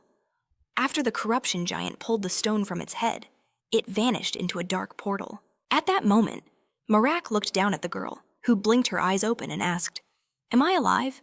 "I believe so," he replied. "We're separated from the others, but we survived." He set her down gently. "Can you walk?" She shook her head. "No, my mana is completely gone." "Even so," she continued, "I saw everything." Hearing this, his jaw tightened. He suspected she had witnessed the giant. Her tone grew heavier. "I saw you summon that grotesque creature." His eyes widened, a dangerous green light beginning to glow within them. "And I know," she whispered, looking up at him from the snow, "that you don't serve the goddess of preservation, Model." She demanded to know the true nature of his power.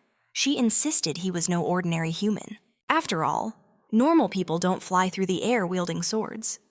He tried to pass it off as mere training, but she saw right through the lie.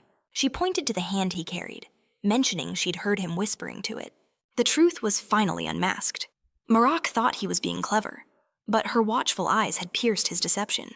A faint smile touched the main character's lips, placing a hand over his heart. He admitted it wasn't a hard secret to uncover, leaving her speechless. Marac claimed it was just a simple prayer. She shot back that she'd played along, but had seen everything. The moment he screamed "Mother," and a colossal being of pure, sinister energy manifested, she was about to ask, was he a worshipper of some dark god? But his finger pressed against her lips, silencing her before the question could escape. His tone turned deadly serious. Marac reminded her that some secrets are worth more than gold. a clear warning that she saw nothing. He added that he trusted her to be a fair person, one who would understand the weight of his request. Lying defeated in the snow, she replied it made no difference if he served an evil spirit. She met his gaze, telling him he was a good person, despite his ruthless nature. Still weak on the ground, she confessed she only brought it up because she believed he would listen without judging her. She revealed that being born a mage had made her a target of hatred and resentment her whole life. She promised him that even if he worshipped a demon, nothing would change between them. She swore to guard his secret. Though fragile and wounded, her spirit was unbreakable. In that silent moment, neither Marac nor his goddess uttered a word. But as he stood over her, a brilliant green energy erupted from his being. The goddess glared at the strange girl, her voice cold as she demanded to know where she came from and ordered the priest to silence her. Marac gently took the deity's hand, pleading for her to calm down, insisting he believed the young woman's story. He acknowledged her divine caution, but asked her to place her faith in his judgment just this once. The white-haired girl met Marac's gaze, then declared to the goddess that as a mage, she would swear a binding oath. The goddess's eyes narrowed, a silent promise to watch her every move. When the girl asked what that meant, Marac explained grimly the deity would now be her shadow and her judge. Helping her to her feet, Marac instructed her to begin the vow in the ancient tongue. The girl's voice then rang out, weaving the words of power. As she chanted the incantation, raw mana swirled around her like a storm, sealing the contract in divine light. Marac felt a wave of relief. The oath was absolute. But she then looked at him with a clever glint in her eye, asking what he would have done if she had lied. A small smile touched his lips. He revealed that he, too, was fluent in the ancient language, leaving her stunned and deeply intrigued. Marac held her gaze, captivated by her boldness. "So," he asked, "what is it you wish to know about me?" A sudden blush crept up her cheeks as she clasped her hands, asking him what his type in women was. The sheer audacity of her question hung in the air. A dangerous aura suddenly erupted. The goddess, still in her child form, waved a hand dismissively, and an invisible force threw the two of them apart. Seeing the divine fury brewing in the goddess's eyes, Marac gave the girl a warning look. "I suggest we get a move on. Now." Still flustered from the encounter, the young woman stammered, "Are you really going after the hallowed artifact?" The scene changes.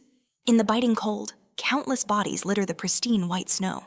3 followers of a malevolent god stood over the carnage. The situation was handled, and they now held the container. A quick check revealed the artifact inside was perfectly intact.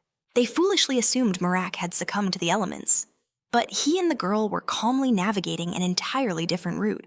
One of the cultists, a woman with striking azure hair, insisted they needed to leave the area immediately. But her companion, a man with long, dark hair, held up a hand.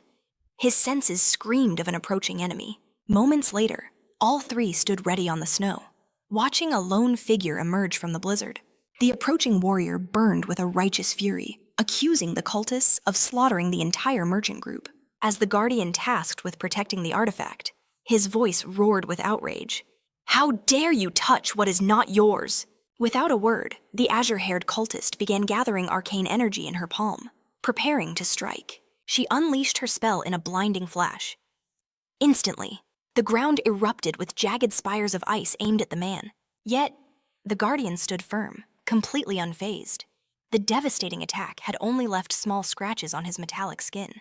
As his outer shell finally cracked and fell away, his true form was revealed a battle android, pulsing with menacing energy. Legends spoke of these beings, powerful constructs whose bodies were forged entirely of metal. They were known for their obsession with rare minerals. Consuming precious metals made them unbelievably powerful. The enemy sidestepped the ice shards effortlessly, his arm transforming into a living weapon. Shifting to all fours, he anchored himself. "Childish tricks," he sneered, "can never stop me." The blue-haired mage was now cornered, facing certain death if she kept fighting. But her ally yelled, pleading for her to hold on, no matter the cost. She turned to her comrades, her voice strained. "Hurry, my mana. It's about to break." Meanwhile, the cyborg's frenzy only grew. His metallic body was completely immune to the biting cold. "You 3," he roared, "are not enough to defeat me." But the dark-haired man's eyes held a chilling confidence. Seeing their magic falter, the cyborg charged toward the trio. Unfazed, the dark-haired man simply lifted his foot and stomped down hard, as if springing a deadly trap. A dark, sticky substance erupted from the ground, instantly engulfing the cyborg's metal limbs. His movements suddenly became heavy, fighting from his four-legged stance. The tar-like magic snared one of his legs completely. A powerful shadow magic rooted the beast to the spot. "Nice one! Peel him!" the girl cried out. "Now I can finally unleash my true power." With a delirious smile, she summoned her devastating, liquefying ice. Countless jagged spikes of ice materialized in the air, descending upon the trapped cyborg. A ferocious vortex of ice shards swirled around him. Shielding his face, the cyborg just laughed. "A cheap trick," he bellowed. With a single swing of his blade arm, he shattered the ice prison and dispelled the dark magic holding him down. The woman who cast the spell winced, her expression filled with strain.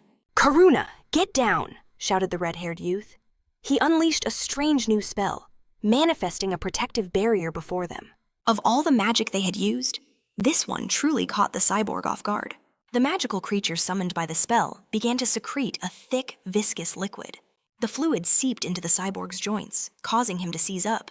A wave of pure frustration washed over him as he staggered back, seeing her chance.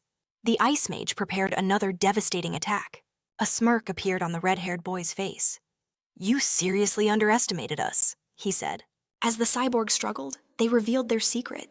They knew all along the Merchant Guild's true master was just an android. The ice mage wondered what that creature had released, watching the cyborg continue to writhe in agony. But in the middle of their conversation, a massive white figure appeared, drawing everyone's attention. Their senses immediately went on high alert. It was the pale behemoth of corruption. It charged towards them with terrifying speed and unstoppable strides. The ice mage looked at her allies, her voice tense. "What's the plan against that thing?" The insect youth shook his head grimly. "I can't stop it. My creatures, they're useless against that level of power." The blue-haired woman frantically looked around. Where is the girl with pink hair? But with or without her, they had to face this monster. Once more, the ice sorceress summoned her power, creating a wall of sharp ice to block its path. But her attack only seemed to enrage the white behemoth further. The ice wall shattered like glass. "Sheldon, do something now," she screamed, "or we're all going to die." The dark-haired man had a plan. He would trap them all in a mud pit to buy some time. But the corruption giant unleashed a devastating blow, annihilating the ice wall and the magic creature in one shot. Meanwhile, Marac was still carrying the frail, white-haired girl. "Can you stand?" he asked, gently placing her down on the snow-covered ground. She stood firmly, declaring she was better now. Marac told her not to push herself. She was in no condition to fight. "Just watch," he told her. As her eyes opened, she saw it. The four-legged android locked in combat. The merchant remained armed and furious, determined to destroy every last follower of the evil entity. His body was damaged, but he fought on with unrelenting ferocity. He charged forward, wiping out the giant bats the sorcerer had summoned. Marac told the girl he wanted to help, but admitted, "He seems to have it under control." But looking closer, Marac realized the cyborg was at a disadvantage. He was outnumbered, and his movements were becoming sloppy. Then, something caught his eye. His green gaze sharpened, shining like emeralds. He focused on the corruption giant and noticed something strange about its fighting style. Its movements. They were all wrong. Suddenly, it grabbed something from the ground and hurled it with immense force far into the distance. Suddenly, something heavy crashed into the snow nearby, kicking up a cloud of icy mist. Marac cautiously approached to investigate. As the mist cleared, he saw it a massive, snow-covered bat, its life already extinguished. Just then, the goddess's hand materialized in the air. A telepathic message shot through his mind. Her intent to intervene was undeniable. The grotesque sight of the creature made the white-haired girl recoil, a wave of nausea washing over her. But to Marac, it was just another monster to be dealt with. Tearing open the carcass, he found what he was looking for, the sacred artifact, hidden within. In the distance, the colossal white giant of corruption held up a shimmering gem, a faint blush on its massive cheeks. At that moment, the main character understood its bizarre behavior. This was the goddess's doing. A subtle smile played on his lips. A brilliant pillar of light suddenly enveloped Marac. It was time. He prepared to strengthen one of his permanent authorities. He chose the authority he wished to empower. pouring all 13,000 units of his divine power into the skill. He also willed for the giant of corruption to share in this blessing. In response, a radiant orb of light descended and swallowed it whole. This power-up wasn't just for Marac. The giant of corruption was also receiving a massive enhancement. Blinding light exploded from the colossal being. The swarming bats were instantly vaporized, erased without a fight. They looked like luminous arrows, launching from the aura surrounding the giant of destruction. Watching from afar, Marn couldn't help but smile. It was a truly magnificent spectacle. He gazed at the empowered giant of corruption with immense pride. But the battle wasn't over. Hordes of giant bats descended from the sky, attacking with savage fury. They tried to overwhelm their enemy with sheer numbers, but were met with a resistance far greater than they could have imagined. Observing the scene, one of Marac's allies was left breathless, his eyes wide with disbelief at the unfolding power. On the other side of the chaos, a terrified girl pleaded with her companion, Shadow, to make a move.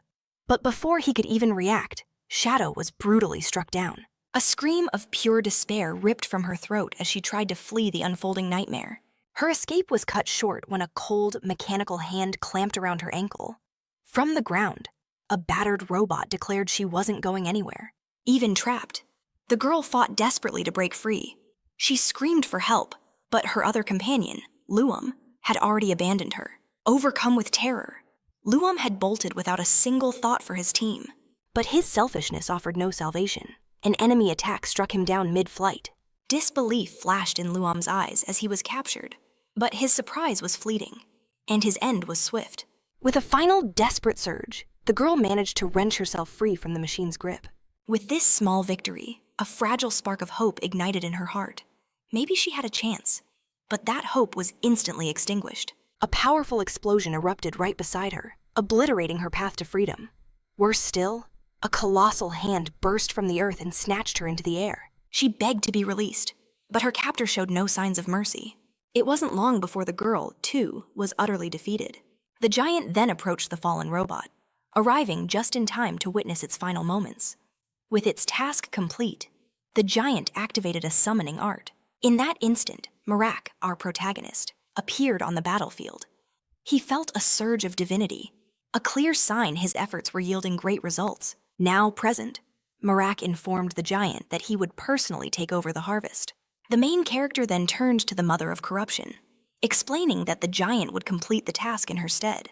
He also noted that she'd grown more articulate recently, questioning if her intellect was growing as her seal weakened. Noticing her irritated reaction, Marac only found it endearing. He called her precious and vowed he would avenge her.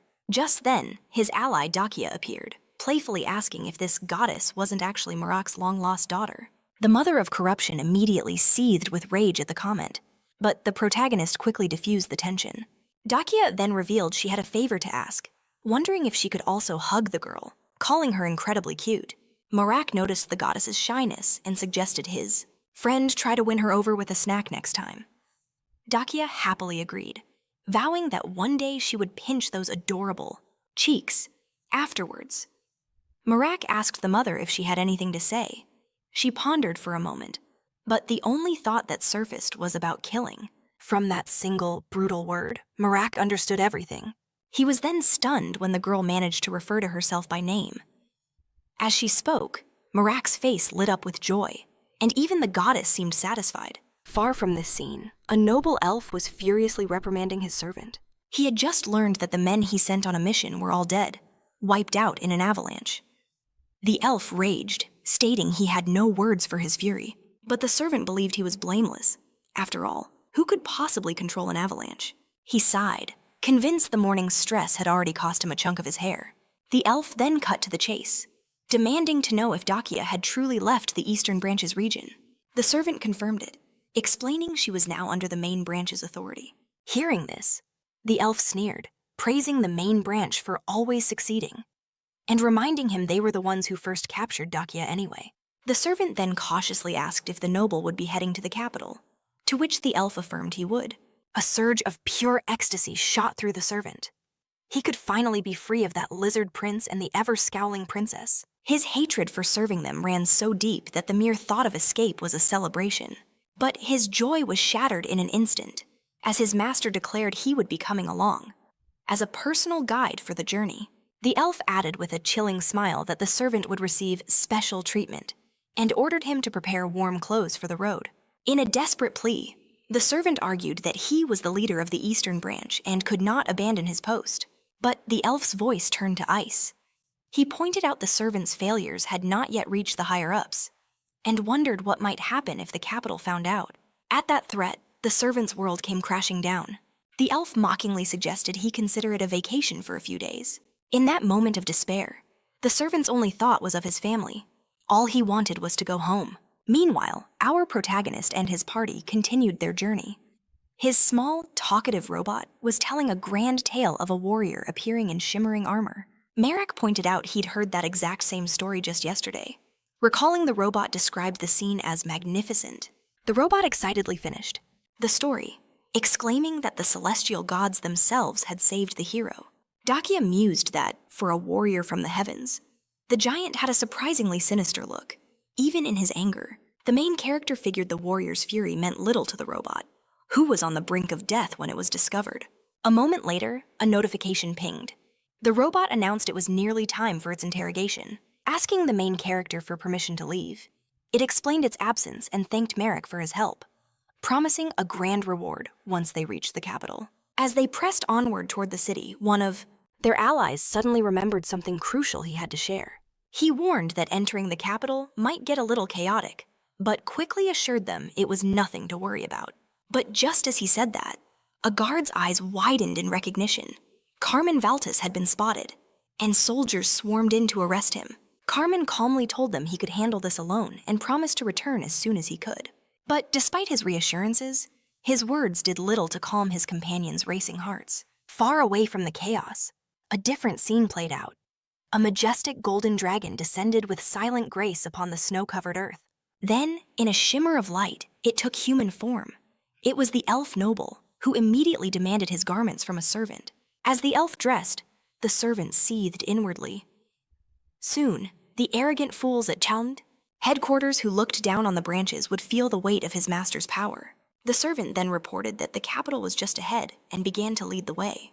But when he moved too quickly, the elf warned him with a sharp tone that he was starting to cross a line. Back with our hero, the robot commented that it was no surprise Carmen Valtis was arrested. He had a reputation for being trouble. The robot then leaned in, sharing a crucial secret about Carmen. If Marac went to the guards and asked to see the prisoner, he would likely be granted access. Taya suggested they grab a bite to eat before heading to the prison, mentioning she knew the perfect spot nearby. Marac agreed, deciding the visit could wait. Just then, the robot reappeared holding a heavy bag of coins, announcing that their promised reward had arrived. Inside were 15 gold coins for each of them. Staring at the fortune, the protagonist realized it was the most money he had ever seen since coming to this world. Noticing his stunned expression, Dakia teased him, asking if it was his first time seeing such wealth. His reaction was all the answer she needed. She smiled, remarking that Marac had a surprisingly cute side to him sometimes. The protagonist, trying to play it cool, simply replied that he had, in fact, always been charming. His friend shot back that while Marac might be joking, she was dead serious. Changing the topic, Marac insisted he deserved a bonus for returning the robot's item. The robot assured him it would handle the payment, but only after resolving a more urgent matter. Our hero made a decision they'd see Carmen immediately. The robot could wait until the next day. One team member, however, announced he had other business to attend to, bidding the others a swift farewell. On the way, Marac and his friends made a quick stop for food at her insistence. Then Dakia pointed towards a foreboding structure, explaining that was the prison where Carmen was being held. The main character noted the place looked incredibly hostile. She agreed, joking the buildings weren't nearly as charming as Marac. At that, our hero teased his friend for being so obsessive. Dakia simply asked if her attitude bothered him. Marac said it didn't, but he wanted to get to Carmen before the food he'd brought for him got cold. His friend promised she'd stop joking about the money and pleaded with Marac not to be angry. With a firm voice, the protagonist assured her that he wasn't upset at all. Meanwhile, Carmen Valtis was being fed in his cell by a beautiful maiden, enjoying her company until his friend suddenly appeared. Shattering the peace, our hero immediately noticed that Carmen seemed far too comfortable, almost as if he were at home. Awkwardly, Carmen admitted he'd been locked up with some frequency in the past. The maiden feeding him, however, remarked that his visits were more than frequent, they were excessive. She then cordially welcomed Carmen's allies, introducing herself as Arthgrata. Marac and Dakia followed with their own formal introductions. Dakia then cut to the chase, asking what Arth was doing in a prison at this hour. Before Arth could speak, a new figure stepped forward, clarifying that Carmen had stolen from Sir Enthus's warehouse. Enthus himself had personally put Carmen on the wanted list. He then leveled his gaze at Carmen, demanding to know what he did with the stolen key. Carmen called him brother, but the man insisted he answer the question. The protagonist was stunned by the arrival of Carmen's brother. He quickly put the pieces together. This had to be the son of the Black Wolf, the vice captain of the Queen's Royal Guards, known as the Ice Knights. His name was Seton Valtus, but he was feared by another name, the White Wolf. Indignant, Seton Valtus pressed his brother again about the key stolen from their own father's warehouse. Backed into a corner, Carmen admitted to using the key. A flicker of concern crossed Seton's face as he asked if Carmen had been injured. Carmen simply stated that he hadn't. Seton's voice turned to ice, reminding him that their father despised thieves above all else. And worse than stealing, Carmen had used the item, making it impossible to ever return. He stressed their father's creed that any achievement born from injustice is worthless. He concluded that no matter the reason, his theft was completely unjustifiable.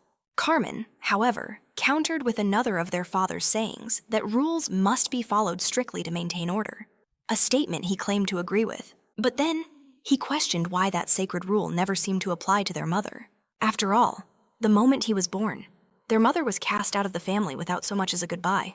Carmen argued that even a commoner in the alleys would take responsibility for his woman. By that measure, their father's honor was lower than that of a street rat. He had confronted his father about this countless times, only to be met with a wall of silence, a silence Carmen called cowardice. It was for that very reason he had stolen the key. His one goal was to find his mother, since his father refused to reveal where she was. After hearing the entire story, Seton promised his brother he would speak to their father about it, moving Carmen deeply. The protagonist, watching the scene unfold, realized Carmen had a good brother, and their bond ran deep. But then Seton's piercing gaze fell upon them. Realizing he was being watched, he stared down his brother's friends until they looked away. Seton approached, apologizing that they had to witness such a family squabble and admitting his younger brother was a handful. In the middle of the conversation, however, he recognized Princess Dakia, and his tone sharpened as he asked why she was not in Beus. Dakia calmly replied that it had been a while, explaining she was tired of palace life and was now traveling the world.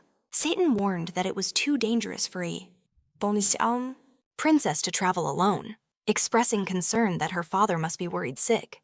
But Dakia just scoffed, claiming her father had never worried about her before, and he certainly wasn't going to start now. Shifting the topic, Arthrata cut to the chase. How long would Carmen be imprisoned this time? According to their father's decree, Seton revealed his brother would be detained for an entire month, but he vowed to confront their father that very day, determined to reverse the harsh sentence. Dakia suggested they wait in the capital for Carmen's release, but our hero insisted they had to return immediately. Still, his friend pushed back, arguing there was no need to rush. Then, Set asked if Marac was the legendary priest known as the evil spirit's archenemy. The protagonist's confirmation lit a fire in Setion's eyes. Could it be? Was he truly one of Erotico's saviors? Marac confirmed it, and a sly grin spread across Setion's face. This information would be a powerful weapon in the conversation with their father. He added that if the priest had a chance while in the city, he should visit the Valtus residence with Carmen. With that, he requested permission to depart, explaining that other duties demanded his attention. Watching him leave, the protagonist realized Setion was the polar opposite of his brother. Carmen himself admitted it. His brother was a great person, a role model he could never be. Dakia, however, pointed out that Carmen seemed perfectly comfortable unleashing his rage on him just moments before. Carmen grew flustered, claiming he just needed to vent and simply lost control of his temper. The princess revealed they brought food for Carmen on the way, assuming he would be hungry. It seemed their concern was unnecessary, but they left the food anyway. On their way out, Dakia declared she knew a great place for them to visit. Marac agreed, feeling it was for the best. He felt he was only getting in Carmen's way. Elsewhere, our hero's mind raced. The trumpeter of death and rest had prophesied a sacred relic was hidden nearby. But he concluded this desolate place held no clues or sources of information. Then, he remembered an item he received from Lord Trident. The time to finally use it might be at hand. His thoughts were shattered by a knock on the door. It was Dakia, asking if she could come in. The mother of corruption inside him seethed with irritation. But our hero managed to calm the entity down. Dakia entered, beaming at the sight of her mother, proclaiming she couldn't possibly reject her hug this time. She had brought treats from the city's most popular bakery. Holding out the food, Dakia said that instead of a simple thank you, she would accept a hug. But her mother callously threw the pastries to the ground. She had no intention of being bribed. Stunned, Dakia asked what she meant. Only Marac understood her cryptic words. He explained she would not be tempted, and that is why she rejected the gift. At the main base of the Ely Guild in the capital, a figure appeared with a crude drawing, looking for someone. If it had been anyone else, the guild member would have thought it was a joke. But he recognized the powerful aura before him. This was someone he could not dare to be rude to. He cautiously asked if the person in the sketch was human. The girl replied with a simple, "She is." Though she didn't know her target's identity, she was certain the drawing was perfect, and didn't understand his strange question. The man hid a grimace. The drawing was awful, but he recognized her as a priestess of the blue flame and quickly asked about the application fees. The priestess replied that she had captured a few wanted criminals on her way here. Therefore, she had more than enough money to pay for the service. The man thought that the priestess would likely pay much more than the minimum. After all, she belonged to the blue flames. The priestess then presented 12 gold coins and 33 silver coins, asking if it was enough. Seeing the stunned look on the young man's face, she asked if that amount was much higher than he expected. Meanwhile, a noble elf's impatience was growing with every delay on their journey. His servant sensed his master's temper was about to reach its breaking point, and he knew who that rage would be unleashed upon. This overwhelming anxiety caused the servant to lose his focus, a mistake his master instantly noticed. The elf's annoyance flared. It felt like the blame for every single problem always fell upon him. In the midst of this tension, their path crossed with the priestess of the blue flame. The small servant was instantly mesmerized by her, but the priestess's reaction was one of pure contempt. The servant wisely chose to remain silent, knowing any reaction would attract his master's unwanted questions. A short time later, they finally arrived at their destination. Upon their arrival, their guide stopped them, informing them that only the elf was permitted to proceed. A sting of shame hit the servant, though his branch was lesser, for its leader to be blocked by a mere guard. It was pure humiliation, but the elf prince shattered their expectations, declaring his servant would enter with him. The guide tried to explain the rules, stating that no one from other branches could possibly enter this sacred ground. Annoyed by such insolence, the elf's hand flew across the guide's face in a sharp crack. He then ordered the stunned guard to fetch someone with actual authority. The servant felt no pity for the arrogant elf, but watching that guard get slapped, a wicked satisfaction bloomed in his chest.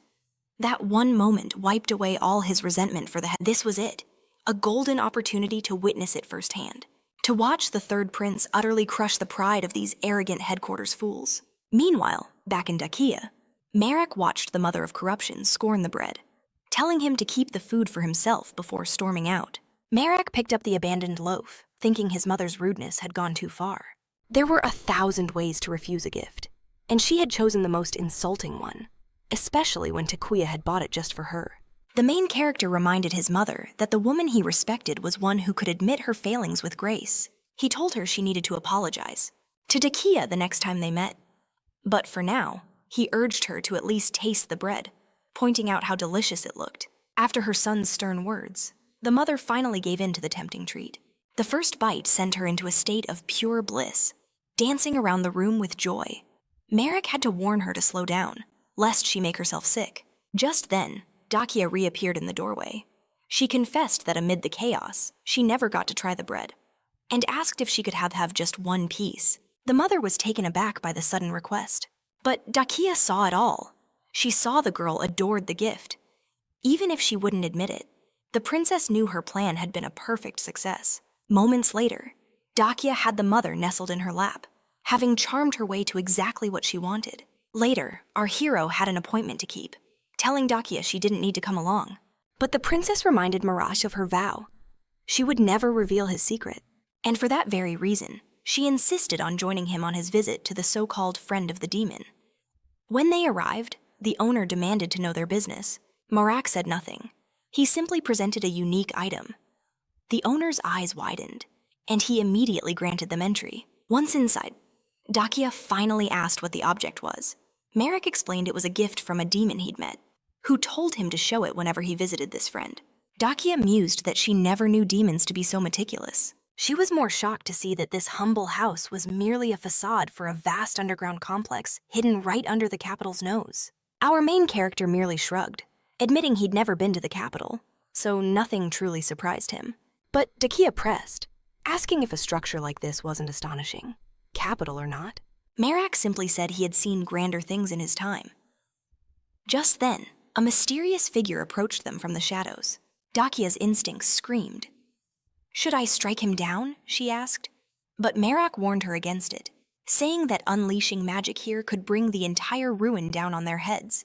"Trust me," his friend pleaded. But Marac was firm. "Do not attack." He approached the cloaked man, asking if he was their guide. Without a word, the hooded figure turned and led them deeper into the darkness. When they reached a foreboding door, Dakia hesitated, but Marac knew the only way forward was through. The moment they stepped inside, they were met by the hostess. Exhaling a cloud of smoke, she lazily asked what her visitors desired. Marac stated plainly that he had come seeking her help. She then demanded their names. They gave their names. But the moment she heard Marac, the hostess's entire demeanor shifted. She grabbed him, pulling him close. Her eyes narrowed. "Are you the infamous demon hunter, Giz?" Instantly, Marac knew his reputation had arrived before him. And from her tone, it was not a welcome one. Sensing the killing intent, Dakia's voice dropped to ice. "Let him go," she commanded. The hostess sneered, asking what would happen if she refused. In response, Dakia declared that she would obliterate this entire place with her magic. Marac quickly intervened, warning that such power would kill everyone inside. The hostess then turned her gaze to Dakia, asking who she was. Furious at being dismissed, Dakia snapped that she had already introduced herself. At this, the hostess chuckled, admitting she'd crossed the line. She revealed she was known as Twisted Curiosity, although humans simply called her a demon. Then, her eyes locked onto Marac with a new intensity. "Tell me, are you the priest of preservation?" Marac denied the accusation, declaring his unwavering worship for the mother of corruption. This revelation left Twisted Curiosity visibly shocked. Intrigued, she beckoned Marac closer, claiming she wanted to read his mind. She explained that in her current form, she couldn't probe too deeply, but she needed to see how he had remained so completely sane. Marac didn't understand her words. Twisted Curiosity simply called him different from the other children of corruption and lunged to attack. However, Marac's mother instantly intervened, shielding him. The demon warned that this protection would only lead to greater trouble. She revealed she knew Marac was gathering his mother's relics and demanded to know how many he possessed. Curious how the demon knew his secret, Marac pressed her to explain her earlier cryptic words. Twisted Curiosity stated she couldn't reveal her secrets, but slyly suggested Marac's own mother might hold the answers. The mother, however, simply told Marac she had no idea what the demon was talking about. Observing their exchange, Twisted Curiosity was astonished to see a deity conversing so casually with a human. Marac explained that for him and his mother, this kind of normal communication was constant. After all, a good relationship depends on it. The very fact Marac hadn't been driven mad in his mother's presence was shocking enough for the demon. Furthermore, he had suffered no divine punishment for speaking to a god so freely. She burned with curiosity, asking how long this had been happening, and if Marac's body had been specially enhanced. Marac revealed he had spoken normally with the mother since the very moment they first met. Twisted Curiosity mused that it wasn't wise to put all your eggs in one basket. But suppose the mother of corruption had no other option. She then issued a chilling warning. Marac would have to work relentlessly to repay the power he'd received, as his current position was as precarious as walking on a tightrope. But she warned him to speak no further, lest the ones above take notice. Marac understood instantly. She meant the gods watching from the heavens. Twisted Curiosity then posed a chilling question. Did he truly understand the price for a demon's favor? Marac demanded her price. Her answer was as shocking as it was simple. She wanted him to spend the night with her. The audacious demand left Marac utterly speechless. She purred that she'd never made such an offer to a child of corruption, claiming they were all too unhinged. But before he could react, Dia erupted, forbidding it. Unfazed, Twisted Curiosity simply asked why she cared so much. Dakia refused to explain, simply stating it was impossible. But she wasn't his only protector. Marac's mother lunged forward, striking at the demon, but Twisted Curiosity merely laughed, claiming the furious blows felt like a gentle caress. The insult only fueled the tiny woman's rage. Seeing things escalate, the demon finally relented, revealing it was all just a twisted joke. Her true price, she claimed, was Marac's entry badge. She casually asked if he knew the story behind the artifact he carried. Marac admitted his ignorance. A sly smile crossed her face. Little mysteries make life more interesting, she mused. Regardless, she already knew his purpose there. He was hunting for one of his mother's lost relics. Marac confirmed it, relieved to finally deal with someone so direct. And as fate would have it, Twisted Curiosity possessed that very relic, an item of immense power for Marac's temple. But she wouldn't just hand it over. She wanted a show. Marac would have to compete in her underground arena. For only a champion, she revealed the relic itself was the grand prize for the tournament. By revealing its location, she considered their deal fulfilled, but she made it clear she could never give the item to him directly. He would have to earn it with his own blood and sweat. With a wicked smile, she wished him luck in the battles to come. The scene shifts to the roaring arena. The celebrated gladiator, Pao, makes his grand entrance as the crowd gives a deafening ovation. The announcer bellows that his opponent is a complete unknown, a rookie who flips into the arena with stunning acrobatics. Despite being a novice, his flashy entrance electrified the audience, who welcomed him with a wave of unexpected cheers. In the stands, money flew as bets were placed. Some bold gamblers even put their coin on the mysterious newcomer. Dakia, however, showed her unwavering faith, betting a small fortune on Marac's victory. Just a few days earlier, our hero had tried a different approach, attempting to reason with the demonic hostess. He even swore he would return the artifact after using its power to restore his mother's divinity. But Twisted Curiosity scoffed at his naivety, warning that such an act would instantly alert the spirit worshippers. The only path forward was the arena, a stay intrinsically linked to both him and his mother's fate. She also dropped a cryptic warning about a being known as Libertaso, whom the protagonist would inevitably face. Their paths would cross in his quest, and she advised him to thin the herd of his enemies beforehand. On top of everything, they were in the kingdom's capital. Marac knew this worked to his advantage. The watchful eyes of local priests suppressed the use of divine authority by his enemies. He reasoned that in the arena, he might lose, but a non-divine attack wouldn't be enough to end his life. Still, Marac had no desire to kill his opponent simply for serving an evil spirit. Twisted Curiosity called out his hypocrisy, reminding him of the body count he'd left on his journey here. Our hero argued that his past actions were justified, that he always had a righteous reason. She seized on his words. If all he needed was a reason, then she would give him one. Her power flooded his mind, forcing him to see. Nightmarish visions assaulted Marac's senses. Staggering back, he demanded to know what he had just seen. She explained coldly that those were the memories of the evil worshippers. She then asked, "Is that reason enough for you to crush them?" Shaken to his core, Marac had to know if the horrors he witnessed were truly real. Tragically, she confirmed it all was back in the present. The protagonist faced his adversary as the audience roared for Pao. He was grateful for the mask that hid his identity, recalling how it allowed him to shapeshift at will, while the princess's ring amplified his magic instead of restricting it. Across the arena, Pao saw his opponent was unarmored and warned him not to fight so recklessly.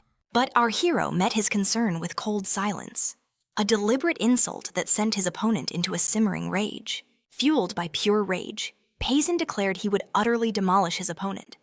His first strike sent the crowd into a roaring frenzy. But in the next moment, Payson realized he'd struck nothing but air as his adversary sidestepped the blow. Not only was the protagonist impossibly fast, he was toying with him. Marac was deliberately provoking his enemy's anger. Payson unleashed a storm of consecutive blows, but all of them missed, until at a critical moment, the protagonist stopped dodging and retaliated, with a humiliating slap across his face. Driven mad by the gesture, Payson prepared to strike with every ounce of his being. But despite his overwhelming effort, his fist only met the arena floor as the protagonist evaded him once more. A cold dread washed over Payson. He had never faced such a swift opponent. Not only that, But he finally understood why the rookie had dared to enter the arena without any armor. His frustration was building. It was so palpable that the audience began to jeer. He screamed back that he wasn't losing on purpose. With a roar, Payson launched another attack. This time, he unleashed his full power against the protagonist. But Marac's godlike speed allowed him to escape just in time. He didn't just dodge the attack, he seized his enemy, proving that his strength was just as monstrous as his speed. Even the announcer was stunned to see someone seemingly so inferior effortlessly lift the mighty Payson into the air. At that point, Payson was desperately pleading for help, but nothing could save him from what was about to happen. The protagonist held him high and then slammed him into the ground, causing a tremendous crater to form in the middle of the arena. The crowd erupted into cheers, mistakenly believing their champion had just executed a powerful move. But when the dust from the impact finally settled, they realized only the rookie was left standing. The great champion, admired by all, had just suffered his first defeat, as if that wasn't shocking enough. The crowd watched in absolute terror as the novice scaled the arena walls with his bare hands. The fight they thought was over had just resumed. As the protagonist climbed to the highest point of the stadium, from there, he took aim at his fallen adversary and launched himself downward like a human cannonball. Payson, completely defenseless, took the full impact of the devastating blow.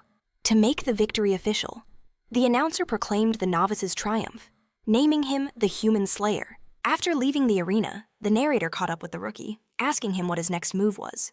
The protagonist grabbed the megaphone and declared to the world that he would defeat anyone who dared to stand in his way. The spectators, surprisingly, loved his declaration and embraced the Human Slayer as their new, undisputed champion. It wasn't just them. Dakia and the protagonist's mother also celebrated his overwhelming victory. Sometime later, Dakia was accompanying Marac through the city. She pointed to a freshly baked loaf of bread, expressing her desire to buy it. Marac noted the long line and said there was no need to rush, but Dakia insisted, emphasizing that the bread was still warm. However, something else entirely had captured Marac's attention. He spotted a person in the crowd who seemed oddly familiar, although he couldn't quite recall where he had seen them. Dakia's voice snapped him out of his thoughts, reminding him. With their pockets heavy from their arena winnings, they decided to rush and buy some bread. Marac pushed aside a nagging thought, dismissing the familiar face from the crowd as a ghost from his past. But upon returning to their room, Marac and Dakia were met with a bizarre scene. The priest's mother was a whirlwind of energy, mimicking his every move from the battle, striking the mattress as if it were a real enemy. With a final, triumphant pose, she beamed, certain she'd perfectly recreated his epic fight. Dakia couldn't help but laugh, praising how quickly she learned. Unlike her, Marac, on the other hand, was dying of embarrassment. Just then, the enigmatic arena master appeared in their doorway. Marac quickly apologized for the chaos, but she waved it off, amused by his mother's spirit, admitting his fight was truly unforgettable. She confessed she once saw him as just a stoic priest, but the fire he showed in the arena had completely changed her perception. However, her tone shifted. She revealed that the battle wasn't exactly what it seemed. She'd overheard their hushed words during the clash. The details were unclear, but she knew Marac and Pezzo had staged the entire thing. Marac immediately defended their actions, insisting it wasn't some cheap setup. He explained that he and his opponent simply shared a grander vision, creating a performance that became a legendary spectacle. The arena master couldn't disagree. In fact, she wanted to stage more fights with that same theatrical flair. But with Pezzo leaving to become an actor, she found herself in need of a new headliner. She turned to Marac, offering him the position as her new main fighter. He thanked her, but turned down the incredible offer. His true mission, he stated, was to break the seal binding his mother. The arena master, though disappointed, understood she couldn't change his mind. Before leaving, she asked if she could still use his performance idea whenever she pleased. He told her, of course, the idea was ancient and belonged to no one. Even so, she argued that using it for free felt wrong, and promised to reward him financially for the inspiration. Marac saw no reason to reject such a generous prize. But the arena master reminded him the night wasn't over yet, and asked if there was anything else she could do. Marac assured her everything was under control.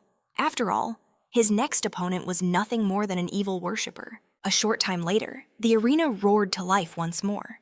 The announcer introduced the next fighter, a man feared as the Headbreaker, and facing him, the rising star was announced. the rookie who had captivated everyone with his debut. Since everyone already knew his title, the announcer simply asked them to scream his name. The stadium erupted, chanting for the human slayer. But a shocked gasp rippled through the crowd when Marac appeared with the very same weapon as his previous opponent. Peizo! The audience whispered in fear, believing he had slain Peizo and stolen his weapon, cementing his terrifying reputation. Marac, ignoring the rumors, simply asked his opponent for his name. Across the arena, the man questioned how the masked fighter could possibly know his identity. That question was all the confirmation Marac needed. The announcer declared the start of the fight, but the moment the signal was given, a single devastating blow from Marac ended it all. The entire stadium was left utterly speechless. This was no grand spectacle. It was a swift, bloody execution. The only person unfazed by the scene was Marac's own mother. As he stood over his fallen foe, Marac's resolve hardened. He could play the part of an actor, but he would never toy with a person's life. Far from the bloody sand of the arena, a noble elf erupted in a meeting, his face contorted with rage. Hunar, the head of the Elan forces, calmly listed 3 reasons why they could not accept the mission to capture their target. First, he explained that the last time Princess Dakia Rimmel entered the city, it was under a false name. This allowed his men to capture her in secret. This time, however, she was on an official visit. Capturing her would cause a massive international incident. Secondly, her companions were formidable. One was Carmen Valtis, feared as the Hound of the Black Plain, the bastard son of Lord Enthus. Another was Sajida Forgon, a battle-hardened member of the Red Bear Mercenary Corps. And last, but certainly not least, was the priest Marac, the sworn archenemy of the evil spirit.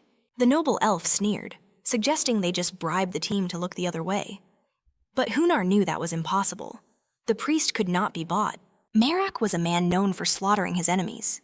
He would never betray the princess for mere coin. Furthermore, there were rumors of a romance blooming between him and the princess. At this, the noble elf's fury exploded, refusing to believe such an infuriating truth. But Har dropped a bombshell, revealing that his informants confirmed Dia's secret visits to Marac's room every single night. The elf's eyes narrowed, demanding to know who else held this information. Hentar swore that such knowledge belonged only to his organization. Then came the ice-cold command, prevent that information from ever leaking, no matter what it took. He pressed further, asking for the final reason his so-called ally would dare refuse the mission.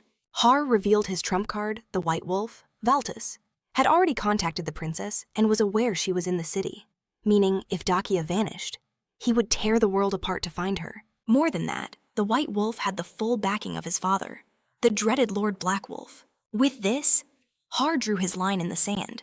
The last thing he desired was to drag Ella into a war against Lord Enthus Valtis. Har knew that convincing the elf to back down wasn't just about the mission.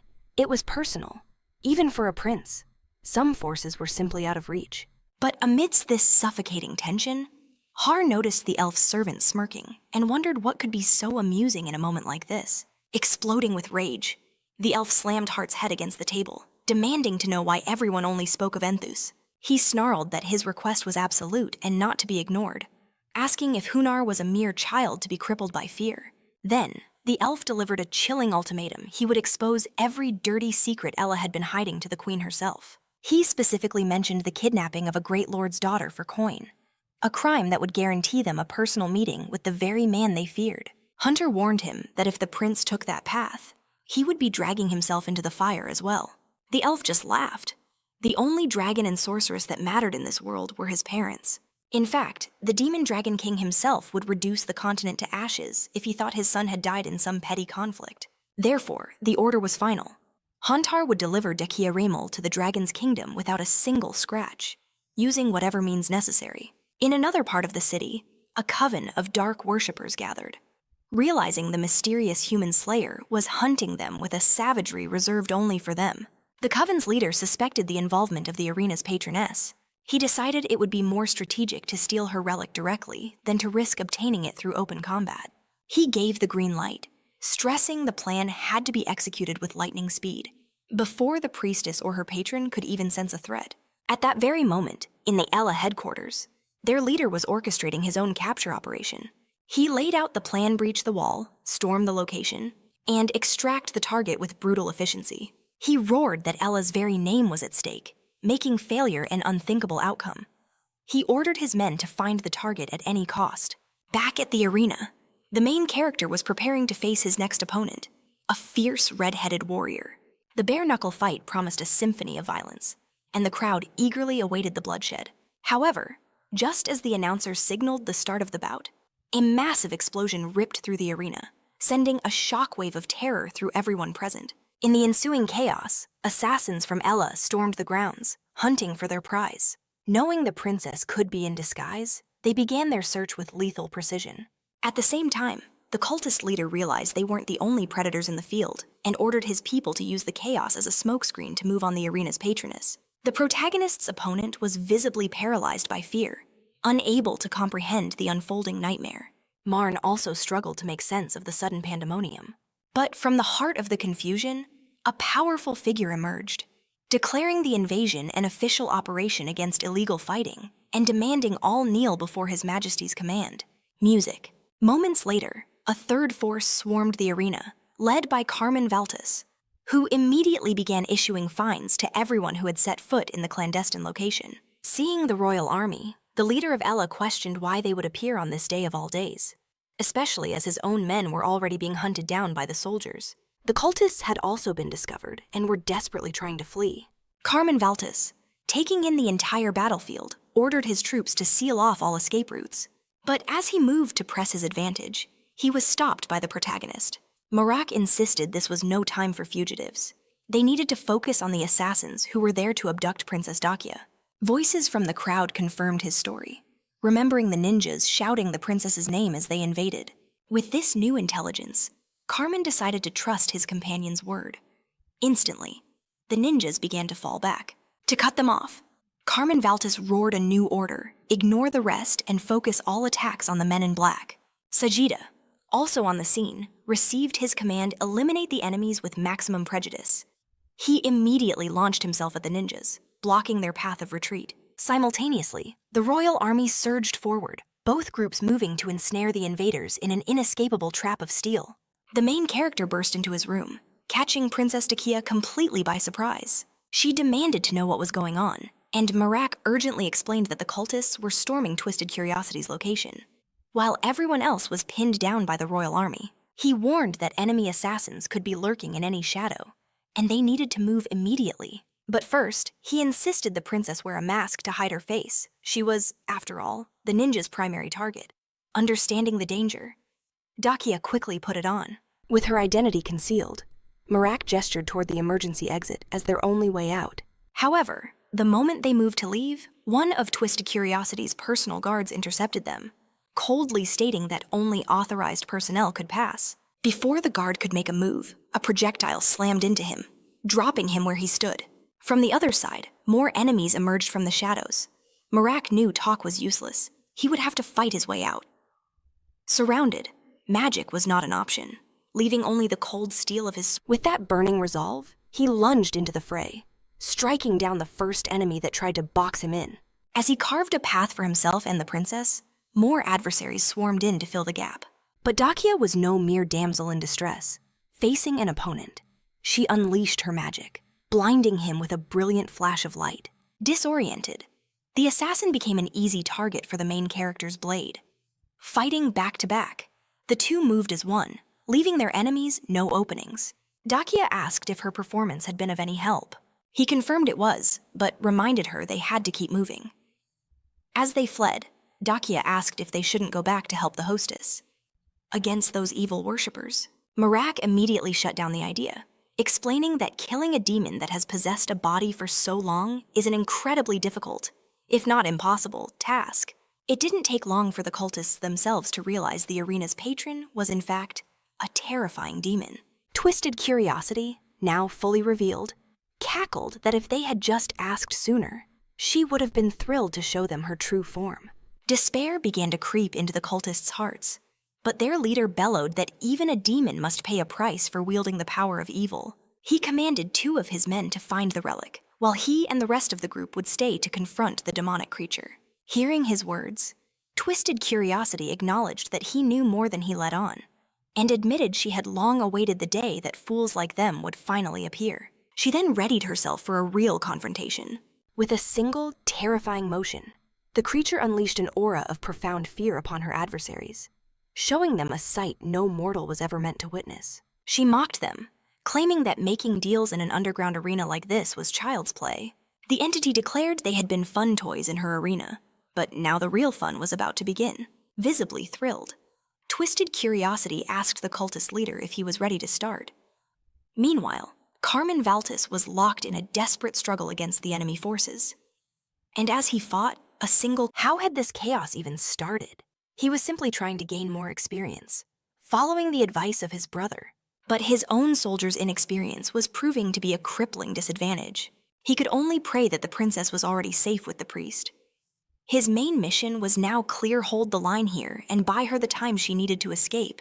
Embracing his role as commander of the royal army, Carmen's voice boomed across the battlefield. He ordered the survivors to stop their reckless charges and to organize into a solid defensive formation. Carmen then passed command to another soldier. He gave a single, crucial order: prioritize the safety of their allies above all else. Turning to Saja, he asked if his friend had the strength for one more fight. Saja, without a moment's hesitation, confirmed that he was ready. Carmen then informed his friend that it was up to the two of them to crush these enemies. At that same moment, in another part of the battle, the priest Marac continued his escape with the prince. But even with her face covered, he noticed the assassins seemed to recognize her somehow. A ninja lunged to intercept them, but he quickly realized what a fatal mistake he had just made. With a single, precise blow, Marac cut him down. However, the attacker was not alone. Two more ninjas appeared, witnessing their comrade's fate. Without hesitation, Marac threw his knives, disarming them both with masterful skill. Spotting more enemies approaching from the other side, he yelled at Princess Dakia to engage. She immediately obeyed, throwing herself into the fight against the remaining adversaries. But Dakia didn't just rely on physical attacks. She unleashed her magic, creating a massive explosion that distracted the remaining enemies, allowing Marac to eliminate them with ease. After the fight, Dakia declared the mask was no longer necessary and returned it to Marac. She explained that it was too difficult to fight with her face covered. It took only seconds for that decision to backfire. Without the mask, Dakia was instantly recognized, and a massive wave of enemies quickly swarmed in, surrounding them completely. With the situation growing desperate, Dakia asked Marac what they should do. His command was swift and absolute: bring down the ceiling to crush their pursuers. Without hesitation, the princess unleashed her magic. A deafening blast ripped the tunnel apart, burying the ninjas in a tomb of rock and dust while Marac pulled her to safety. But their escape was short-lived. Just ahead, even more assassins awaited them. Their leader stepped forward, his words dripping with arrogance. His only target was the princess. If Marac handed her over, his life would be spared. The ninja even offered a new deal, double her price, and they would overlook the men Marac had already slaughtered. Marac simply smirked, replying that the princess had already offered him his weight in gold. He then casually asked if they could double that. The ninja leader confirmed that they could, without a second thought. Marac feigned surprise, admitting it was impressive, but added that no amount of gold could ever smell as sweet as the princess herself. As he pulled her into a protective embrace, Dakia's face flushed, caught between embarrassment and a fluttering heart. The ninja leader's face twisted in fury. He screamed that Marac was cornered, that he couldn't possibly defeat them all alone. But Marac's gaze was ice. He declared that numbers were meaningless, as the battle's outcome was already set in stone. Pushed past his limit by the sheer defiance, the leader gave the final order: kill him. But Marac was already in motion. A grotesque sword with a chainsaw blade materialized in his hand as he surged forward, becoming a predator among prey. Before the assassins could even react, he was upon them, a whirlwind of steel that dismantled them with horrifying ease. The ninja leader could only watch, paralyzed with terror, as his men were cut down like blades of grass before the priest's overwhelming presence. Marac slowly approached the lone survivor. "I told you," he said, his voice cold. This battle was over before it even began. Far from that battlefield, the ancient entity known as Curioside Contacita played with its own captive. The cultist leader, seething with revulsion, demanded to know how long the creature had existed. Curiosidad. Contacita merely laughed, revealing she was ancient even before the first son of corruption was ever born. She then peered into his soul. "You serve Agula de Costura, don't you? The inside of your head is in tatters. The work of your master, I assume? The cultist froze, but under the entity's crushing insistence, he finally confirmed he knew the name. The demon's grin widened. Then tell me, will your little god be joining the festivities? At that moment, an enormous power began to manifest. Kuryosidare Kontosida looked on with amusement. The humans of this era are certainly ambitious. She had always wondered why cultists were gathering the sacred relics that once sealed the deity of corruption. Now it all made sense. They intended to shatter the ancient balance by dragging the gods from the heavens down to the earth. And there before her, the entity Agula de Costura itself appeared, its voice booming with divine authority. "Silence, demon," it commanded. "I have grown tired of your provocations." Back in the tunnel, the shocked ninja leader screamed at his remaining forces, reminding them that the priest was still just one man against many. The protagonist, however, calmly turned to Dakia, telling her he would need her help for the next assault. In response, the princess unleashed a devastating wave of fire, and the protagonist charged directly into the heart of the inferno. The ninjas were engulfed, frozen in shock by the searing heat, but the protagonist remained utterly untouched. The flames parted before him. He moved through the blaze, taking advantage of his enemy's vulnerability to cut them down one by one. A final explosion blasted their path clear, and at last, the two emerged from the cave. Dakia sighed in relief, vowing to never again enter such a terrifying place. She asked Marac if he was hurt by the fire, but he simply assured her that he was fine. He returned the question, and she confirmed she was also safe. For a moment, there was calm, but that peace was about to be shattered. Soon, they sensed an approaching presence. An outside guard dropped dead before he could even raise an alarm. As his body hit the ground, a new figure emerged. The power radiating from this woman was on a completely different level, and both Marac and the princess were stunned. The protagonist's expression hardened. "Dakia," he commanded, "don't move. Stay as far back as you can." He recognized the immense danger instantly. This was a battle he had to face alone. Across from them, the priestess of blue flames stood ready for combat, her sword drawn and her cold eyes awaiting his attack. In a single, blinding movement, she struck. The protagonist's sword was sent flying, and he was thrown back. The princess cried out his name in terror, but he was powerless to respond. The priestess of blue flames looked down on him with disdain. "Did you truly believe you stood a chance against me?" She declared that even without trying, his defeat was absolute. "For it is my destiny," she proclaimed, "to defeat my soul and my one true disciple." Memories flood back to a time shrouded in grief. After Shantuk's death, our hero began a desperate pilgrimage to find the sacred relics holding his mother's divine power. At last, he located the first piece, but it was protected by an impossible barrier. The relic was sealed within the vault of the sacred flame sector. In a quiet prayer to his mother, he asked for patience. He knew he needed a perfect strategy before he could even dream of recovering them all. In those days, his only power was a defensive line the living could not cross. Marac was painfully aware that the relic's guardian was a priestess leagues above his own level, lost in thought by the river. Marac saw a lone figure approaching through the dawn mist. It was odd. No one ever came to this place so early, and the young woman's ethereal beauty was undeniable. To his utter surprise, she asked for his help with a simple task, even promising a reward. Before she could even finish her sentence, Marac accepted without a second thought. Just a short while later, he was washing her clothes by the riverbank. She then requested he carry the basket into her home. It was in that moment the chilling realization struck him. The woman who had hired him was the guardian of the sacred relic herself. She paid him a single coin and asked if he would help her again. Marac agreed, and so began their strange relationship, one built on secrets and piles of laundry. Every day she would appear with more clothes, asking our main character to wash them. In exchange, she gave him a silver coin. But after weeks, she suddenly stopped, claiming her money had run out. She confessed that the inheritance from her predecessor was all spent. From now on, she'd have to wash her own clothes. But Marac insisted, offering to help her for free. He claimed to have nothing else to do, saying it wouldn't be a burden at all. Deep down, Marac was grateful. This young woman had never once looked down on him for being a stranger, unlike everyone else he had met. Besides, with all the coins he'd saved, he felt he owed her a debt of gratitude. Still wishing to repay his kindness, the guardian offered something more valuable than coin. She would teach him the art of the sword.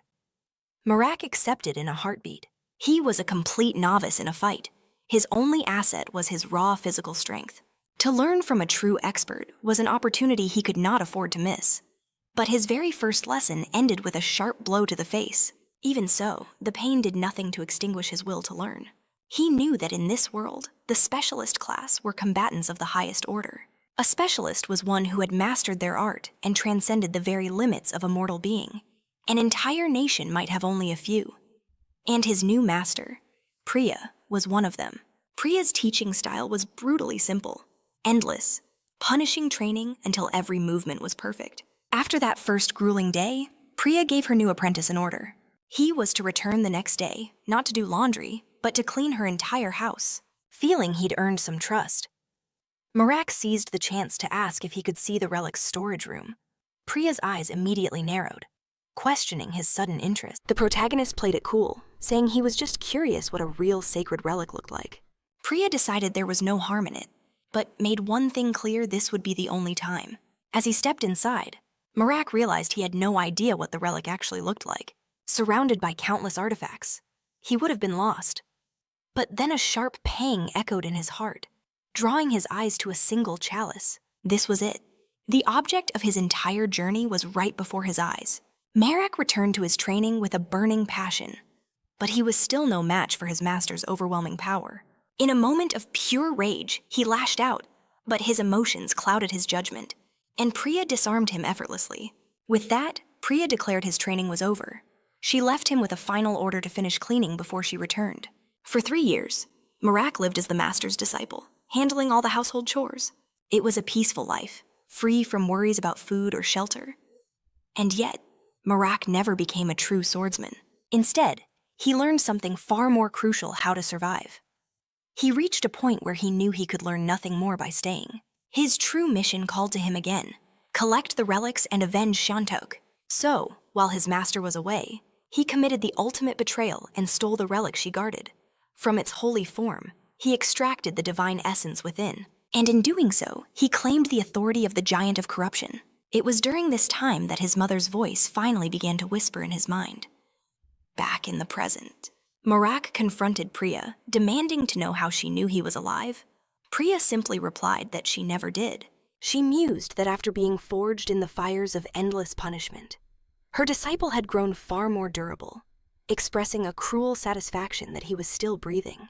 She then revealed the crudely drawn wanted posters were her handiwork, claiming a faint resemblance had led her right to him. Marac, however, saw absolutely no similarity in the pathetic sketch, but wisely decided to keep that thought to himself. In any case, Priya declared that his true nature was utterly meaningless to her. All that mattered was her own ego. She intended to train him all over again until he became a true specialist. A weary Marac dared to ask just how long a trial like that would even take. Priya's answer was chilling. She herself had trained without a single day of rest for nearly 30 years. But since she considered Marac talented, he would probably only need 27 years of hellish work. Marac knew that at that rate, his revenge would be ancient history. Besides, unlike his master, he was no genius. The story then cuts to Carmen Valtis. His companion, Turdy, gave him a grim report: 24 allies remained. But the warning was dire. 3 were gravely wounded, and 11 had suffered minor injuries. Carmen knew 16 had already perished, and was certain his brother would be disappointed by this failure. He concluded with regret that he should have brought his elite forces, not common soldiers. As these thoughts festered, a deep tremor shook the cave to its core. Out of the darkness, a creature emerged. A monstrous giant crab was closing in. Carmen sized up the threat instantly. Though smaller than beasts he'd slain before, it was horrifyingly familiar. He roared for Turi to get everyone out immediately. He then ordered Sajida to buy him time, to ensure every last soldier could escape the cavern. Sajida exploded into action, his blade flashing as he buried it deep in the enemy's eye. He pressed his advantage, becoming a storm of close-quarters attacks that swiftly pierced the monster. Carmen praised his comrade's skill, refusing to be outdone. Seizing the opening, he attacked the creature's legs, aiming to cripple it completely. But to the commander's horror, the monster began to regenerate. And not only that, it was rapidly growing in size. A terrifying prospect, given they were trapped deep inside a cave. Facing this nightmare, Carmen ordered a full retreat, knowing what would happen if they stayed. But the monster expanded exponentially, right before it detonated. Vicious shards tore through the air, leaving only a smoking crater. After the blast, the leader yelled out, asking if Sajida was hurt. He was relieved to see his friend was unharmed. Sajida, without a moment's hesitation, charged forward once more. The beast was not yet defeated, and Sajida hammered it with relentless attacks. He would not allow another explosion. But to his utter shock, the creature pleaded for him to stop, crying out for its beloved sewing needle.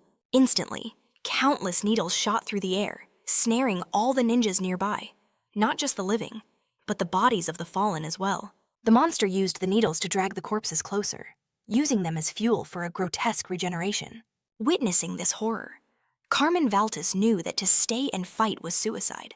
Retreat was the only option. He and Sajida turned and ran for their lives. But during their escape, a needle struck Sajida's heel, ensnaring him. His friend, however, was there in an instant, his blade flashing as he sliced the thread that held him. The monster roared in fury and began to tear the cave down around them, leaving the two friends on the verge of being crushed by debris. Carmen tried desperately to shatter the falling rocks, but in that moment of distraction, dozens of needles pierced his body, and with that, his escape was cut short. The explosion inside the cave was so powerful it was seen from miles away, catching the main character by surprise. He turned to his master, questioning why she wasn't going to investigate the chaos. Pridya, however, simply explained she'd passed a certain man on the road, and she was sure he would reach the site first. The mention of this mysterious person only sparked the protagonist's curiosity. Back inside the collapsing cave, Carmen screamed in agony. But in his darkest moment of despair, a figure appeared to save him. It was Enthus, the legendary Black Wolf, who had arrived to help his son. Carmen could hardly believe his father was really there. Enthus's voice was calm as he asked the young man if he could still walk. Hearing Carmen's pained yes, his father gave him a single command: flee. He himself would remain to destroy this monster once and for all. Carmen immediately fell back, carrying his friend with him. At that exact instant, a serpent demon appeared, demanding the return of what was stolen. The Black Wolf tried to understand what the cryptic creature meant, but the serpent lunged, attacking the other monster, which now revealed its true enraged form, the Twisted Curiosity. Enthus Valtis did not stand by and watch the two monsters battle. With a single, perfect strike, he sliced the multi-headed creature in half, then turned his gaze upon the serpent. The beast hissed a warning at Enthus, claiming that if he laid a hand on it, the precious item it held would shatter, lost forever. But its words were utterly meaningless. Enthus Valtis was here to slay monsters, nothing more. A flash of his blade, and the approaching serpent heads were severed. As the larger beast tried to flee, it knew it was utterly outmatched. With this warrior blocking its path, retrieving the item was now impossible. The twisted creature gave in to despair, thinking that if only Marac were here, he could have begged for his aid. Just then, Enthus Valtis sensed a new presence. Before he could react, he was struck by the priestess of blue flames.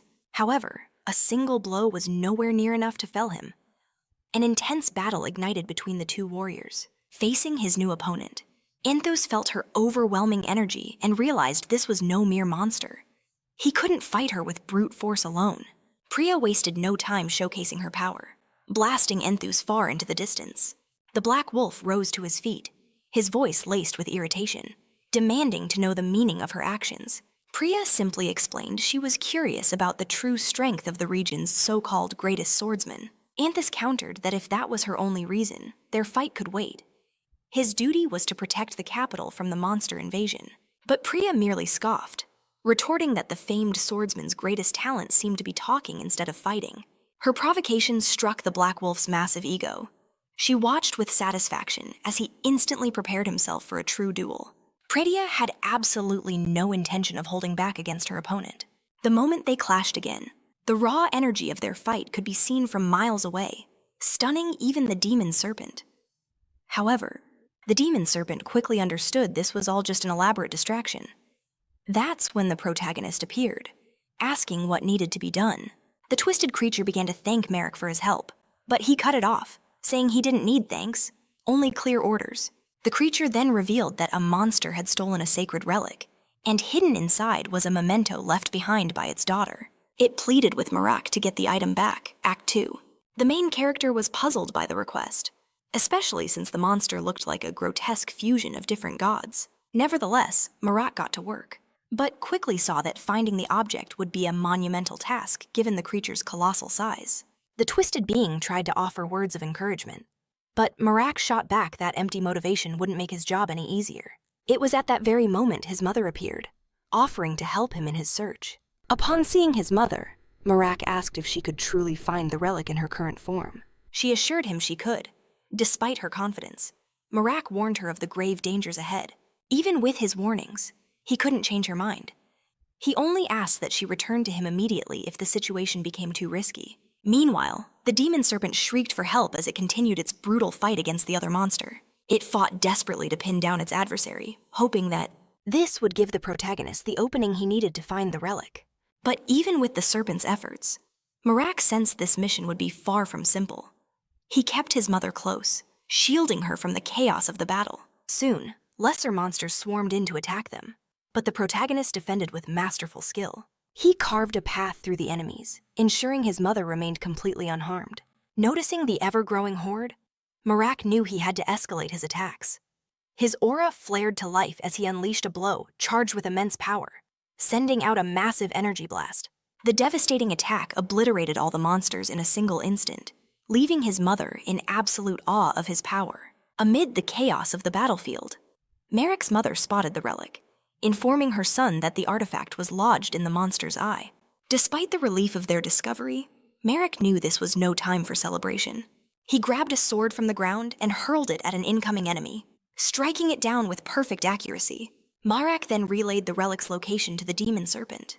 The creature roared its gratitude and declared it would devour the monster, leaving only its neck intact where the relic was hidden.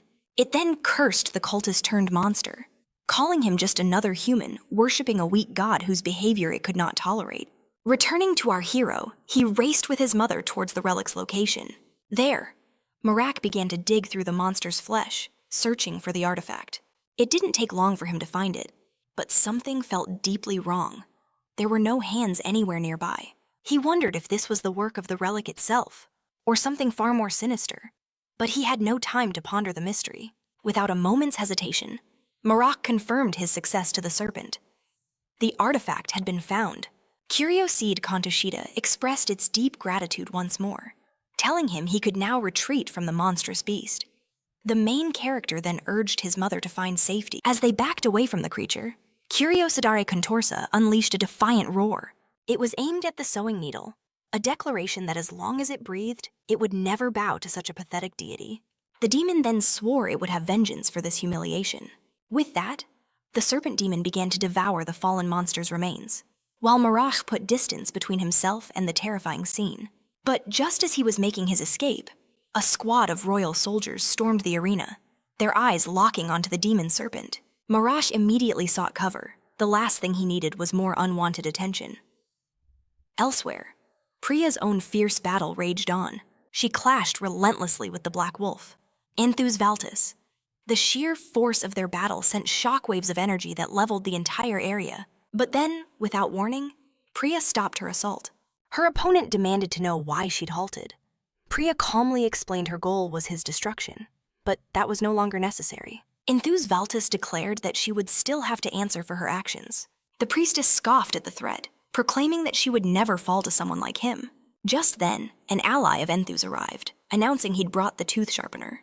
Hearing this, the Black Wolf commanded the soldier to take the priestess into custody, but warned him of her immense power, advising him not to provoke her. The soldier approached Priya, informing her of the arrest order.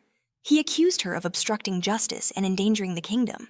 Acknowledging her legendary strength, the soldier pleaded for the priestess to surrender peacefully. But Priya, rather than resisting, calmly reached for an item and presented a piece of paper to the soldier. The moment the soldier read the document, his face went pale with shock. He was completely lost for words. Seeing his stunned reaction, Priya realized with a start she'd shown him a drawing by her disciple, not the official document. She quickly searched again, producing the correct paper this time. The soldier scanned it, his eyes widening as he confirmed it was a warrant of absolute privilege for its bearer. This meant that no matter what she did, the priestess was immune to any form of punishment. The royal seal confirmed its authenticity. But one question lingered in his mind. How did she possibly obtain such an authorization? Priya explained that some time ago, she had vanquished a dangerous cultist, and the king himself had bestowed this document upon her as a reward. Though she hadn't understood its full power at the time, she accepted the gift, having been hailed as the savior of the kingdom. With the situation now settled, Priya announced her departure, stating she had more pressing matters to deal with. Miles away, Marac raced through the arena's corridors, desperately trying to evade the royal soldiers. In the middle of his escape, he sensed someone approaching him. The next moment, he was caught in a warm embrace from Curioside Contosa, who thanked him yet again for his invaluable help. In a very intimate gesture, it began to offer him his reward, a moment that was promptly interrupted by the main character's mother. But Curiosidari Kontashita showed no annoyance, only pure joy, as the mother had also played a crucial role in the mission's success. With overwhelming gratitude, it pulled the child into a hug. Soon after, the twisted curiosity served tea and biscuits to them both. Now that the danger had passed, it wanted to show its appreciation properly. Marac, however, felt nothing special from the food, despite his host's best efforts to impress him. His mother, though, had a completely opposite experience. The instant she bit into a biscuit, she felt as if she were floating on clouds. Her delight was immeasurable on his mother's behalf. Marac offered his thanks for the meal, getting straight to the point. He returned the recovered relic to its true owner and then inquired about the twisted curiosity's daughter. In a somber tone, it revealed that its daughter had passed away a very long time ago. It told Marac not to feel sorrow. However, its daughter was a human who had lived in the age of the ancient empire. It would be impossible for her to still be alive after so much time. The main character then asked if the demon had ever been married. The twisted curiosity explained that it had not, because it was already pregnant when it first inhabited that human body. It then opened a small chest, revealing that it had never shown the contents to another soul. Inside were just a few simple belongings, and a child's hand-drawn picture. It explained that when demons possess human forms, they almost never bear children, as their only desire is to indulge in worldly pleasures. But when her child was born, she felt an incredibly powerful bond with her, a joy that, tragically, would soon transform into unbearable sorrow. She carried a sorrowful truth. Unlike her own immortal existence, her daughter's life was a fragile, fleeting flame. Marac felt compelled to ask, why would she choose to have a mortal child? The ancient being confessed it was born of curiosity, a desire to know motherhood. She was not the first of her kind. And so, her daughter, Sillin, was born. Then came a shocking revelation. The very sword Marac wielded when they first met was forged by Selene herself. She had kept this secret, not wishing to sound like a boasting mother. But now, she asked to see her daughter's handiwork once more. Marac presented the weapon. The ancient being uttered words of power, and the blade began to hum with an ethereal light. In that instant, a message materialized before Marac's eyes. This sword was the 6th masterpiece from the greatest blacksmith in the entire empire. Marac burned to know more of the weapon's secrets, but even Sillin's own mother was unaware of its full potential. However, she offered a theory. Knowing her daughter's genius, the sword was likely interconnected with Sillin's other legendary creations. After all, her daughter was always fascinated with things that could evolve and transform. Seeing how deeply she treasured every memory of her child, Marac assumed she would want to keep the sword. While she agreed, she stressed that the most important treasures were the things Selene had made just for her. The other masterpieces Sillin forged were meant for the hands of heroes, destined to be used by others. If she were to keep them, the ancient being would only seal them away, terrified of ever damaging her daughter's legacy. At the same time, she knew that was not Sillin's wish. Her daughter would have wanted her creations to see battle, not collect dust. Noticing Marac's mother was growing bored, the host asked if she needed anything. Marac quickly answered for her more biscuits, if possible, and so their host told her exactly where to find them. In the kitchen, the second drawer on the left held the snacks she so desperately craved. Without a moment's hesitation, the little woman hurried off. Now alone with Marac, the ancient being's tone shifted, expressing her deep gratitude for recovering her most precious possession. She then leaned in and asked, with his mother gone, if he would like a more personal reward. The main character flushed, caught completely off guard. He politely refused, warning her to never suggest such a thing in front of his mother again. She laughed, claiming it was just a joke, but then admitted the offer would always stand, should he ever change his mind. Since Marac had refused that particular reward, she asked if he had another prize in mind. At that exact moment, his mother returned, declaring that the only proper reward would be gold coins and more biscuits. The ancient being appreciated her straightforwardness. However, she explained there was a slight problem with that request. The repairs on the underground arena, after all, were going to cost a fortune. Besides, she had a policy against paying saviors with money, fearing they would simply take it and disappear from her life. Instead, she made a startling proposal she wanted to join their party on their future adventures. Despite her dislike for fighting, she could sense his destiny. A river of blood would surely follow Marac, no matter what path he chose. But not to leave him empty-handed. She insisted she had something else for him, asking him to wait a moment. When she returned, she held an item she'd long tried to sell. Now, she was giving it to Marac, free of charge. The protagonist's eyes widened. He knew what this was. A key to the ancient ruins. This, she explained, was a far more fitting reward. The ruin it unlocked held another of her daughter's creations that would surely pique his interest. Sometime later, as Marac prepared to leave, she handed him a bag filled with biscuits and other supplies for his journey. Marac accepted the bag with thanks, but before he left, he asked if their paths would ever cross again. She explained that because of their last encounter, her all-seeing eye had been partially damaged. For that reason, she had to stay far from the capital. This meeting was, in fact, their last goodbye. Her final piece of advice for Marac was to continue taking care of his mother, and to make sure she always had that beautiful smile on her face. The protagonist gave his thanks, and with a final nod, departed. As he left, the ancient being reflected. The artifact hidden within the ruins would definitely be of use to him. Because if she, the mother of corruption, ever recovered her divine powers, all the other gods would pay the price, especially the one who had harmed her daughter, the entity known as the sewing needle. Not long after, Marac ran into Decay once more. He asked if her master had been looking for him.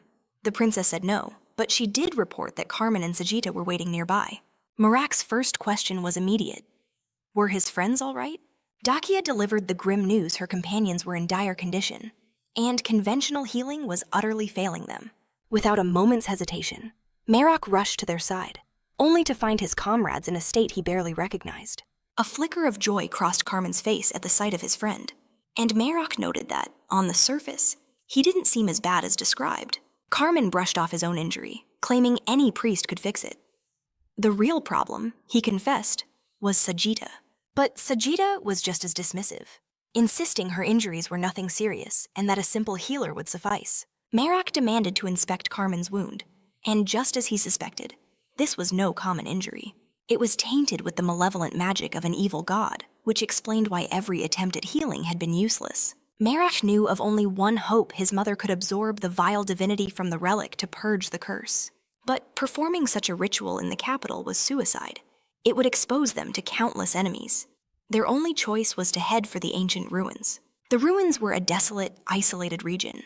Manifesting divine power, there would go completely unnoticed. Just then, Carmen revealed something strange about the malignant divine power festering in his wounds. It seemed to be weakening on its own, or so the last priest to visit them had claimed. However, that same priest warned that completely eradicating the evil would take an agonizingly long time. Marac had to know the estimate. Carmen's answer was grim, a minimum of a few months, but it could easily stretch into years. Erath Gretida interjected, stating that Carmen was being far too optimistic. The priest had implied the wait could be much, much longer. Despite the bleak outlook, she was already desperately searching for anyone who could accelerate the process. Carmen's voice filled with regret, lamenting that he could no longer escort the princess while he was so gravely injured. Dakia told them not to worry about her and to focus only on their recovery. That's when Marac announced he would be leaving the capital for several days. He had a way to cure his friends, and he would not waste a single second putting his plan into motion. The princess's curiosity was piqued, but Marac simply promised he would tell her the details later. Carmen thanked him, feeling guilty that his friend had to go to such extreme lengths. But Marac's resolve was absolute. Seeing this, Carmen asked for a private word. Arath and Dakia respectfully gave the two friends their space. Carmen then confessed that no one had a heart as noble as the princess, urging Marac to seize the chance, as it was obvious she had feelings for him. In fact, Sajida had commented that based on their behavior, she and the others had presumed Marac and Dakia were already an item. The main character immediately denied any romantic involvement, claiming his own mother would be furious to hear such rumors and demand an explanation. Unfazed, Carmen encouraged him to make a move on the princess, believing they would make a beautiful couple. Marac was too flustered to refute the argument. Instead, he said his goodbyes and departed for his journey. But after hearing his plan, Dakia insisted on accompanying him. Although she knew journeying to such a dangerous place was a terrible idea, the princess had complete faith that by Marac's side, they would be safe. The pair arrived at their inn, only to be confronted by the priestess, Pritia. She immediately scolded Marac for being late, declaring that she had been waiting and inviting him to her table. However, Dakia boldly decided to join them, which brought a flash of visible annoyance to Pritia's face. Marac pointed out that his master was actually the one who was late. She claimed she was held up at the palace, as the Queen of the North had a favor to ask. Pritia explained that a cult of evil worshippers was running wild in the north, and the Queen had personally requested her assistance. For this very reason, she ordered Marac to go to her room and prepare to leave for Igler at once. To her utter shock, our hero declared he would do no such thing. That was the complete opposite direction of his destination, and he had a life-or-death mission he could not abandon. Pritia questioned his audacity. Did he have any idea the trouble and humiliation she'd gone through to grant his last request? Marac remained firm, repeating that he could not help her. With that, Pritia's eyes welled up with tears as she asked how he could be so cruel. Priya sobbed, proclaiming she had tried her absolute best to please her one and only disciple. Marac, however, wasn't falling for the act again. He knew perfectly well what a masterful actress his master could be. The priestess's tears vanished, replaced by a smirk. A woman's tears, she stated, were her greatest weapon. Knowing her all too well, the main character ordered Pritia to place her hands on the table, warning that if she tried to drug him and take him by force, he would never forgive her. Pritia gave him a sickeningly sweet smile, assuring him such a violent thought would never cross her mind. But Marac knew she had already seen through his plan. Even so, his resolve was absolute. He confessed he could not walk her path yet, as he had his own mission to fulfill. But he made a vow that once his duty was done, he would find her again. Hearing this, Pritia released him from her side, calling it a master's mercy. She promised to wait for his return so their real mission could begin together, but gave him a stark warning. He had better be strong enough to survive the trials ahead. To see if Marac was truly capable, Priya decided to test the limits of his current power. She pointed out the inn's spacious yard, ordering her disciple to draw his sword and follow her at once. Once they stood outside, Priya explained the simple conditions of their duel. She would only use a fraction of her true strength, just enough to match his. He, however, was to unleash everything in his arsenal to defeat her. The main character immediately knew this was a test. Using his unique abilities right now would only complicate everything. So, he chose to fight with nothing but his raw, brutal strength. He recalled how his master always countered him with a strike to the chin, but this time, she held back. Priya wanted to gauge his raw power, not end the fight in a single blow. With that unspoken understanding, their blades began to sing. While Marac unleashed his full might, his master fought as if she were merely playing, until she effortlessly disarmed him. With the bout over, Pritia asked what her disciple believed was the most critical. Marac answered instantly. Sword skill refined to its absolute peak, combined with a body trained beyond its limits. However, Pritia declared those were just the basic requirements before striking him down. The priestess stated that if that was all it took, she would have reached the pinnacle just 5 years after first picking up a blade. The main character thought to himself that sometimes, his master's arrogance was truly on another level. She defended her words, claiming it was nothing but the truth. Soon after, Priya revealed the correct answer the mind. Seeing her disciple's baffled expression, she joked that he looked much more handsome when he didn't understand something. She explained that a true expert possesses the power to imbue any sword with their unwavering will. So, even if their enemies seemed invincible, a master could cut them down. But for that to happen, an apprentice's mind must be completely devoted to their goal. In stark contrast, Priya observed that her disciple seemed to be obsessively dependent on something else. Then she asked him directly what it was. Marac knew he could never answer that question. After all, a holy priestess like her would never accept a disciple who served a malevolent deity. What was worse, with every rebirth, his dependency on that dark authority only grew stronger. Noticing his disciple's haunted look, Priya knew he understood.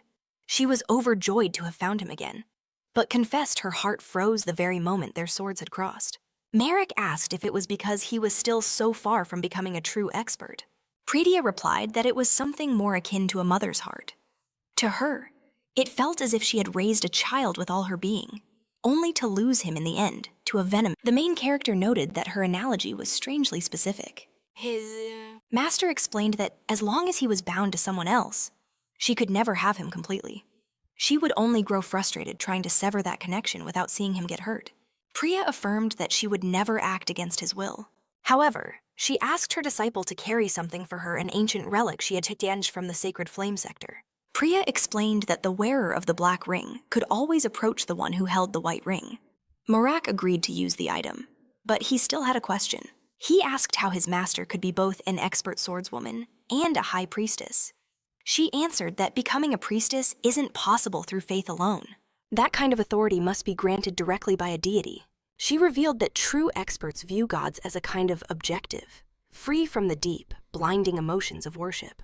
It was this very mindset that allowed her to accept Marac as her disciple, even after seeing the power of a dark god flow through him. For this very reason, Priya declared that her disciple must become a true expert. Only then would he be capable of telling the difference between real emotions and those planted by the deities he served. Shocked, the main character asked if she had known about his worship of the malignant deity all this time. Priya simply responded that she was not an idiot. In that case, the main character asked why she had chosen him instead of someone more talented to be her disciple. Priya confessed she was raised to be the sword of the sacred flame sector, and without realizing it, she ended up completely alone until she met Marac. The happiness she felt during the 3 years they spent together was far greater than anything she had known in her entire life, and the pain of losing him was even more immense. She confessed that without him, her life was empty. To her, he was everything, the one thing she couldn't lose. Only by his side could she feel a flicker of true happiness. Far from them, in the shadowy halls of the demon arena, the elf's servant panicked. Headquarters was in chaos. The ninjas had botched the princess's abduction, but the ninjas pointed their fingers right back, blaming the little man for their failure. Now, they screamed for his head. Hearing this, the servant fled for his life, desperately praying for a savior. In the middle of his desperate escape, a massive explosion rocked the corridor. Startled, he cautiously peeked back, only to find the elf unleashing his devastating dragon powers. The servant was stunned. Why would his master appear here, just to save him? The elf broke the silence, his voice cold. "I'm not here for nothing." He then commanded the servant to move. "Follow me now, or be left for dead." In that instant, every ill thought the servant ever had about the elf vanished into thin air. He had cheated death itself, all thanks to his boss. But the elven prince cut him off, warning him not to expect any praise for it. Sometime later, Marac finally reached the coordinates marking the entrance to the ruins. Spotting armed men guarding the path, Princess Decay immediately suspected them. "Are those bandits?" she asked. Marac considered it a strong possibility, but there was no way to be sure. Her solution was simple: incinerate them all. But Marac warned her that could ignite the entire forest. He chose a path of peace first, deciding to resolve this with words. But he made one thing clear if things went south. Dia was to unleash her magic without hesitation. With their plan set, Marac calmly approached the guards. He introduced himself as a priest of preservation, here on a mission to deal with mountain bandits. The guard captain wasn't impressed, demanding Marac surrender his weapons before entering. Marac flatly refused. He would not disarm himself until he knew for certain they weren't the bandits he was hunting. In response, the guard ordered him to leave and barred his path. Marac, however, noticed the guard was a mage and demanded to speak with someone more reasonable. Enraged, the guard lunged to attack, only to be disarmed in the blink of an eye by Marac's superior skill. From the shadows, Princess Dia watched the entire exchange unfold. In the next moment, she made her grand entrance, summoning a magical storm from the heavens. She declared that her lightning would strike down anyone who dared to move. Marac, however, seemed unfazed, asking why she had intervened. Dakia explained that since the guard had attacked, she assumed a battle had begun. But Marac simply sighed, claiming it was all a simple misunderstanding. Before another word could be spoken, a woman appeared, overjoyed by the sudden downpour. "Finally, rain! We can collect water now," she exclaimed, noticing the newcomers. Her happy expression turned to one of caution. "And who might you be?" she asked. Marac introduced himself as a humble servant of the preservation goddess. Then he presented his companion, Dakia Remel, daughter of the smiling young master. The woman's eyes widened in recognition. She immediately bowed, introducing herself as Fosarina. Fosarina, it turned out, was the captain of the Royal Archaeological Team. She was thrilled to finally meet the legendary princess in person. She explained that her own mages struggled with water magic. To have someone bring rain to this arid land was a blessing she was deeply grateful for. Dia smiled, pleased that her power could be of help. The captain then apologized for her guard's aggressive behavior, adding that his status as a mage was the only thing that saved him from being fired on the spot. Fosarina then revealed a crucial piece of information. The excavation of these ancient ruins was a top-secret royal project. She had to know how they found this place. Marac revealed that a special key had guided them here. Hearing this, Fosarina's eyes lit up with excitement. She eagerly asked if she, too, could enter the sealed ruins. But Marac's answer was a firm and simple. No, undeterred. The captain clarified her request. She didn't need to enter with them. She only begged for the chance to survey the site after their quest was complete. She then probed further, asking what a priest might know about a place like this. Marac replied that his knowledge was no more than that of an ordinary person. Fosarina then began to explain, revealing that the ruins of the ancient empire were of two distinct types. The first type was sealed away in an isolated dimension, accessible only to those who held a key. The second type, however, was buried deep within the earth. The royal team's mission was to excavate these buried sites. Marac was intrigued, but Fosarina assured him their intentions were purely academic. They were simply curious about the connection between the two types of ruins, with no interest in treasure. Hearing her earnest plea, Marac finally relented and agreed to her company. For the moment, however, he requested a place to rest. He also inquired if more personnel from headquarters were on their way. Fosarina assured him he had nothing to fear. Her entire team was composed of royal archaeologists, not soldiers. Marac scanned their camp, noting that for a royal team, their numbers seemed quite small. The captain warned them their resources were limited. Because of this, Marac was certain they wouldn't face any major threats. Dakia then stepped forward, using the key to unleash the portal. Fosarina's heart raced with excitement, eager to see the world hidden beyond the shimmering gate. Without hesitation, Marac was the first to cross the threshold. Immediately after, Dakia followed, gasping at the breathtaking vista before them. Marac shared her awe, but reminded her they had a mission to complete. He then produced his mother's sacred earrings. The moment he wore them within this domain, a torrent of aura surged around him until at last, a powerful relic manifested. Marac instantly understood. This was an authority, a power that would grant him attacks on a whole new level. It was the sword of corruption, an accursed blade that devoured all it touched. He quickly grasped the horrifying truth behind its power. After all, the weapon was already starting to consume him. Marac gritted his teeth, wondering how he could ever wield something so treacherous. Seeing his struggle, the princess voiced her concern. But Marac stubbornly insisted he was perfectly fine. His mother, however, could feel it too, a deep and unsettling dread. With determination in her eyes, she left the safety of the group and approached Marac. As she drew near, he noticed something incredible. His mother appeared to have grown taller. He tried to calm her fears, claiming he felt no pain. That's when Dakia had a sudden insight, suggesting Marac's mother wield the sword instead. The princess reasoned that as a divinity, his mother should be immune to the blade's corrupting influence. But Marac immediately shot down the idea, terrified that the sword's curse might affect her too. His mother, however, was resolute on helping, convincing him to at least run a simple test. Using his power, he lifted the cursed blade and placed it in his mother's hands. But against all hope, the dark corrosion began to spread, consuming her just as it had him. Acting on pure instinct, she hurled the sword aside, crying out about a searing pain far different from what Marac had experienced. Marac's heart sank in terror, frantically searching for a way to ease her suffering. But as T watched the scene unfold, she noticed something was terribly wrong.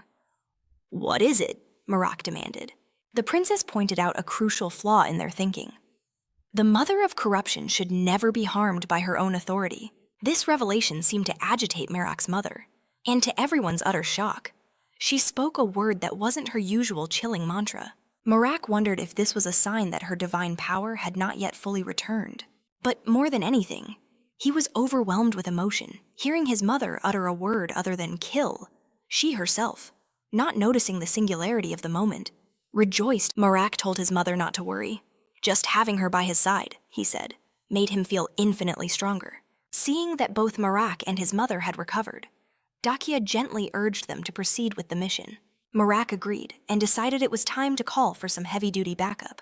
It had been a while since he'd seen the giant, and he prayed his powerful ally was safe. After a quick reunion, Marac asked the giant to try wielding the sword. The giant dutifully obeyed the order. However, just like the others, he felt his hand begin to corrode. He dropped the blade with a roar of pain, but not before it had inflicted a grievous wound. Marac apologized, realizing the sword's curse was far deadlier than he'd ever imagined. He then declared it was time to enter the ruins. He ordered the giant to take the lead, preferring to hang back and observe the situation first. Since none of them could sense hidden traps, sending the giant ahead was the only logical choice. It wasn't long before enemies appeared. Witnessing the giant's overwhelming destructive power, their new foes swarmed to face him. Dakia asked if she should provide magical support, but Marac held her back, stating that it was not necessary. These creatures appeared to be completely immune to magic. Undeterred, the giant fought on with savage bravery. Frustrated by the sheer number of enemies, he unleashed his true power, delivering blows with all his might. From the sidelines, the mother of corruption cheered him on with incredible enthusiasm. Marac also praised his ally's performance, commenting that strengthening him had been worthwhile. Sometime later, Marac presented his mother with a pulsating energy core. She instinctively knew how to wield its power, manipulating the item to extract pure divinity from within.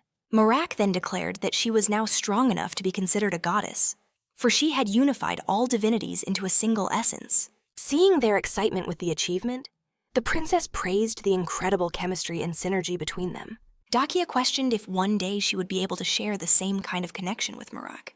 Marac, in turn, replied that he believed they already possessed that connection, asking if he was the only one who felt that way.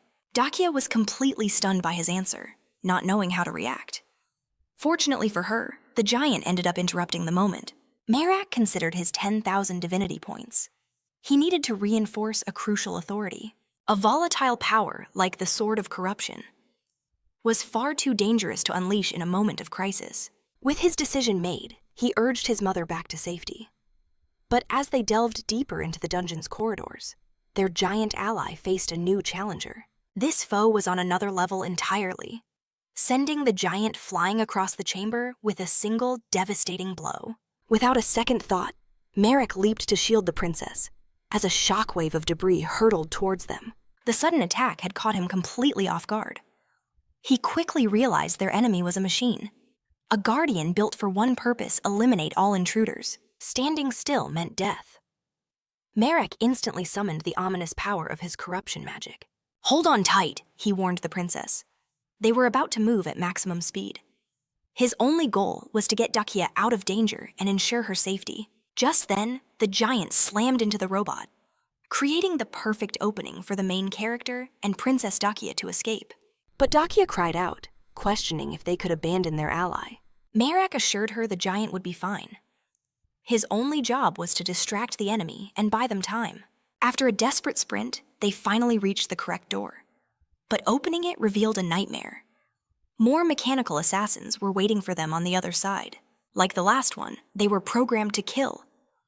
Dakia immediately prepared to strike with her fire magic. Marac knew there would be no time to rest.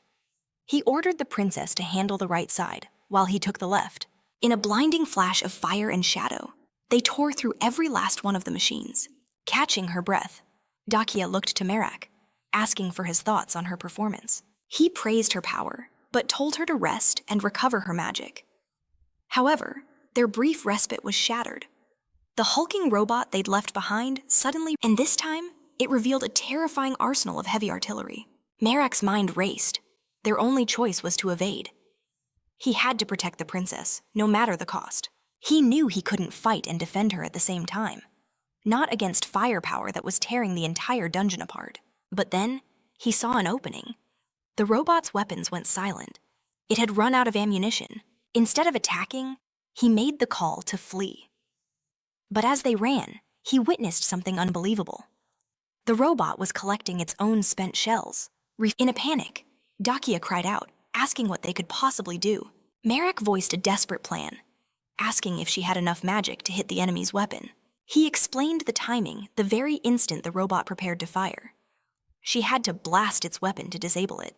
Though she felt uncertain, Dakia promised to try.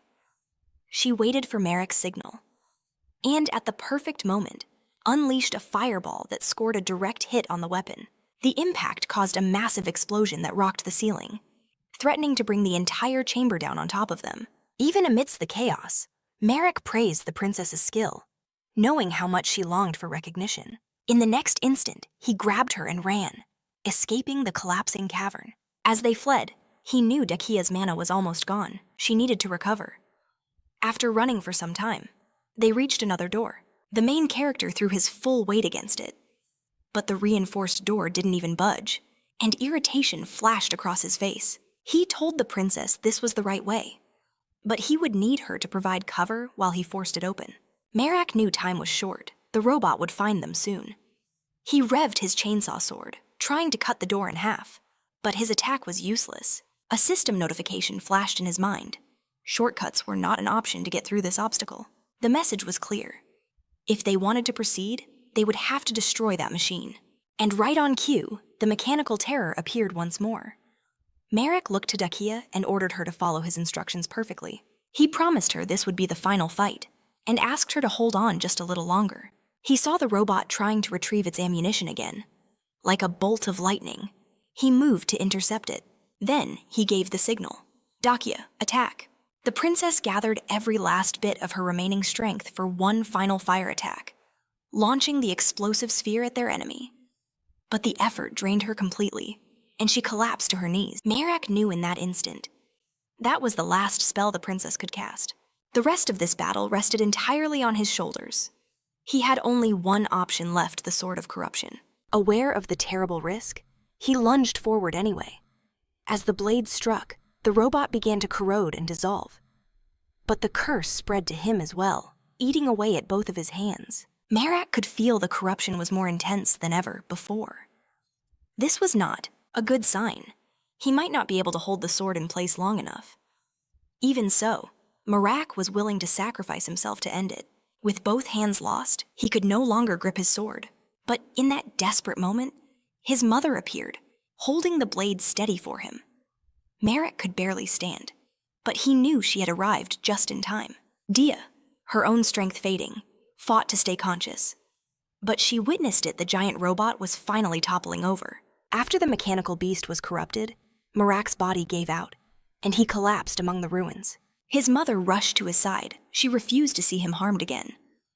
After some time, Marac finally regained consciousness. His first thought was for his mother's safety. But when he saw her, he was relieved to find she wasn't just unharmed. She was in perfect condition. Marac realized his mother had carried both him and Dakia from the danger zone, and he thanked her with all his heart. His mother, filled with pride, celebrated her own spectacular performance, declaring it was truly impressive. Marac had to agree, without her aid. Defeating that monstrous machine would have been impossible. In the middle of their celebration, Dakia woke up, asking in a daze if she was still alive. Marac reassured her that she was safe, and that a little rest was all she needed. After everything they'd been through, they had finally reached their destination. Before a grand door, an automated system posed a question. What is the one thing that is eternally enchanting? Dakia remarked that it sounded like a riddle. Marac, however, noted that the curious princess was much like her mother, and he confidently declared the answer, Alicia. Instantly, the massive door swung open. As they entered, a hologram of a woman greeted them. She introduced herself as Sillin, the Empire's most skilled blacksmith. Marac was in awe of her genius. She created a combat robot with a machine gun and even a perfect hologram. He wondered what kind of place the ancient empire must have been. Sillin welcomed them inside, praising their strength in overcoming her guardian. At that, Dakia asked how Marac knew the answer to the riddle, but Sillin herself answered the question. She explained that Alicia was her own mother's name. Since they had arrived using her mother's key, it was only natural they would also know her name. Otherwise, entry would have been impossible. Marac felt a shiver run down his spine, realizing how close they had come to failure. Sillin, sensing their exhaustion, understood the journey had taken its toll. She offered them a chance to rest and recover. Sometime later, Marac found himself looking after his mother. Dakia appeared, teasing him for taking such a quick shower. Unlike him, the princess had savored the experience, feeling as if she'd washed away all her weariness. Marac smirked, saying he enjoyed it in his own way, and asked if she had managed to use all of the shower's advanced functions. The princess admitted she'd never seen anything like it, but the instructions on how to use it were surprisingly detailed. While she showered, her clothes had been automatically washed and dried. She even confessed her annoyance at Sillin had been cut in half. As if on cue, Sillin appeared, asking if they had rested well. She held out the items they had lost during the chaos of their journey. Marac had completely forgotten about them. Sillin revealed that she had even taken the time to repair anything that was damaged. Marac had assumed the ring from his master was destroyed along with his hand. He was flooded with relief, knowing Priya wouldn't be angry that it was lost. Sillin then announced it was time to show them the very item they had come to find. Moments later, Dakia was left speechless. Before her was a vast underground space, larger than anything she could have ever imagined. Sillin then asked which of the two would claim her #1 masterpiece. At that exact moment, Marac's mother decided to reveal herself. Sillin's eyes widened in surprise as she realized there were not 2, but 3 guests. Marac, however, answered her question without hesitation, stating that he would be the one to take the item. Sillin declared it would be unfair for the others to leave with nothing, and promised to forge new items for them as a reward. Then, she guided Marac to the item room. Inside, she gestured to an artifact, revealing it was the last piece she had ever created. She instructed Marac to equip it on his dominant hand. He picked up the bracelet and slid it onto his right arm. He felt it instantly resized to fit him perfectly. At the same time, he sensed a strange system activate within the bracelet. Sillin calmed him, explaining that the system was simply registering him as its new owner. She then told him to shout the word activate and press the button. Marac paused, asking if he really had to yell. She confirmed he did, so Marac followed her instructions. After he shouted the word, the bracelet exploded with light, transforming into armor that covered his entire arm. Seeing his reaction, Sillin began to laugh. She admitted she was just joking about the shouting part. Next time, she said, simply pressing the button would be enough. Noticing his flustered look, Sillin apologized for the prank. She then told Marac to extend his armored fist, preparing to explain how the item truly worked. That the artifact reacted directly to its user's brainwaves. All he needed to do was simply think of an attack, and the item would handle the rest. With that, Marac imagined a cannon firing from his hand, and it didn't take long for the item to obey his mental command. Instantly, the bracelet fired, leaving Marac in awe as the shot created a massive explosion. Sillin explained that it was a special type of mana cannon. Despite its power, the cannon wasn't suited for long-range battles. Its true devastation was unleashed at close range, where it could inflict immense damage. The energy used to recharge it was the mana, ever present in the atmosphere, meaning the user would never have to worry about running out of ammo. However, it could only fire 3 shots at a time and took roughly 20 minutes to recharge, requiring careful management in battle. Sillin also mentioned that if Marac had any of her other creations, he could combine it with the bracelet, and something incredible would happen. Marac then revealed that he was, in fact, the owner of her other masterpiece, the sword. He immediately tried to combine the two, but was shocked when the legendary blade simply vanished into thin air. He soon realized, however, that the sword had fused with the bracelet. Now, it seemed he could summon the blade directly from his hand. Upon testing the new feature, Marac was amazed. Sillin explained that the bracelet was the pinnacle of her efforts to combine divinity and mana. Marac called it incredible, and she wholeheartedly agreed. She also clarified that while the item wasn't indestructible, the user would never need to worry about repairs, as the bracelet could regenerate itself from any damage. Upon hearing this, an idea sparked in Marac's mind. He decided to wield the cursed sword of corruption with his new gauntlet. In that instant, he realized that unlike before, he wasn't being harmed. The gauntlet generated by the bracelet was absorbing all of the sword's corrupting backlash. A critical alert blared from Marac's system. He had only 70 seconds before restoration became impossible. Marac understood that while he could now summon the devastating sword of corruption, its power came with a severe time limit. Still, a smirk of satisfaction crossed his face, knowing this incredible weapon would be his to command in the future. Moments later, he emerged from the trial chamber. Dakia, her curiosity piqued, immediately asked what prize he'd won. Marac revealed a simple bracelet that could transform into a full suit of armor, then turned the question on them, asking about their own gains. The princess simply offered a sly smile, challenging him to guess. Marac's gaze quickly fell upon a new choker adorning Dakia's neck, and her pleased expression said it all. She explained it was a mana control artifact, far superior to her old ring. The biggest difference, this new treasure placed no limits on her power. On top of that, when activated, it morphed into a mask, covering her face and giving her an entirely new, intimidating style. Not to be outdone, Marac's mother eagerly presented her own reward. She held out her left hand, and he saw it instantly. His mother had received a ring that was a perfect match to his own. Now, they could track each other's location. The item also offered a powerful barrier, usable once a day in an emergency. Marac realized his mother, perhaps feeling a bit left out before, must have specifically requested Celine to craft this for her. In any case, he cherished this new, powerful connection. Celine announced that, with their rewards claimed, they could depart or linger. The princess was impatient. "I've rested enough. It's time to move." Marac nodded in agreement. They would depart immediately.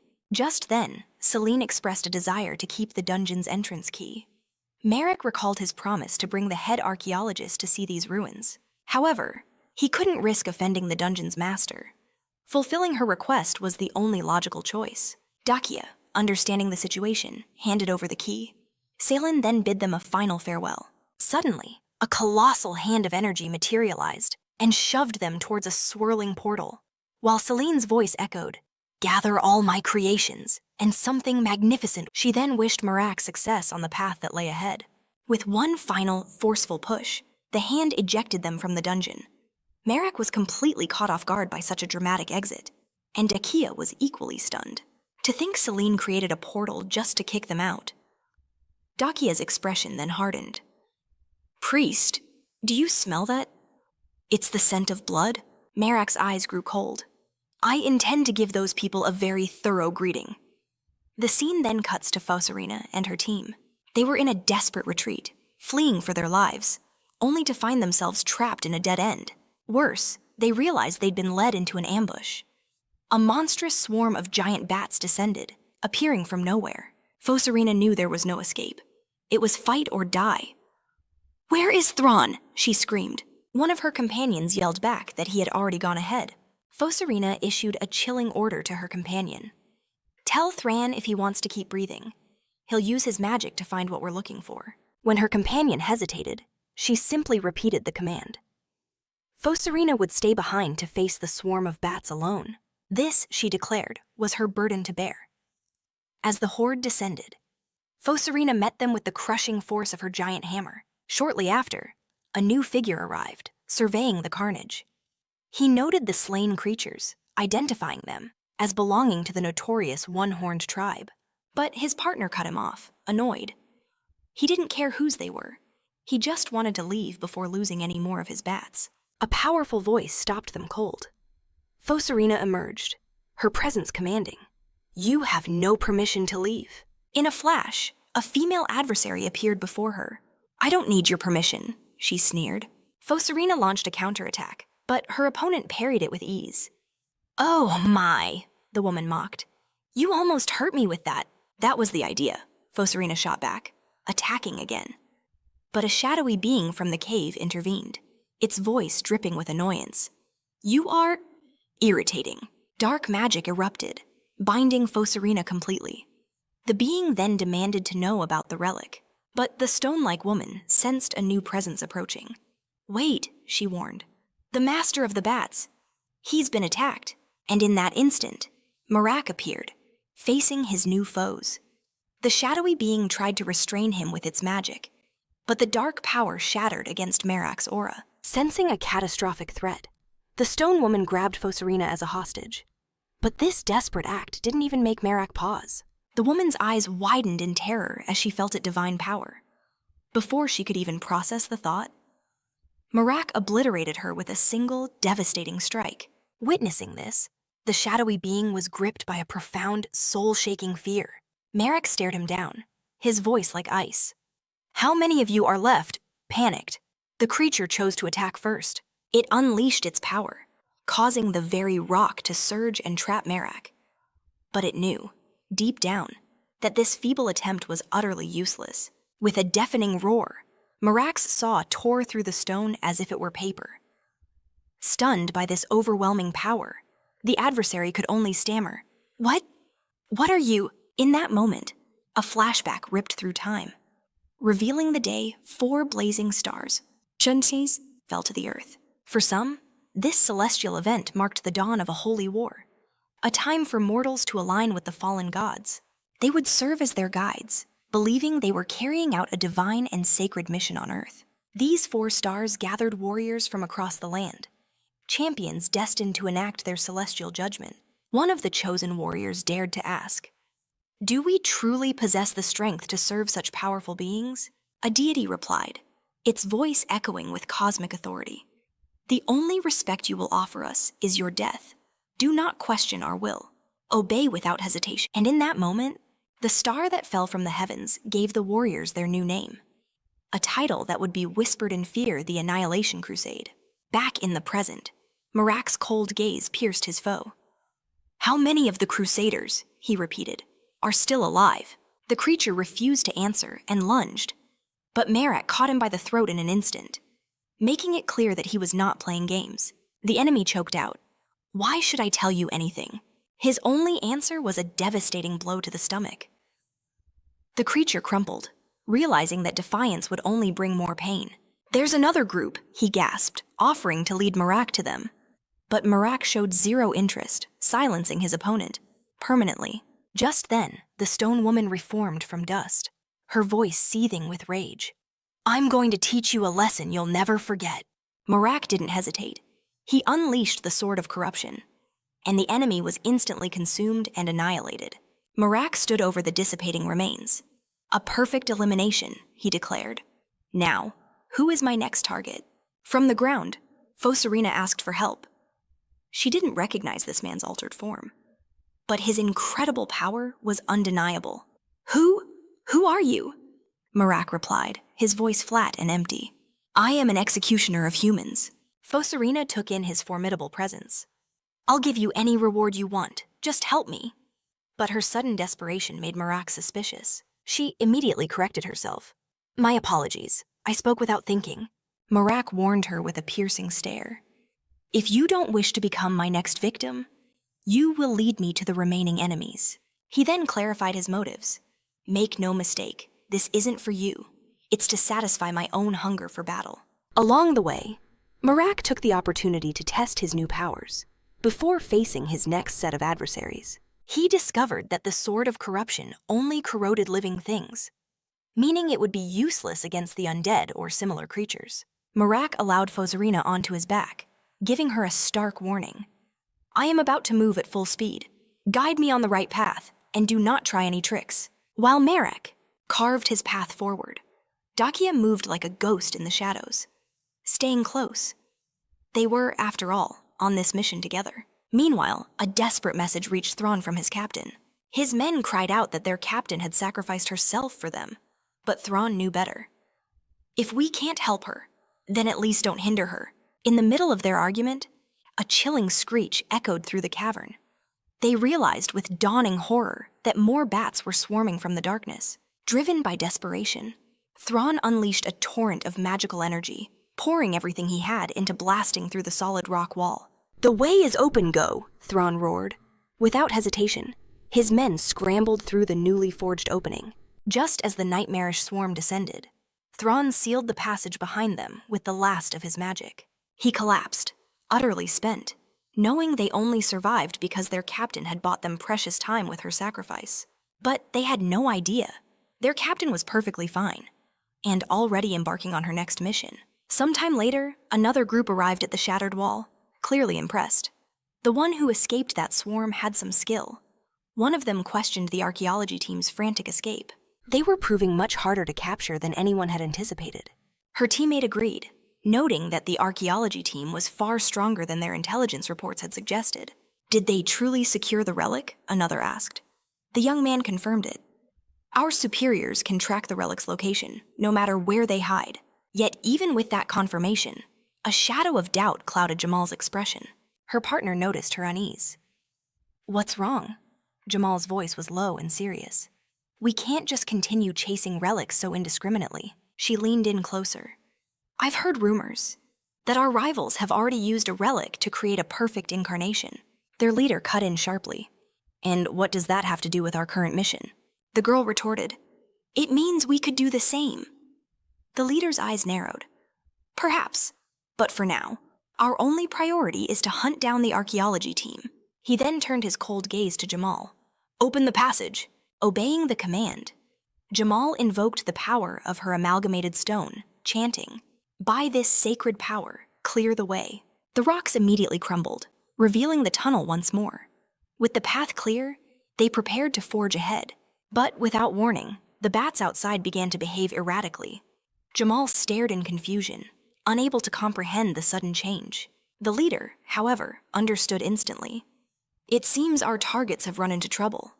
The others showed little enthusiasm to offer any help. Our mission is the relic, the leader declared, his voice like steel. Now that the path is open, we will not abandon our task. Convinced by his unyielding resolve, the group advanced as one into the darkness. Meanwhile, our protagonist was getting annoyed. He turned to Fozerina, who was poking him insistently. What do you think you're doing? She completely ignored his question, a sly grin on her face. Tell me, have you ever considered a career in archaeology? Fozerina then introduced herself with a dramatic flourish as none other than the captain of the archaeology team. I could even get you a job, she offered, sizing him up. With a physique like that, a little excavation would be no problem for you. He just scoffed. Waste any more of my time, and I'm leaving you behind. Besides, he added, your teammates are in serious trouble. But the captain didn't even flinch at the news. For all we know, they could already be dead, Fozerina said with a shrug. There's no reason to get worked up about it. But in the next moment, she pointed toward a distant structure. As his eyes focused on the ancient ruins, she revealed its name, the final resting place of Princess Ceylon. Our hero was stunned. He never knew Ceylon had been a princess. Fozerina explained that this sacred location served as both a laboratory and a fortress for the princess. In the old empire, the reign of the princess's mother and Emperor Yungul was a time of unprecedented peace. However, when the time came to choose a successor, Ceylon refused the throne. In her place, an adopted son from a lesser royal family ascended to power. At first, this controversial decision caused no great conflict, but that fragile peace was destined to shatter. All because Ceylon had created a legendary artifact known as the Immortalium. Fozerina admitted that the historical records from that period were unclear, but she had her own theory about what truly happened. She believed that an ancient empire, born from the ashes of the transgressing mages era, had no enemies left that could possibly challenge its power. And thanks to the creation of the Immortalium, Ceylon's fame and influence grew to legendary proportions. The emperor, watching Ceylon's influence eclipse his own, began expanding his army in a desperate attempt to reassert his authority. Paradoxically, this show of force backfired completely. A revolutionary army rose from the masses, demanding that Ceylon herself take the throne as empress. Even though she never desired such a responsibility, Ceylon was acclaimed by the people, who believed a reluctant ruler would be the most responsible leader. Furthermore, they saw her as so much more than a simple royal. She was far more capable than her predecessor, whose only ambition was a selfish thirst for power. Inevitably, a brutal civil war ignited, pitting the revolutionaries against the imperial army. Both factions desperately tried to win Ceylon over, for she alone held the secret to creating the immortal. The Emperor was certain his own sister would stand with him. Meanwhile, the revolutionaries prayed Scylla wouldn't betray the very people who bled for her cause. But in a move that shocked the world, Scylla declared her neutrality. Though she wished to stay out of the war, she instantly became an enemy to them all. A traitor in the eyes of both sides. In that moment, she was no longer a prize to be won, but a threat that had to be eliminated for the greater good. Soon after, their armies descended, attempting to breach her sacred laboratory. But they were met with a terrifying surprise. The soldiers Scylla created were far more powerful than any human invaders. Our main character knew this truth all too well. After all, he had already faced one of these monsters. Unable to shatter her defenses, the armies committed a desperate, despicable act. To draw Scylla out, they slaughtered innocent people. Their twisted tactic worked. Scylla erupted in a blaze of fury and decided to end the civil war herself. Her solution was terrifyingly simple. She would eliminate both sides of the conflict, ripping out the root of the problem once and for all. Ancient records speak of a merciless army of metal, leading Fosarina to a chilling conclusion that androids had fought at Scylla's side. To fight this overwhelming force, sworn enemies, the Emperor and the revolutionaries, forged a desperate alliance, pooling all their resources. They mobilized their ultimate weapon, an elite squad known only as the Experts. These specialized soldiers managed to infiltrate Scylla's laboratory and finally eliminate the fearsome figure. However, there are no records of any expert who survived or escaped that mission. From that day forward, Scylla's laboratory was declared forbidden ground, remaining impenetrable to all who dared approach. Our protagonist then asked what became of the Empire after all the chaos. Fosarina revealed the bitter irony. The Emperor and the revolutionaries immediately plunged into their own war, a conflict from which the Emperor was ultimately defeated. Curious, our hero wanted to know if she had any information about Scylla's lost artifacts, but she claimed to have never heard of such things. This planted a seed of doubt in his mind, speculating that Scylla might have had help against the Experts. He knew that even as formidable warriors, they should not have stood a chance against her power. His theory led him down a dark path. What if a demon helped Scylla fake her own death, allowing her to create her artifacts in secret?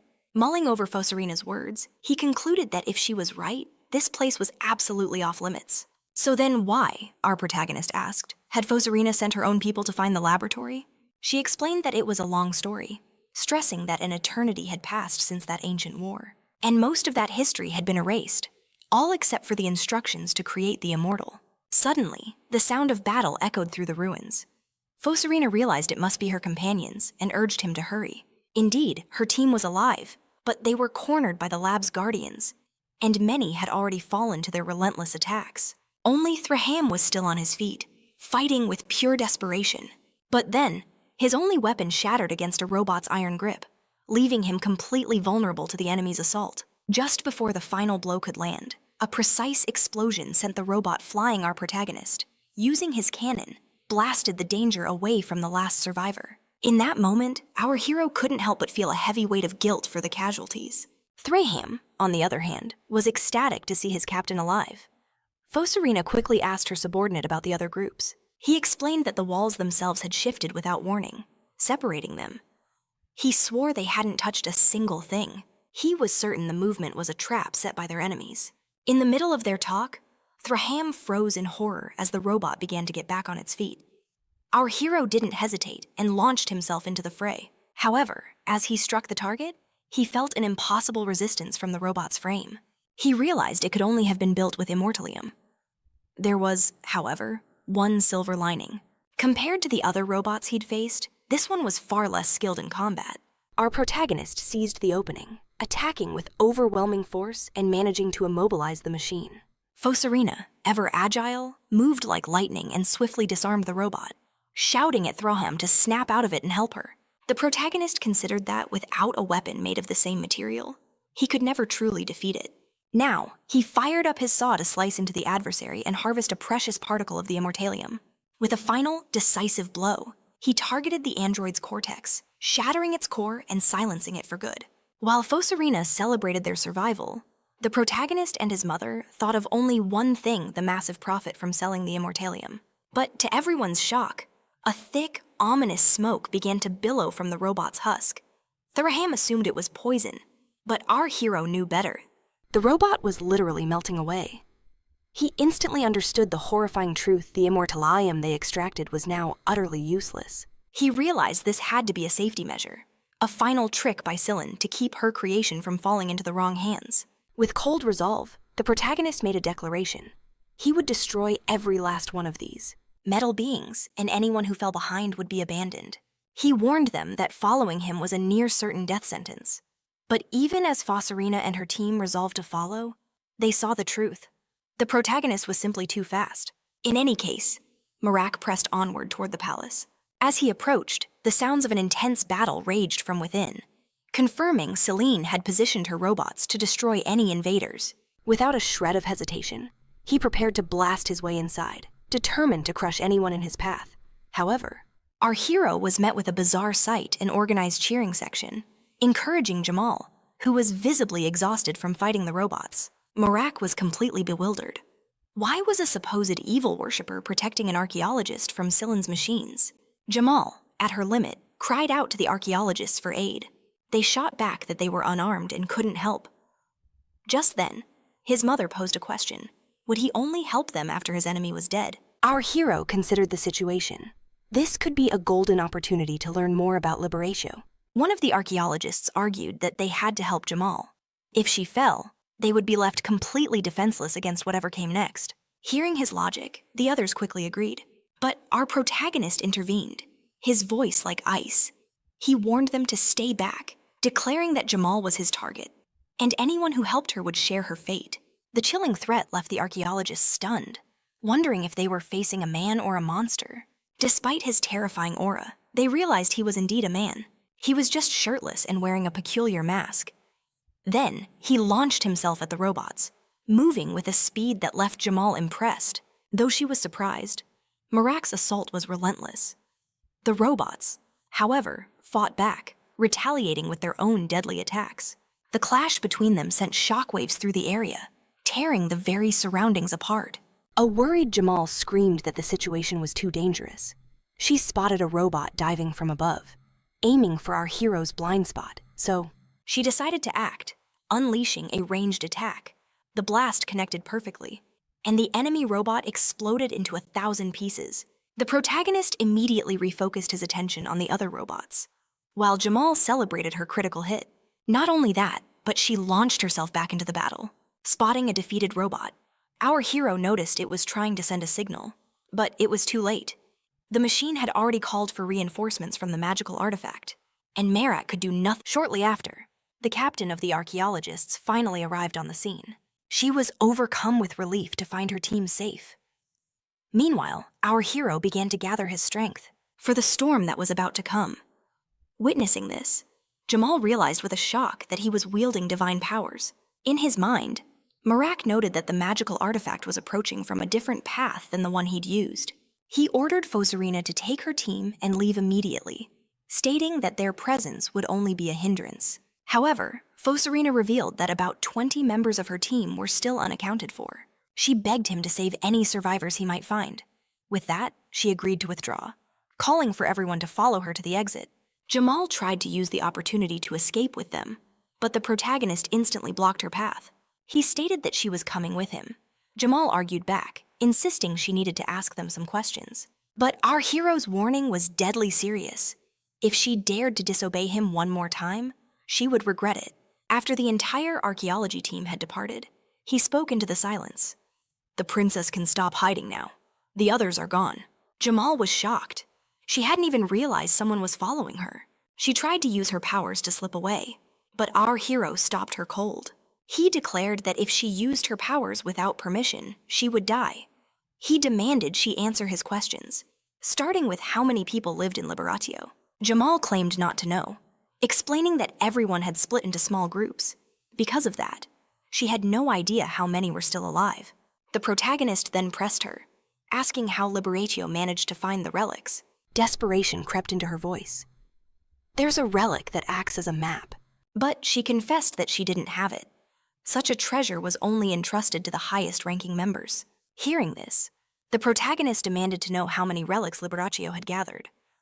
Jamal answered that they only had 4, but Marac knew she was lying. He'd heard that same number a long time ago. He pressed her, arguing that since that information was so old, Liberatio must have acquired more by now.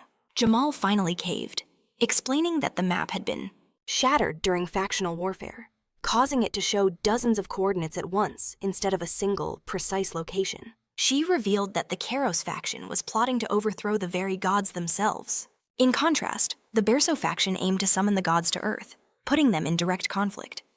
Each side held 2 relics, and she'd heard a terrifying rumor that Kairos had already succeeded in killing a deity. Hearing this, the protagonist was thunderstruck. He demanded to know how such a feat was even possible. Jamal insisted she wasn't a member of either faction, and therefore knew none of the finer details. Before another question could be asked, a tremendous explosion rocked their location.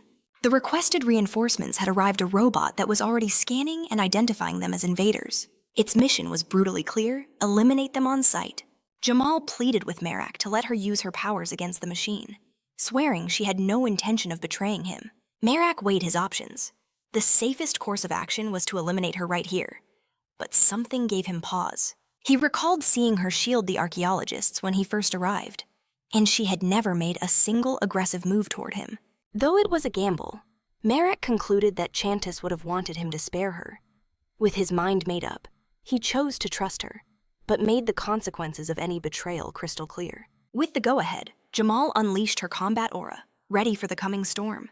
But the machine before them was no mere automaton. It had already sensed their approach, recognizing the threat they represented. Our hero refused to play a waiting game. He lunged forward, initiating a fierce clash. As his saw blade met its metallic hide, he felt it instantly. This guardian was on another level entirely. His attack barely left a scratch. Then, the unexpected happened. The machine spoke, its voice echoing with reverence. A successor has finally arrived. It called itself Tertio, the third knight, and to everyone's shock, it bowed its head in respect to the protagonist. Tertio then offered to guide him to the lab's administrator. Dakia, bewildered, could only ask what was happening. The protagonist recalled Fosarina's intel. This was the son's lab, but he remained wary, questioning if this was all just a trap. But Tertio swore on its own honor it would not betray them, claiming it was a privilege to lead the way. True to its word, the robot led them to the administrator.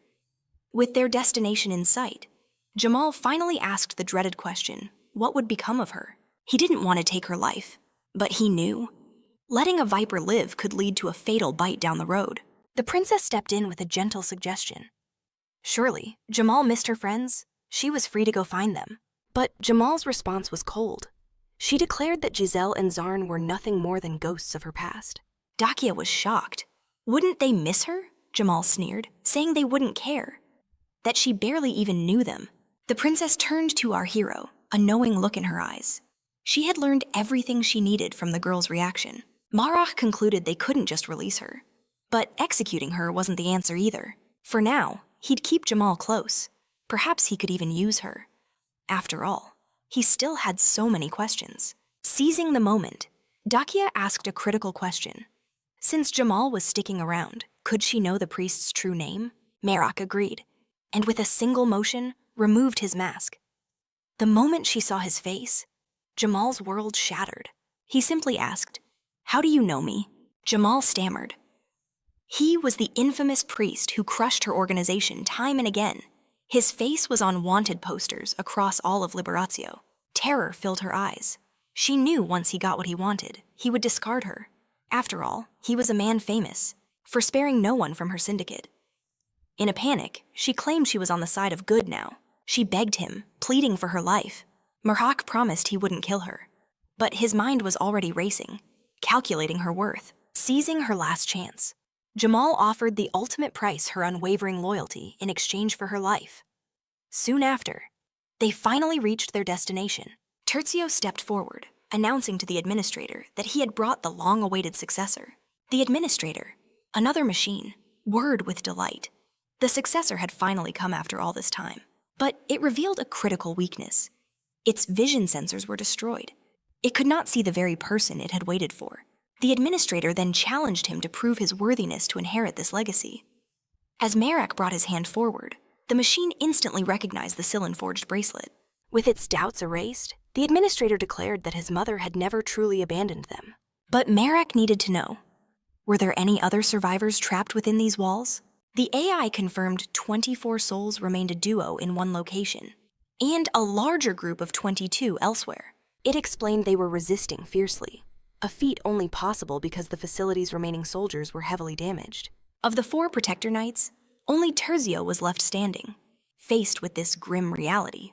Marac gave his first command. The 22 were not to be harmed, as he wanted them to leave alive. His focus then shifted to the duo.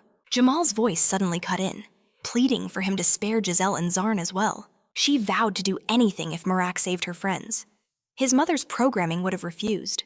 But Marac saw things differently. He recognized a loyalty in Jamal that other evil worshippers lacked, as she thought of her friends even in this desperate situation. Therefore, the new successor ordered their release as well, but with one crucial condition. The 2 groups were not to cross paths on their way out. Honoring his decision, the administrator confirmed it would arrange for separate escape routes, but before finishing, the AI had one final task to bestow a gift upon the successor, an artifact his mother had left behind long ago. When the item was revealed, Marac instantly knew it was a piece of powerful armor. Presented with his inheritance, Marac used his gauntlet, which flared to life and absorbed the pair of boots. He immediately realized that, like his glove, they also had thrusters. He offered his thanks for the gift, but the administrator clarified it was merely following his mother's final orders. In that moment, Marac felt unbelievably fortunate. However, he recalled the administrator mentioning a defect, and his curiosity piqued. He asked how it happened. The AI revealed the truth: a devastating ambush by invaders, targeting Marac's mother, had crippled the facility's defenses. After the brutal battle against a squad of experts, every knight except Terzio was annihilated, along with 99% of the other soldiers. And while Terzio had survived, he suffered catastrophic damage during the conflict. Marac processed the grim tale, realizing this meant the complete destruction of that expert squad. The administrator confirmed their fate, but stated that it did not consider the battle a victory. They had exploited the invaders' biology, sealing them away long enough for every last one of them to starve to death. Instead of shock, Marac felt a sense of grim admiration for such a ruthless strategy. In any case, as the new successor, the administrator now had a request of its own. It expressed a burning desire to resurrect the entire robot army, a legion of steel to serve its new master. The administrator admitted Marac's mother was against the idea, but argued that the commander's will is what truly defines an army. Marac had to be sure. Would these robots obey his every command, without question? The AI's response was absolute, assuring him the army's loyalty to the successor would be unwavering. Marac considered the brutal world waiting for him. An army of androids would be an indispensable asset, and so he gave the authorization to begin reconstruction, asking how long it would take for the army to be ready. The administrator's answer was staggering. Rebuilding the entire army would take hundreds of years. Marac immediately questioned if they could reduce the number of soldiers to accelerate the process. At this, the administrator asked just how many soldiers he would require. Marac explained that since the empire had already fallen, he wouldn't need a massive legion. The AI calculated a new timeline of 50 years. Still too long. Marac demanded to know if there was a way to get something in less than a year. The administrator explained that with damaged facilities and a lack of resources, it would take at least 20 years just for preparations alone. For the time being, it could only perform simpler tasks, like restoring its own vision systems. The administrator remarked that it had been a very long time since it had last seen anything in that room. It then asked if the successor was in some kind of danger to rush things so desperately. Marac confirmed it, revealing an enemy named Liberaccio was hunting him. The moment it heard the successor had enemies, the AI's protocol shifted. It would begin the work immediately. It made a new promise despite all the limitations. It would manufacture some soldiers, and they would be ready in less than a year. The administrator then offered a suggestion Marac could rest within the lab's safety while he waited. But Marac refused. His mission was far too urgent to remain idle for so long. The administrator pressed the issue, warning that dangerous enemies were hunting him. The world outside was a death trap. He promised to provide every comfort if Marac agreed to stay, even offering to accelerate the process to just 11 months. His intentions were clear. He would not let the successor depart. Marac weighed the offer. 11 months didn't seem like an eternity, but he knew the true obstacle was his primary quest. This was the exact reason he'd forgone learning more arts from his master. Even with powerful machines at his side, Marac couldn't forget a terrifying truth Liberatio had struck down a god. Elsewhere, a bound man screamed for his life. He defiantly demanded his freedom, only to realize the horrifying truth. His captors planned to use him as a sacrifice for a monster. The sinister worshippers watched the scene unfold with rapt attention.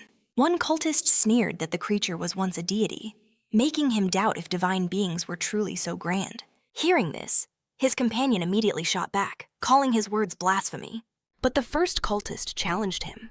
Wasn't the true blasphemy dragging a god from the heavens in the first place? His colleague argued that despite its fallen state, the being before them was still divine. He could feel its immense power just by being near. The skeptic retorted that while the monster was strong, mere power didn't prove divinity. In his eyes, a true deity must possess dignity. He refused to acknowledge this creature as a god, not with its pathetic behavior. Besides, he'd heard the holy orders were gathering warriors. His comrades should know this too, yet they were wasting their time babysitting this beast. Meanwhile, the Crusade of Annihilation was hunting for relics. But he smirked, seeing no issue with that. They were fools who wouldn't know how to wield them anyway. All the cult had to do was seize the relics before their rivals could. Another cultist confirmed their preparations were nearly complete, then asked if his partner required test subjects. His partner's reply was a chilling yes, revealing that he had already chosen a target, the Northern Kingdom. But our main character had his own sworn duty to fulfill, and he couldn't afford to wait 11 months. Yet, to abandon this incredible inheritance was unthinkable. So he made a vow. He would not leave these machines behind. Seeing the successor's resolve, the administrator agreed. He would do everything in his power to accommodate him. Tertio then spoke up, pleading to help. He asked to join the successor on his journey, promising to be an invaluable asset. Our hero considered it, but a robot of that colossal size would draw far too much attention. Tertio quickly explained this wasn't a problem. He could shrink his body to fit inside a pocket, growing to full size only when a battle demanded it. Hearing this, the main character's mother teased that that spot was already reserved for her. He smiled, agreeing that place would always be hers. He then asked Tertio if he could assume a human-like size. Tertio confirmed and instantly shifted his proportions. With that settled, the main character allowed the robot to accompany him on his journey. The administrator intervened, explaining Tertio needed repairs. He asked the successor to wait just 3 hours for the work to be done. He also added that they'd recovered the fallen soldiers from the battle outside. Marac then asked if he could take the broken soldiers with him. The administrator was confused, wondering why he'd want inoperable husks. Marac was blunt. He planned to sell their immortalium frames, as he needed funds for his quest.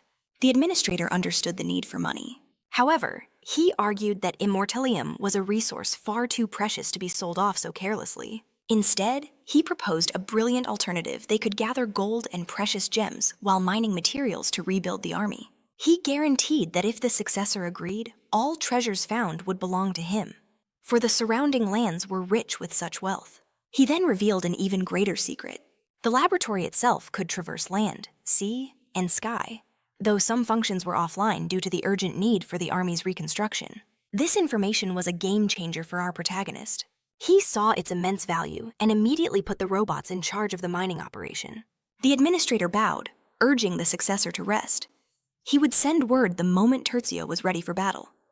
After the most basic repairs, he assured our hero that Tertio could now crush any opponent who wasn't a true master of combat.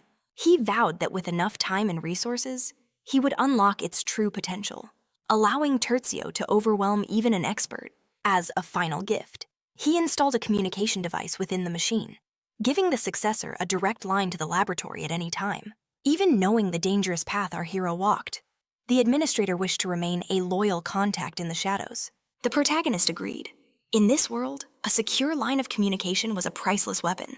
With that, the administrator swore an oath he would develop the technology that would make the world kneel before its new master. Sometime later, the princess praised the priest's growing legend.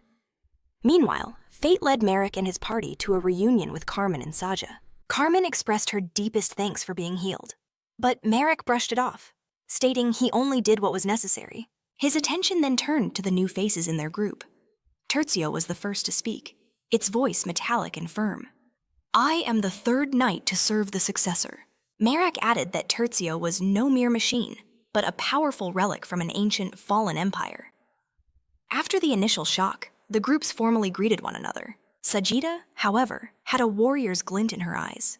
She saw not an ally, but a challenge, declaring her desire to duel Terzio when the chance arose. The automaton replied that it required its master's permission, and Marac granted it without a second's thought. Terzio confirmed its readiness for battle at any time. As the tension settled, a young woman named Jamal introduced herself. With fiery devotion in her eyes, she declared her one duty in life was to serve the priest. Seeing such fanaticism, Carmen grew suspicious. She asked what crime the girl had committed to be so deeply indebted to Marac. Jamal explained that the priest opened her eyes to her own selfishness, but then cheekily added that she would still do absolutely anything for money. Meanwhile, far from their camp, a crusader lord gathered his vast army. He roared their objective: they would march on the northern kingdom to carry out a sacred mission, the complete annihilation of the fallen deity who dwelled there. The holy war, he declared, had begun. All divine warriors must prepare for the carnage to come. Back with Marac. Princess Dakia's face was a mask of concern. She confessed a deep unease, feeling that something sinister was unfolding. Though they had only left the capital a week ago, disturbing rumors of mass disappearances in the city of Bayato had already reached her. With a heavy heart, the princess voiced her darkest suspicion that her own brother was behind it all. Marac, however, noted a strange detail. The journey to Bayato by foot would take 2 to 3 weeks, and the smiling master himself was supposedly in that very city. Realizing she could not hide the truth from a man like Marac, Dakia chose to reveal the kingdom's secret herself. She confessed that her father, the smiling master, Kalto Remel, had completely lost his mind. Carmen gasped, asking how long this had been happening. The princess's reply was chilling: for almost 3 years. Marac immediately asked who was ruling in her father's stead. Dakia revealed the name Sir Douglas Martin. Marac's eyes narrowed. Why would an outsider be given the throne instead of someone from the royal family? The princess explained that Douglas was her father's most trusted confidant, a man he had always praised as being utterly honest. Despite her words, the story didn't sit right with Marac. The pieces didn't fit. He pointed out the major flaw in her story if her father was unwell. How could he have possibly named a substitute? Dakia clarified that her father had prepared a document years prior, naming Martin as regent for a 5-year period should anything happen to him. Though everyone was suspicious at first, Douglas Martin swore an oath to serve only for the specified time. Worse, he had ruled flawlessly, completely winning the trust and adoration of the common people. Jamal then asked the most important question: was there anyone else who might have a claim to the throne? The princess admitted it was a possibility, but for now, no other factions had made a move. Just then, their food was served. Marac decided it was best to continue their dark discussion after the meal. But as they ate, a sharp voice from a nearby table cut through the tavern's chatter, asking about suspicious folk in tunics. The tavern keeper merely laughed, pointing out that nearly everyone wore tunics, including the 3 men who had just asked the question. At his words, the traveler's eyes immediately locked onto Marac's table. They thanked the keeper, rented a room, and announced loudly they'd be there to help if any trouble started. Seeing them, Jamal's face went white with pure terror. If she was recognized, it would be her end. Ignoring her panic, a man named Admateo approached their table, introducing himself as a member of the Annihilation Crusade. He gestured to his companion, Tatiana, but declared that the deity they served was a secret he could not reveal. Marac calmly met his gaze, introducing himself as a priest, and revealing that he served the goddess of preservation, the one who safeguarded the mundane flow of life. Admo offered a polite apology for the interruption, but his true goal was already complete. The priest's identity was confirmed. Just then, his mother's voice echoed a chilling warning of imminent danger. Marac's mind raced. A demon serving as a priest. He suspected the crusade was deeply entangled. He casually commented that tales of the infamous Annihilation Crusade had reached him, and questioned their purpose here. To Admateo, revealing their intentions to a mere priest seemed harmless enough. He declared their mission to hunt the heretics of the evil god, for they were the ones behind the recent wave of calamities. Marac's agreement was swift and cold, stating that such heretics deserved nothing less than total annihilation. However, he then posed a critical question: how could they possibly distinguish a heretic from an innocent soul? Admacho acknowledged their plight, but then revealed a divine truth.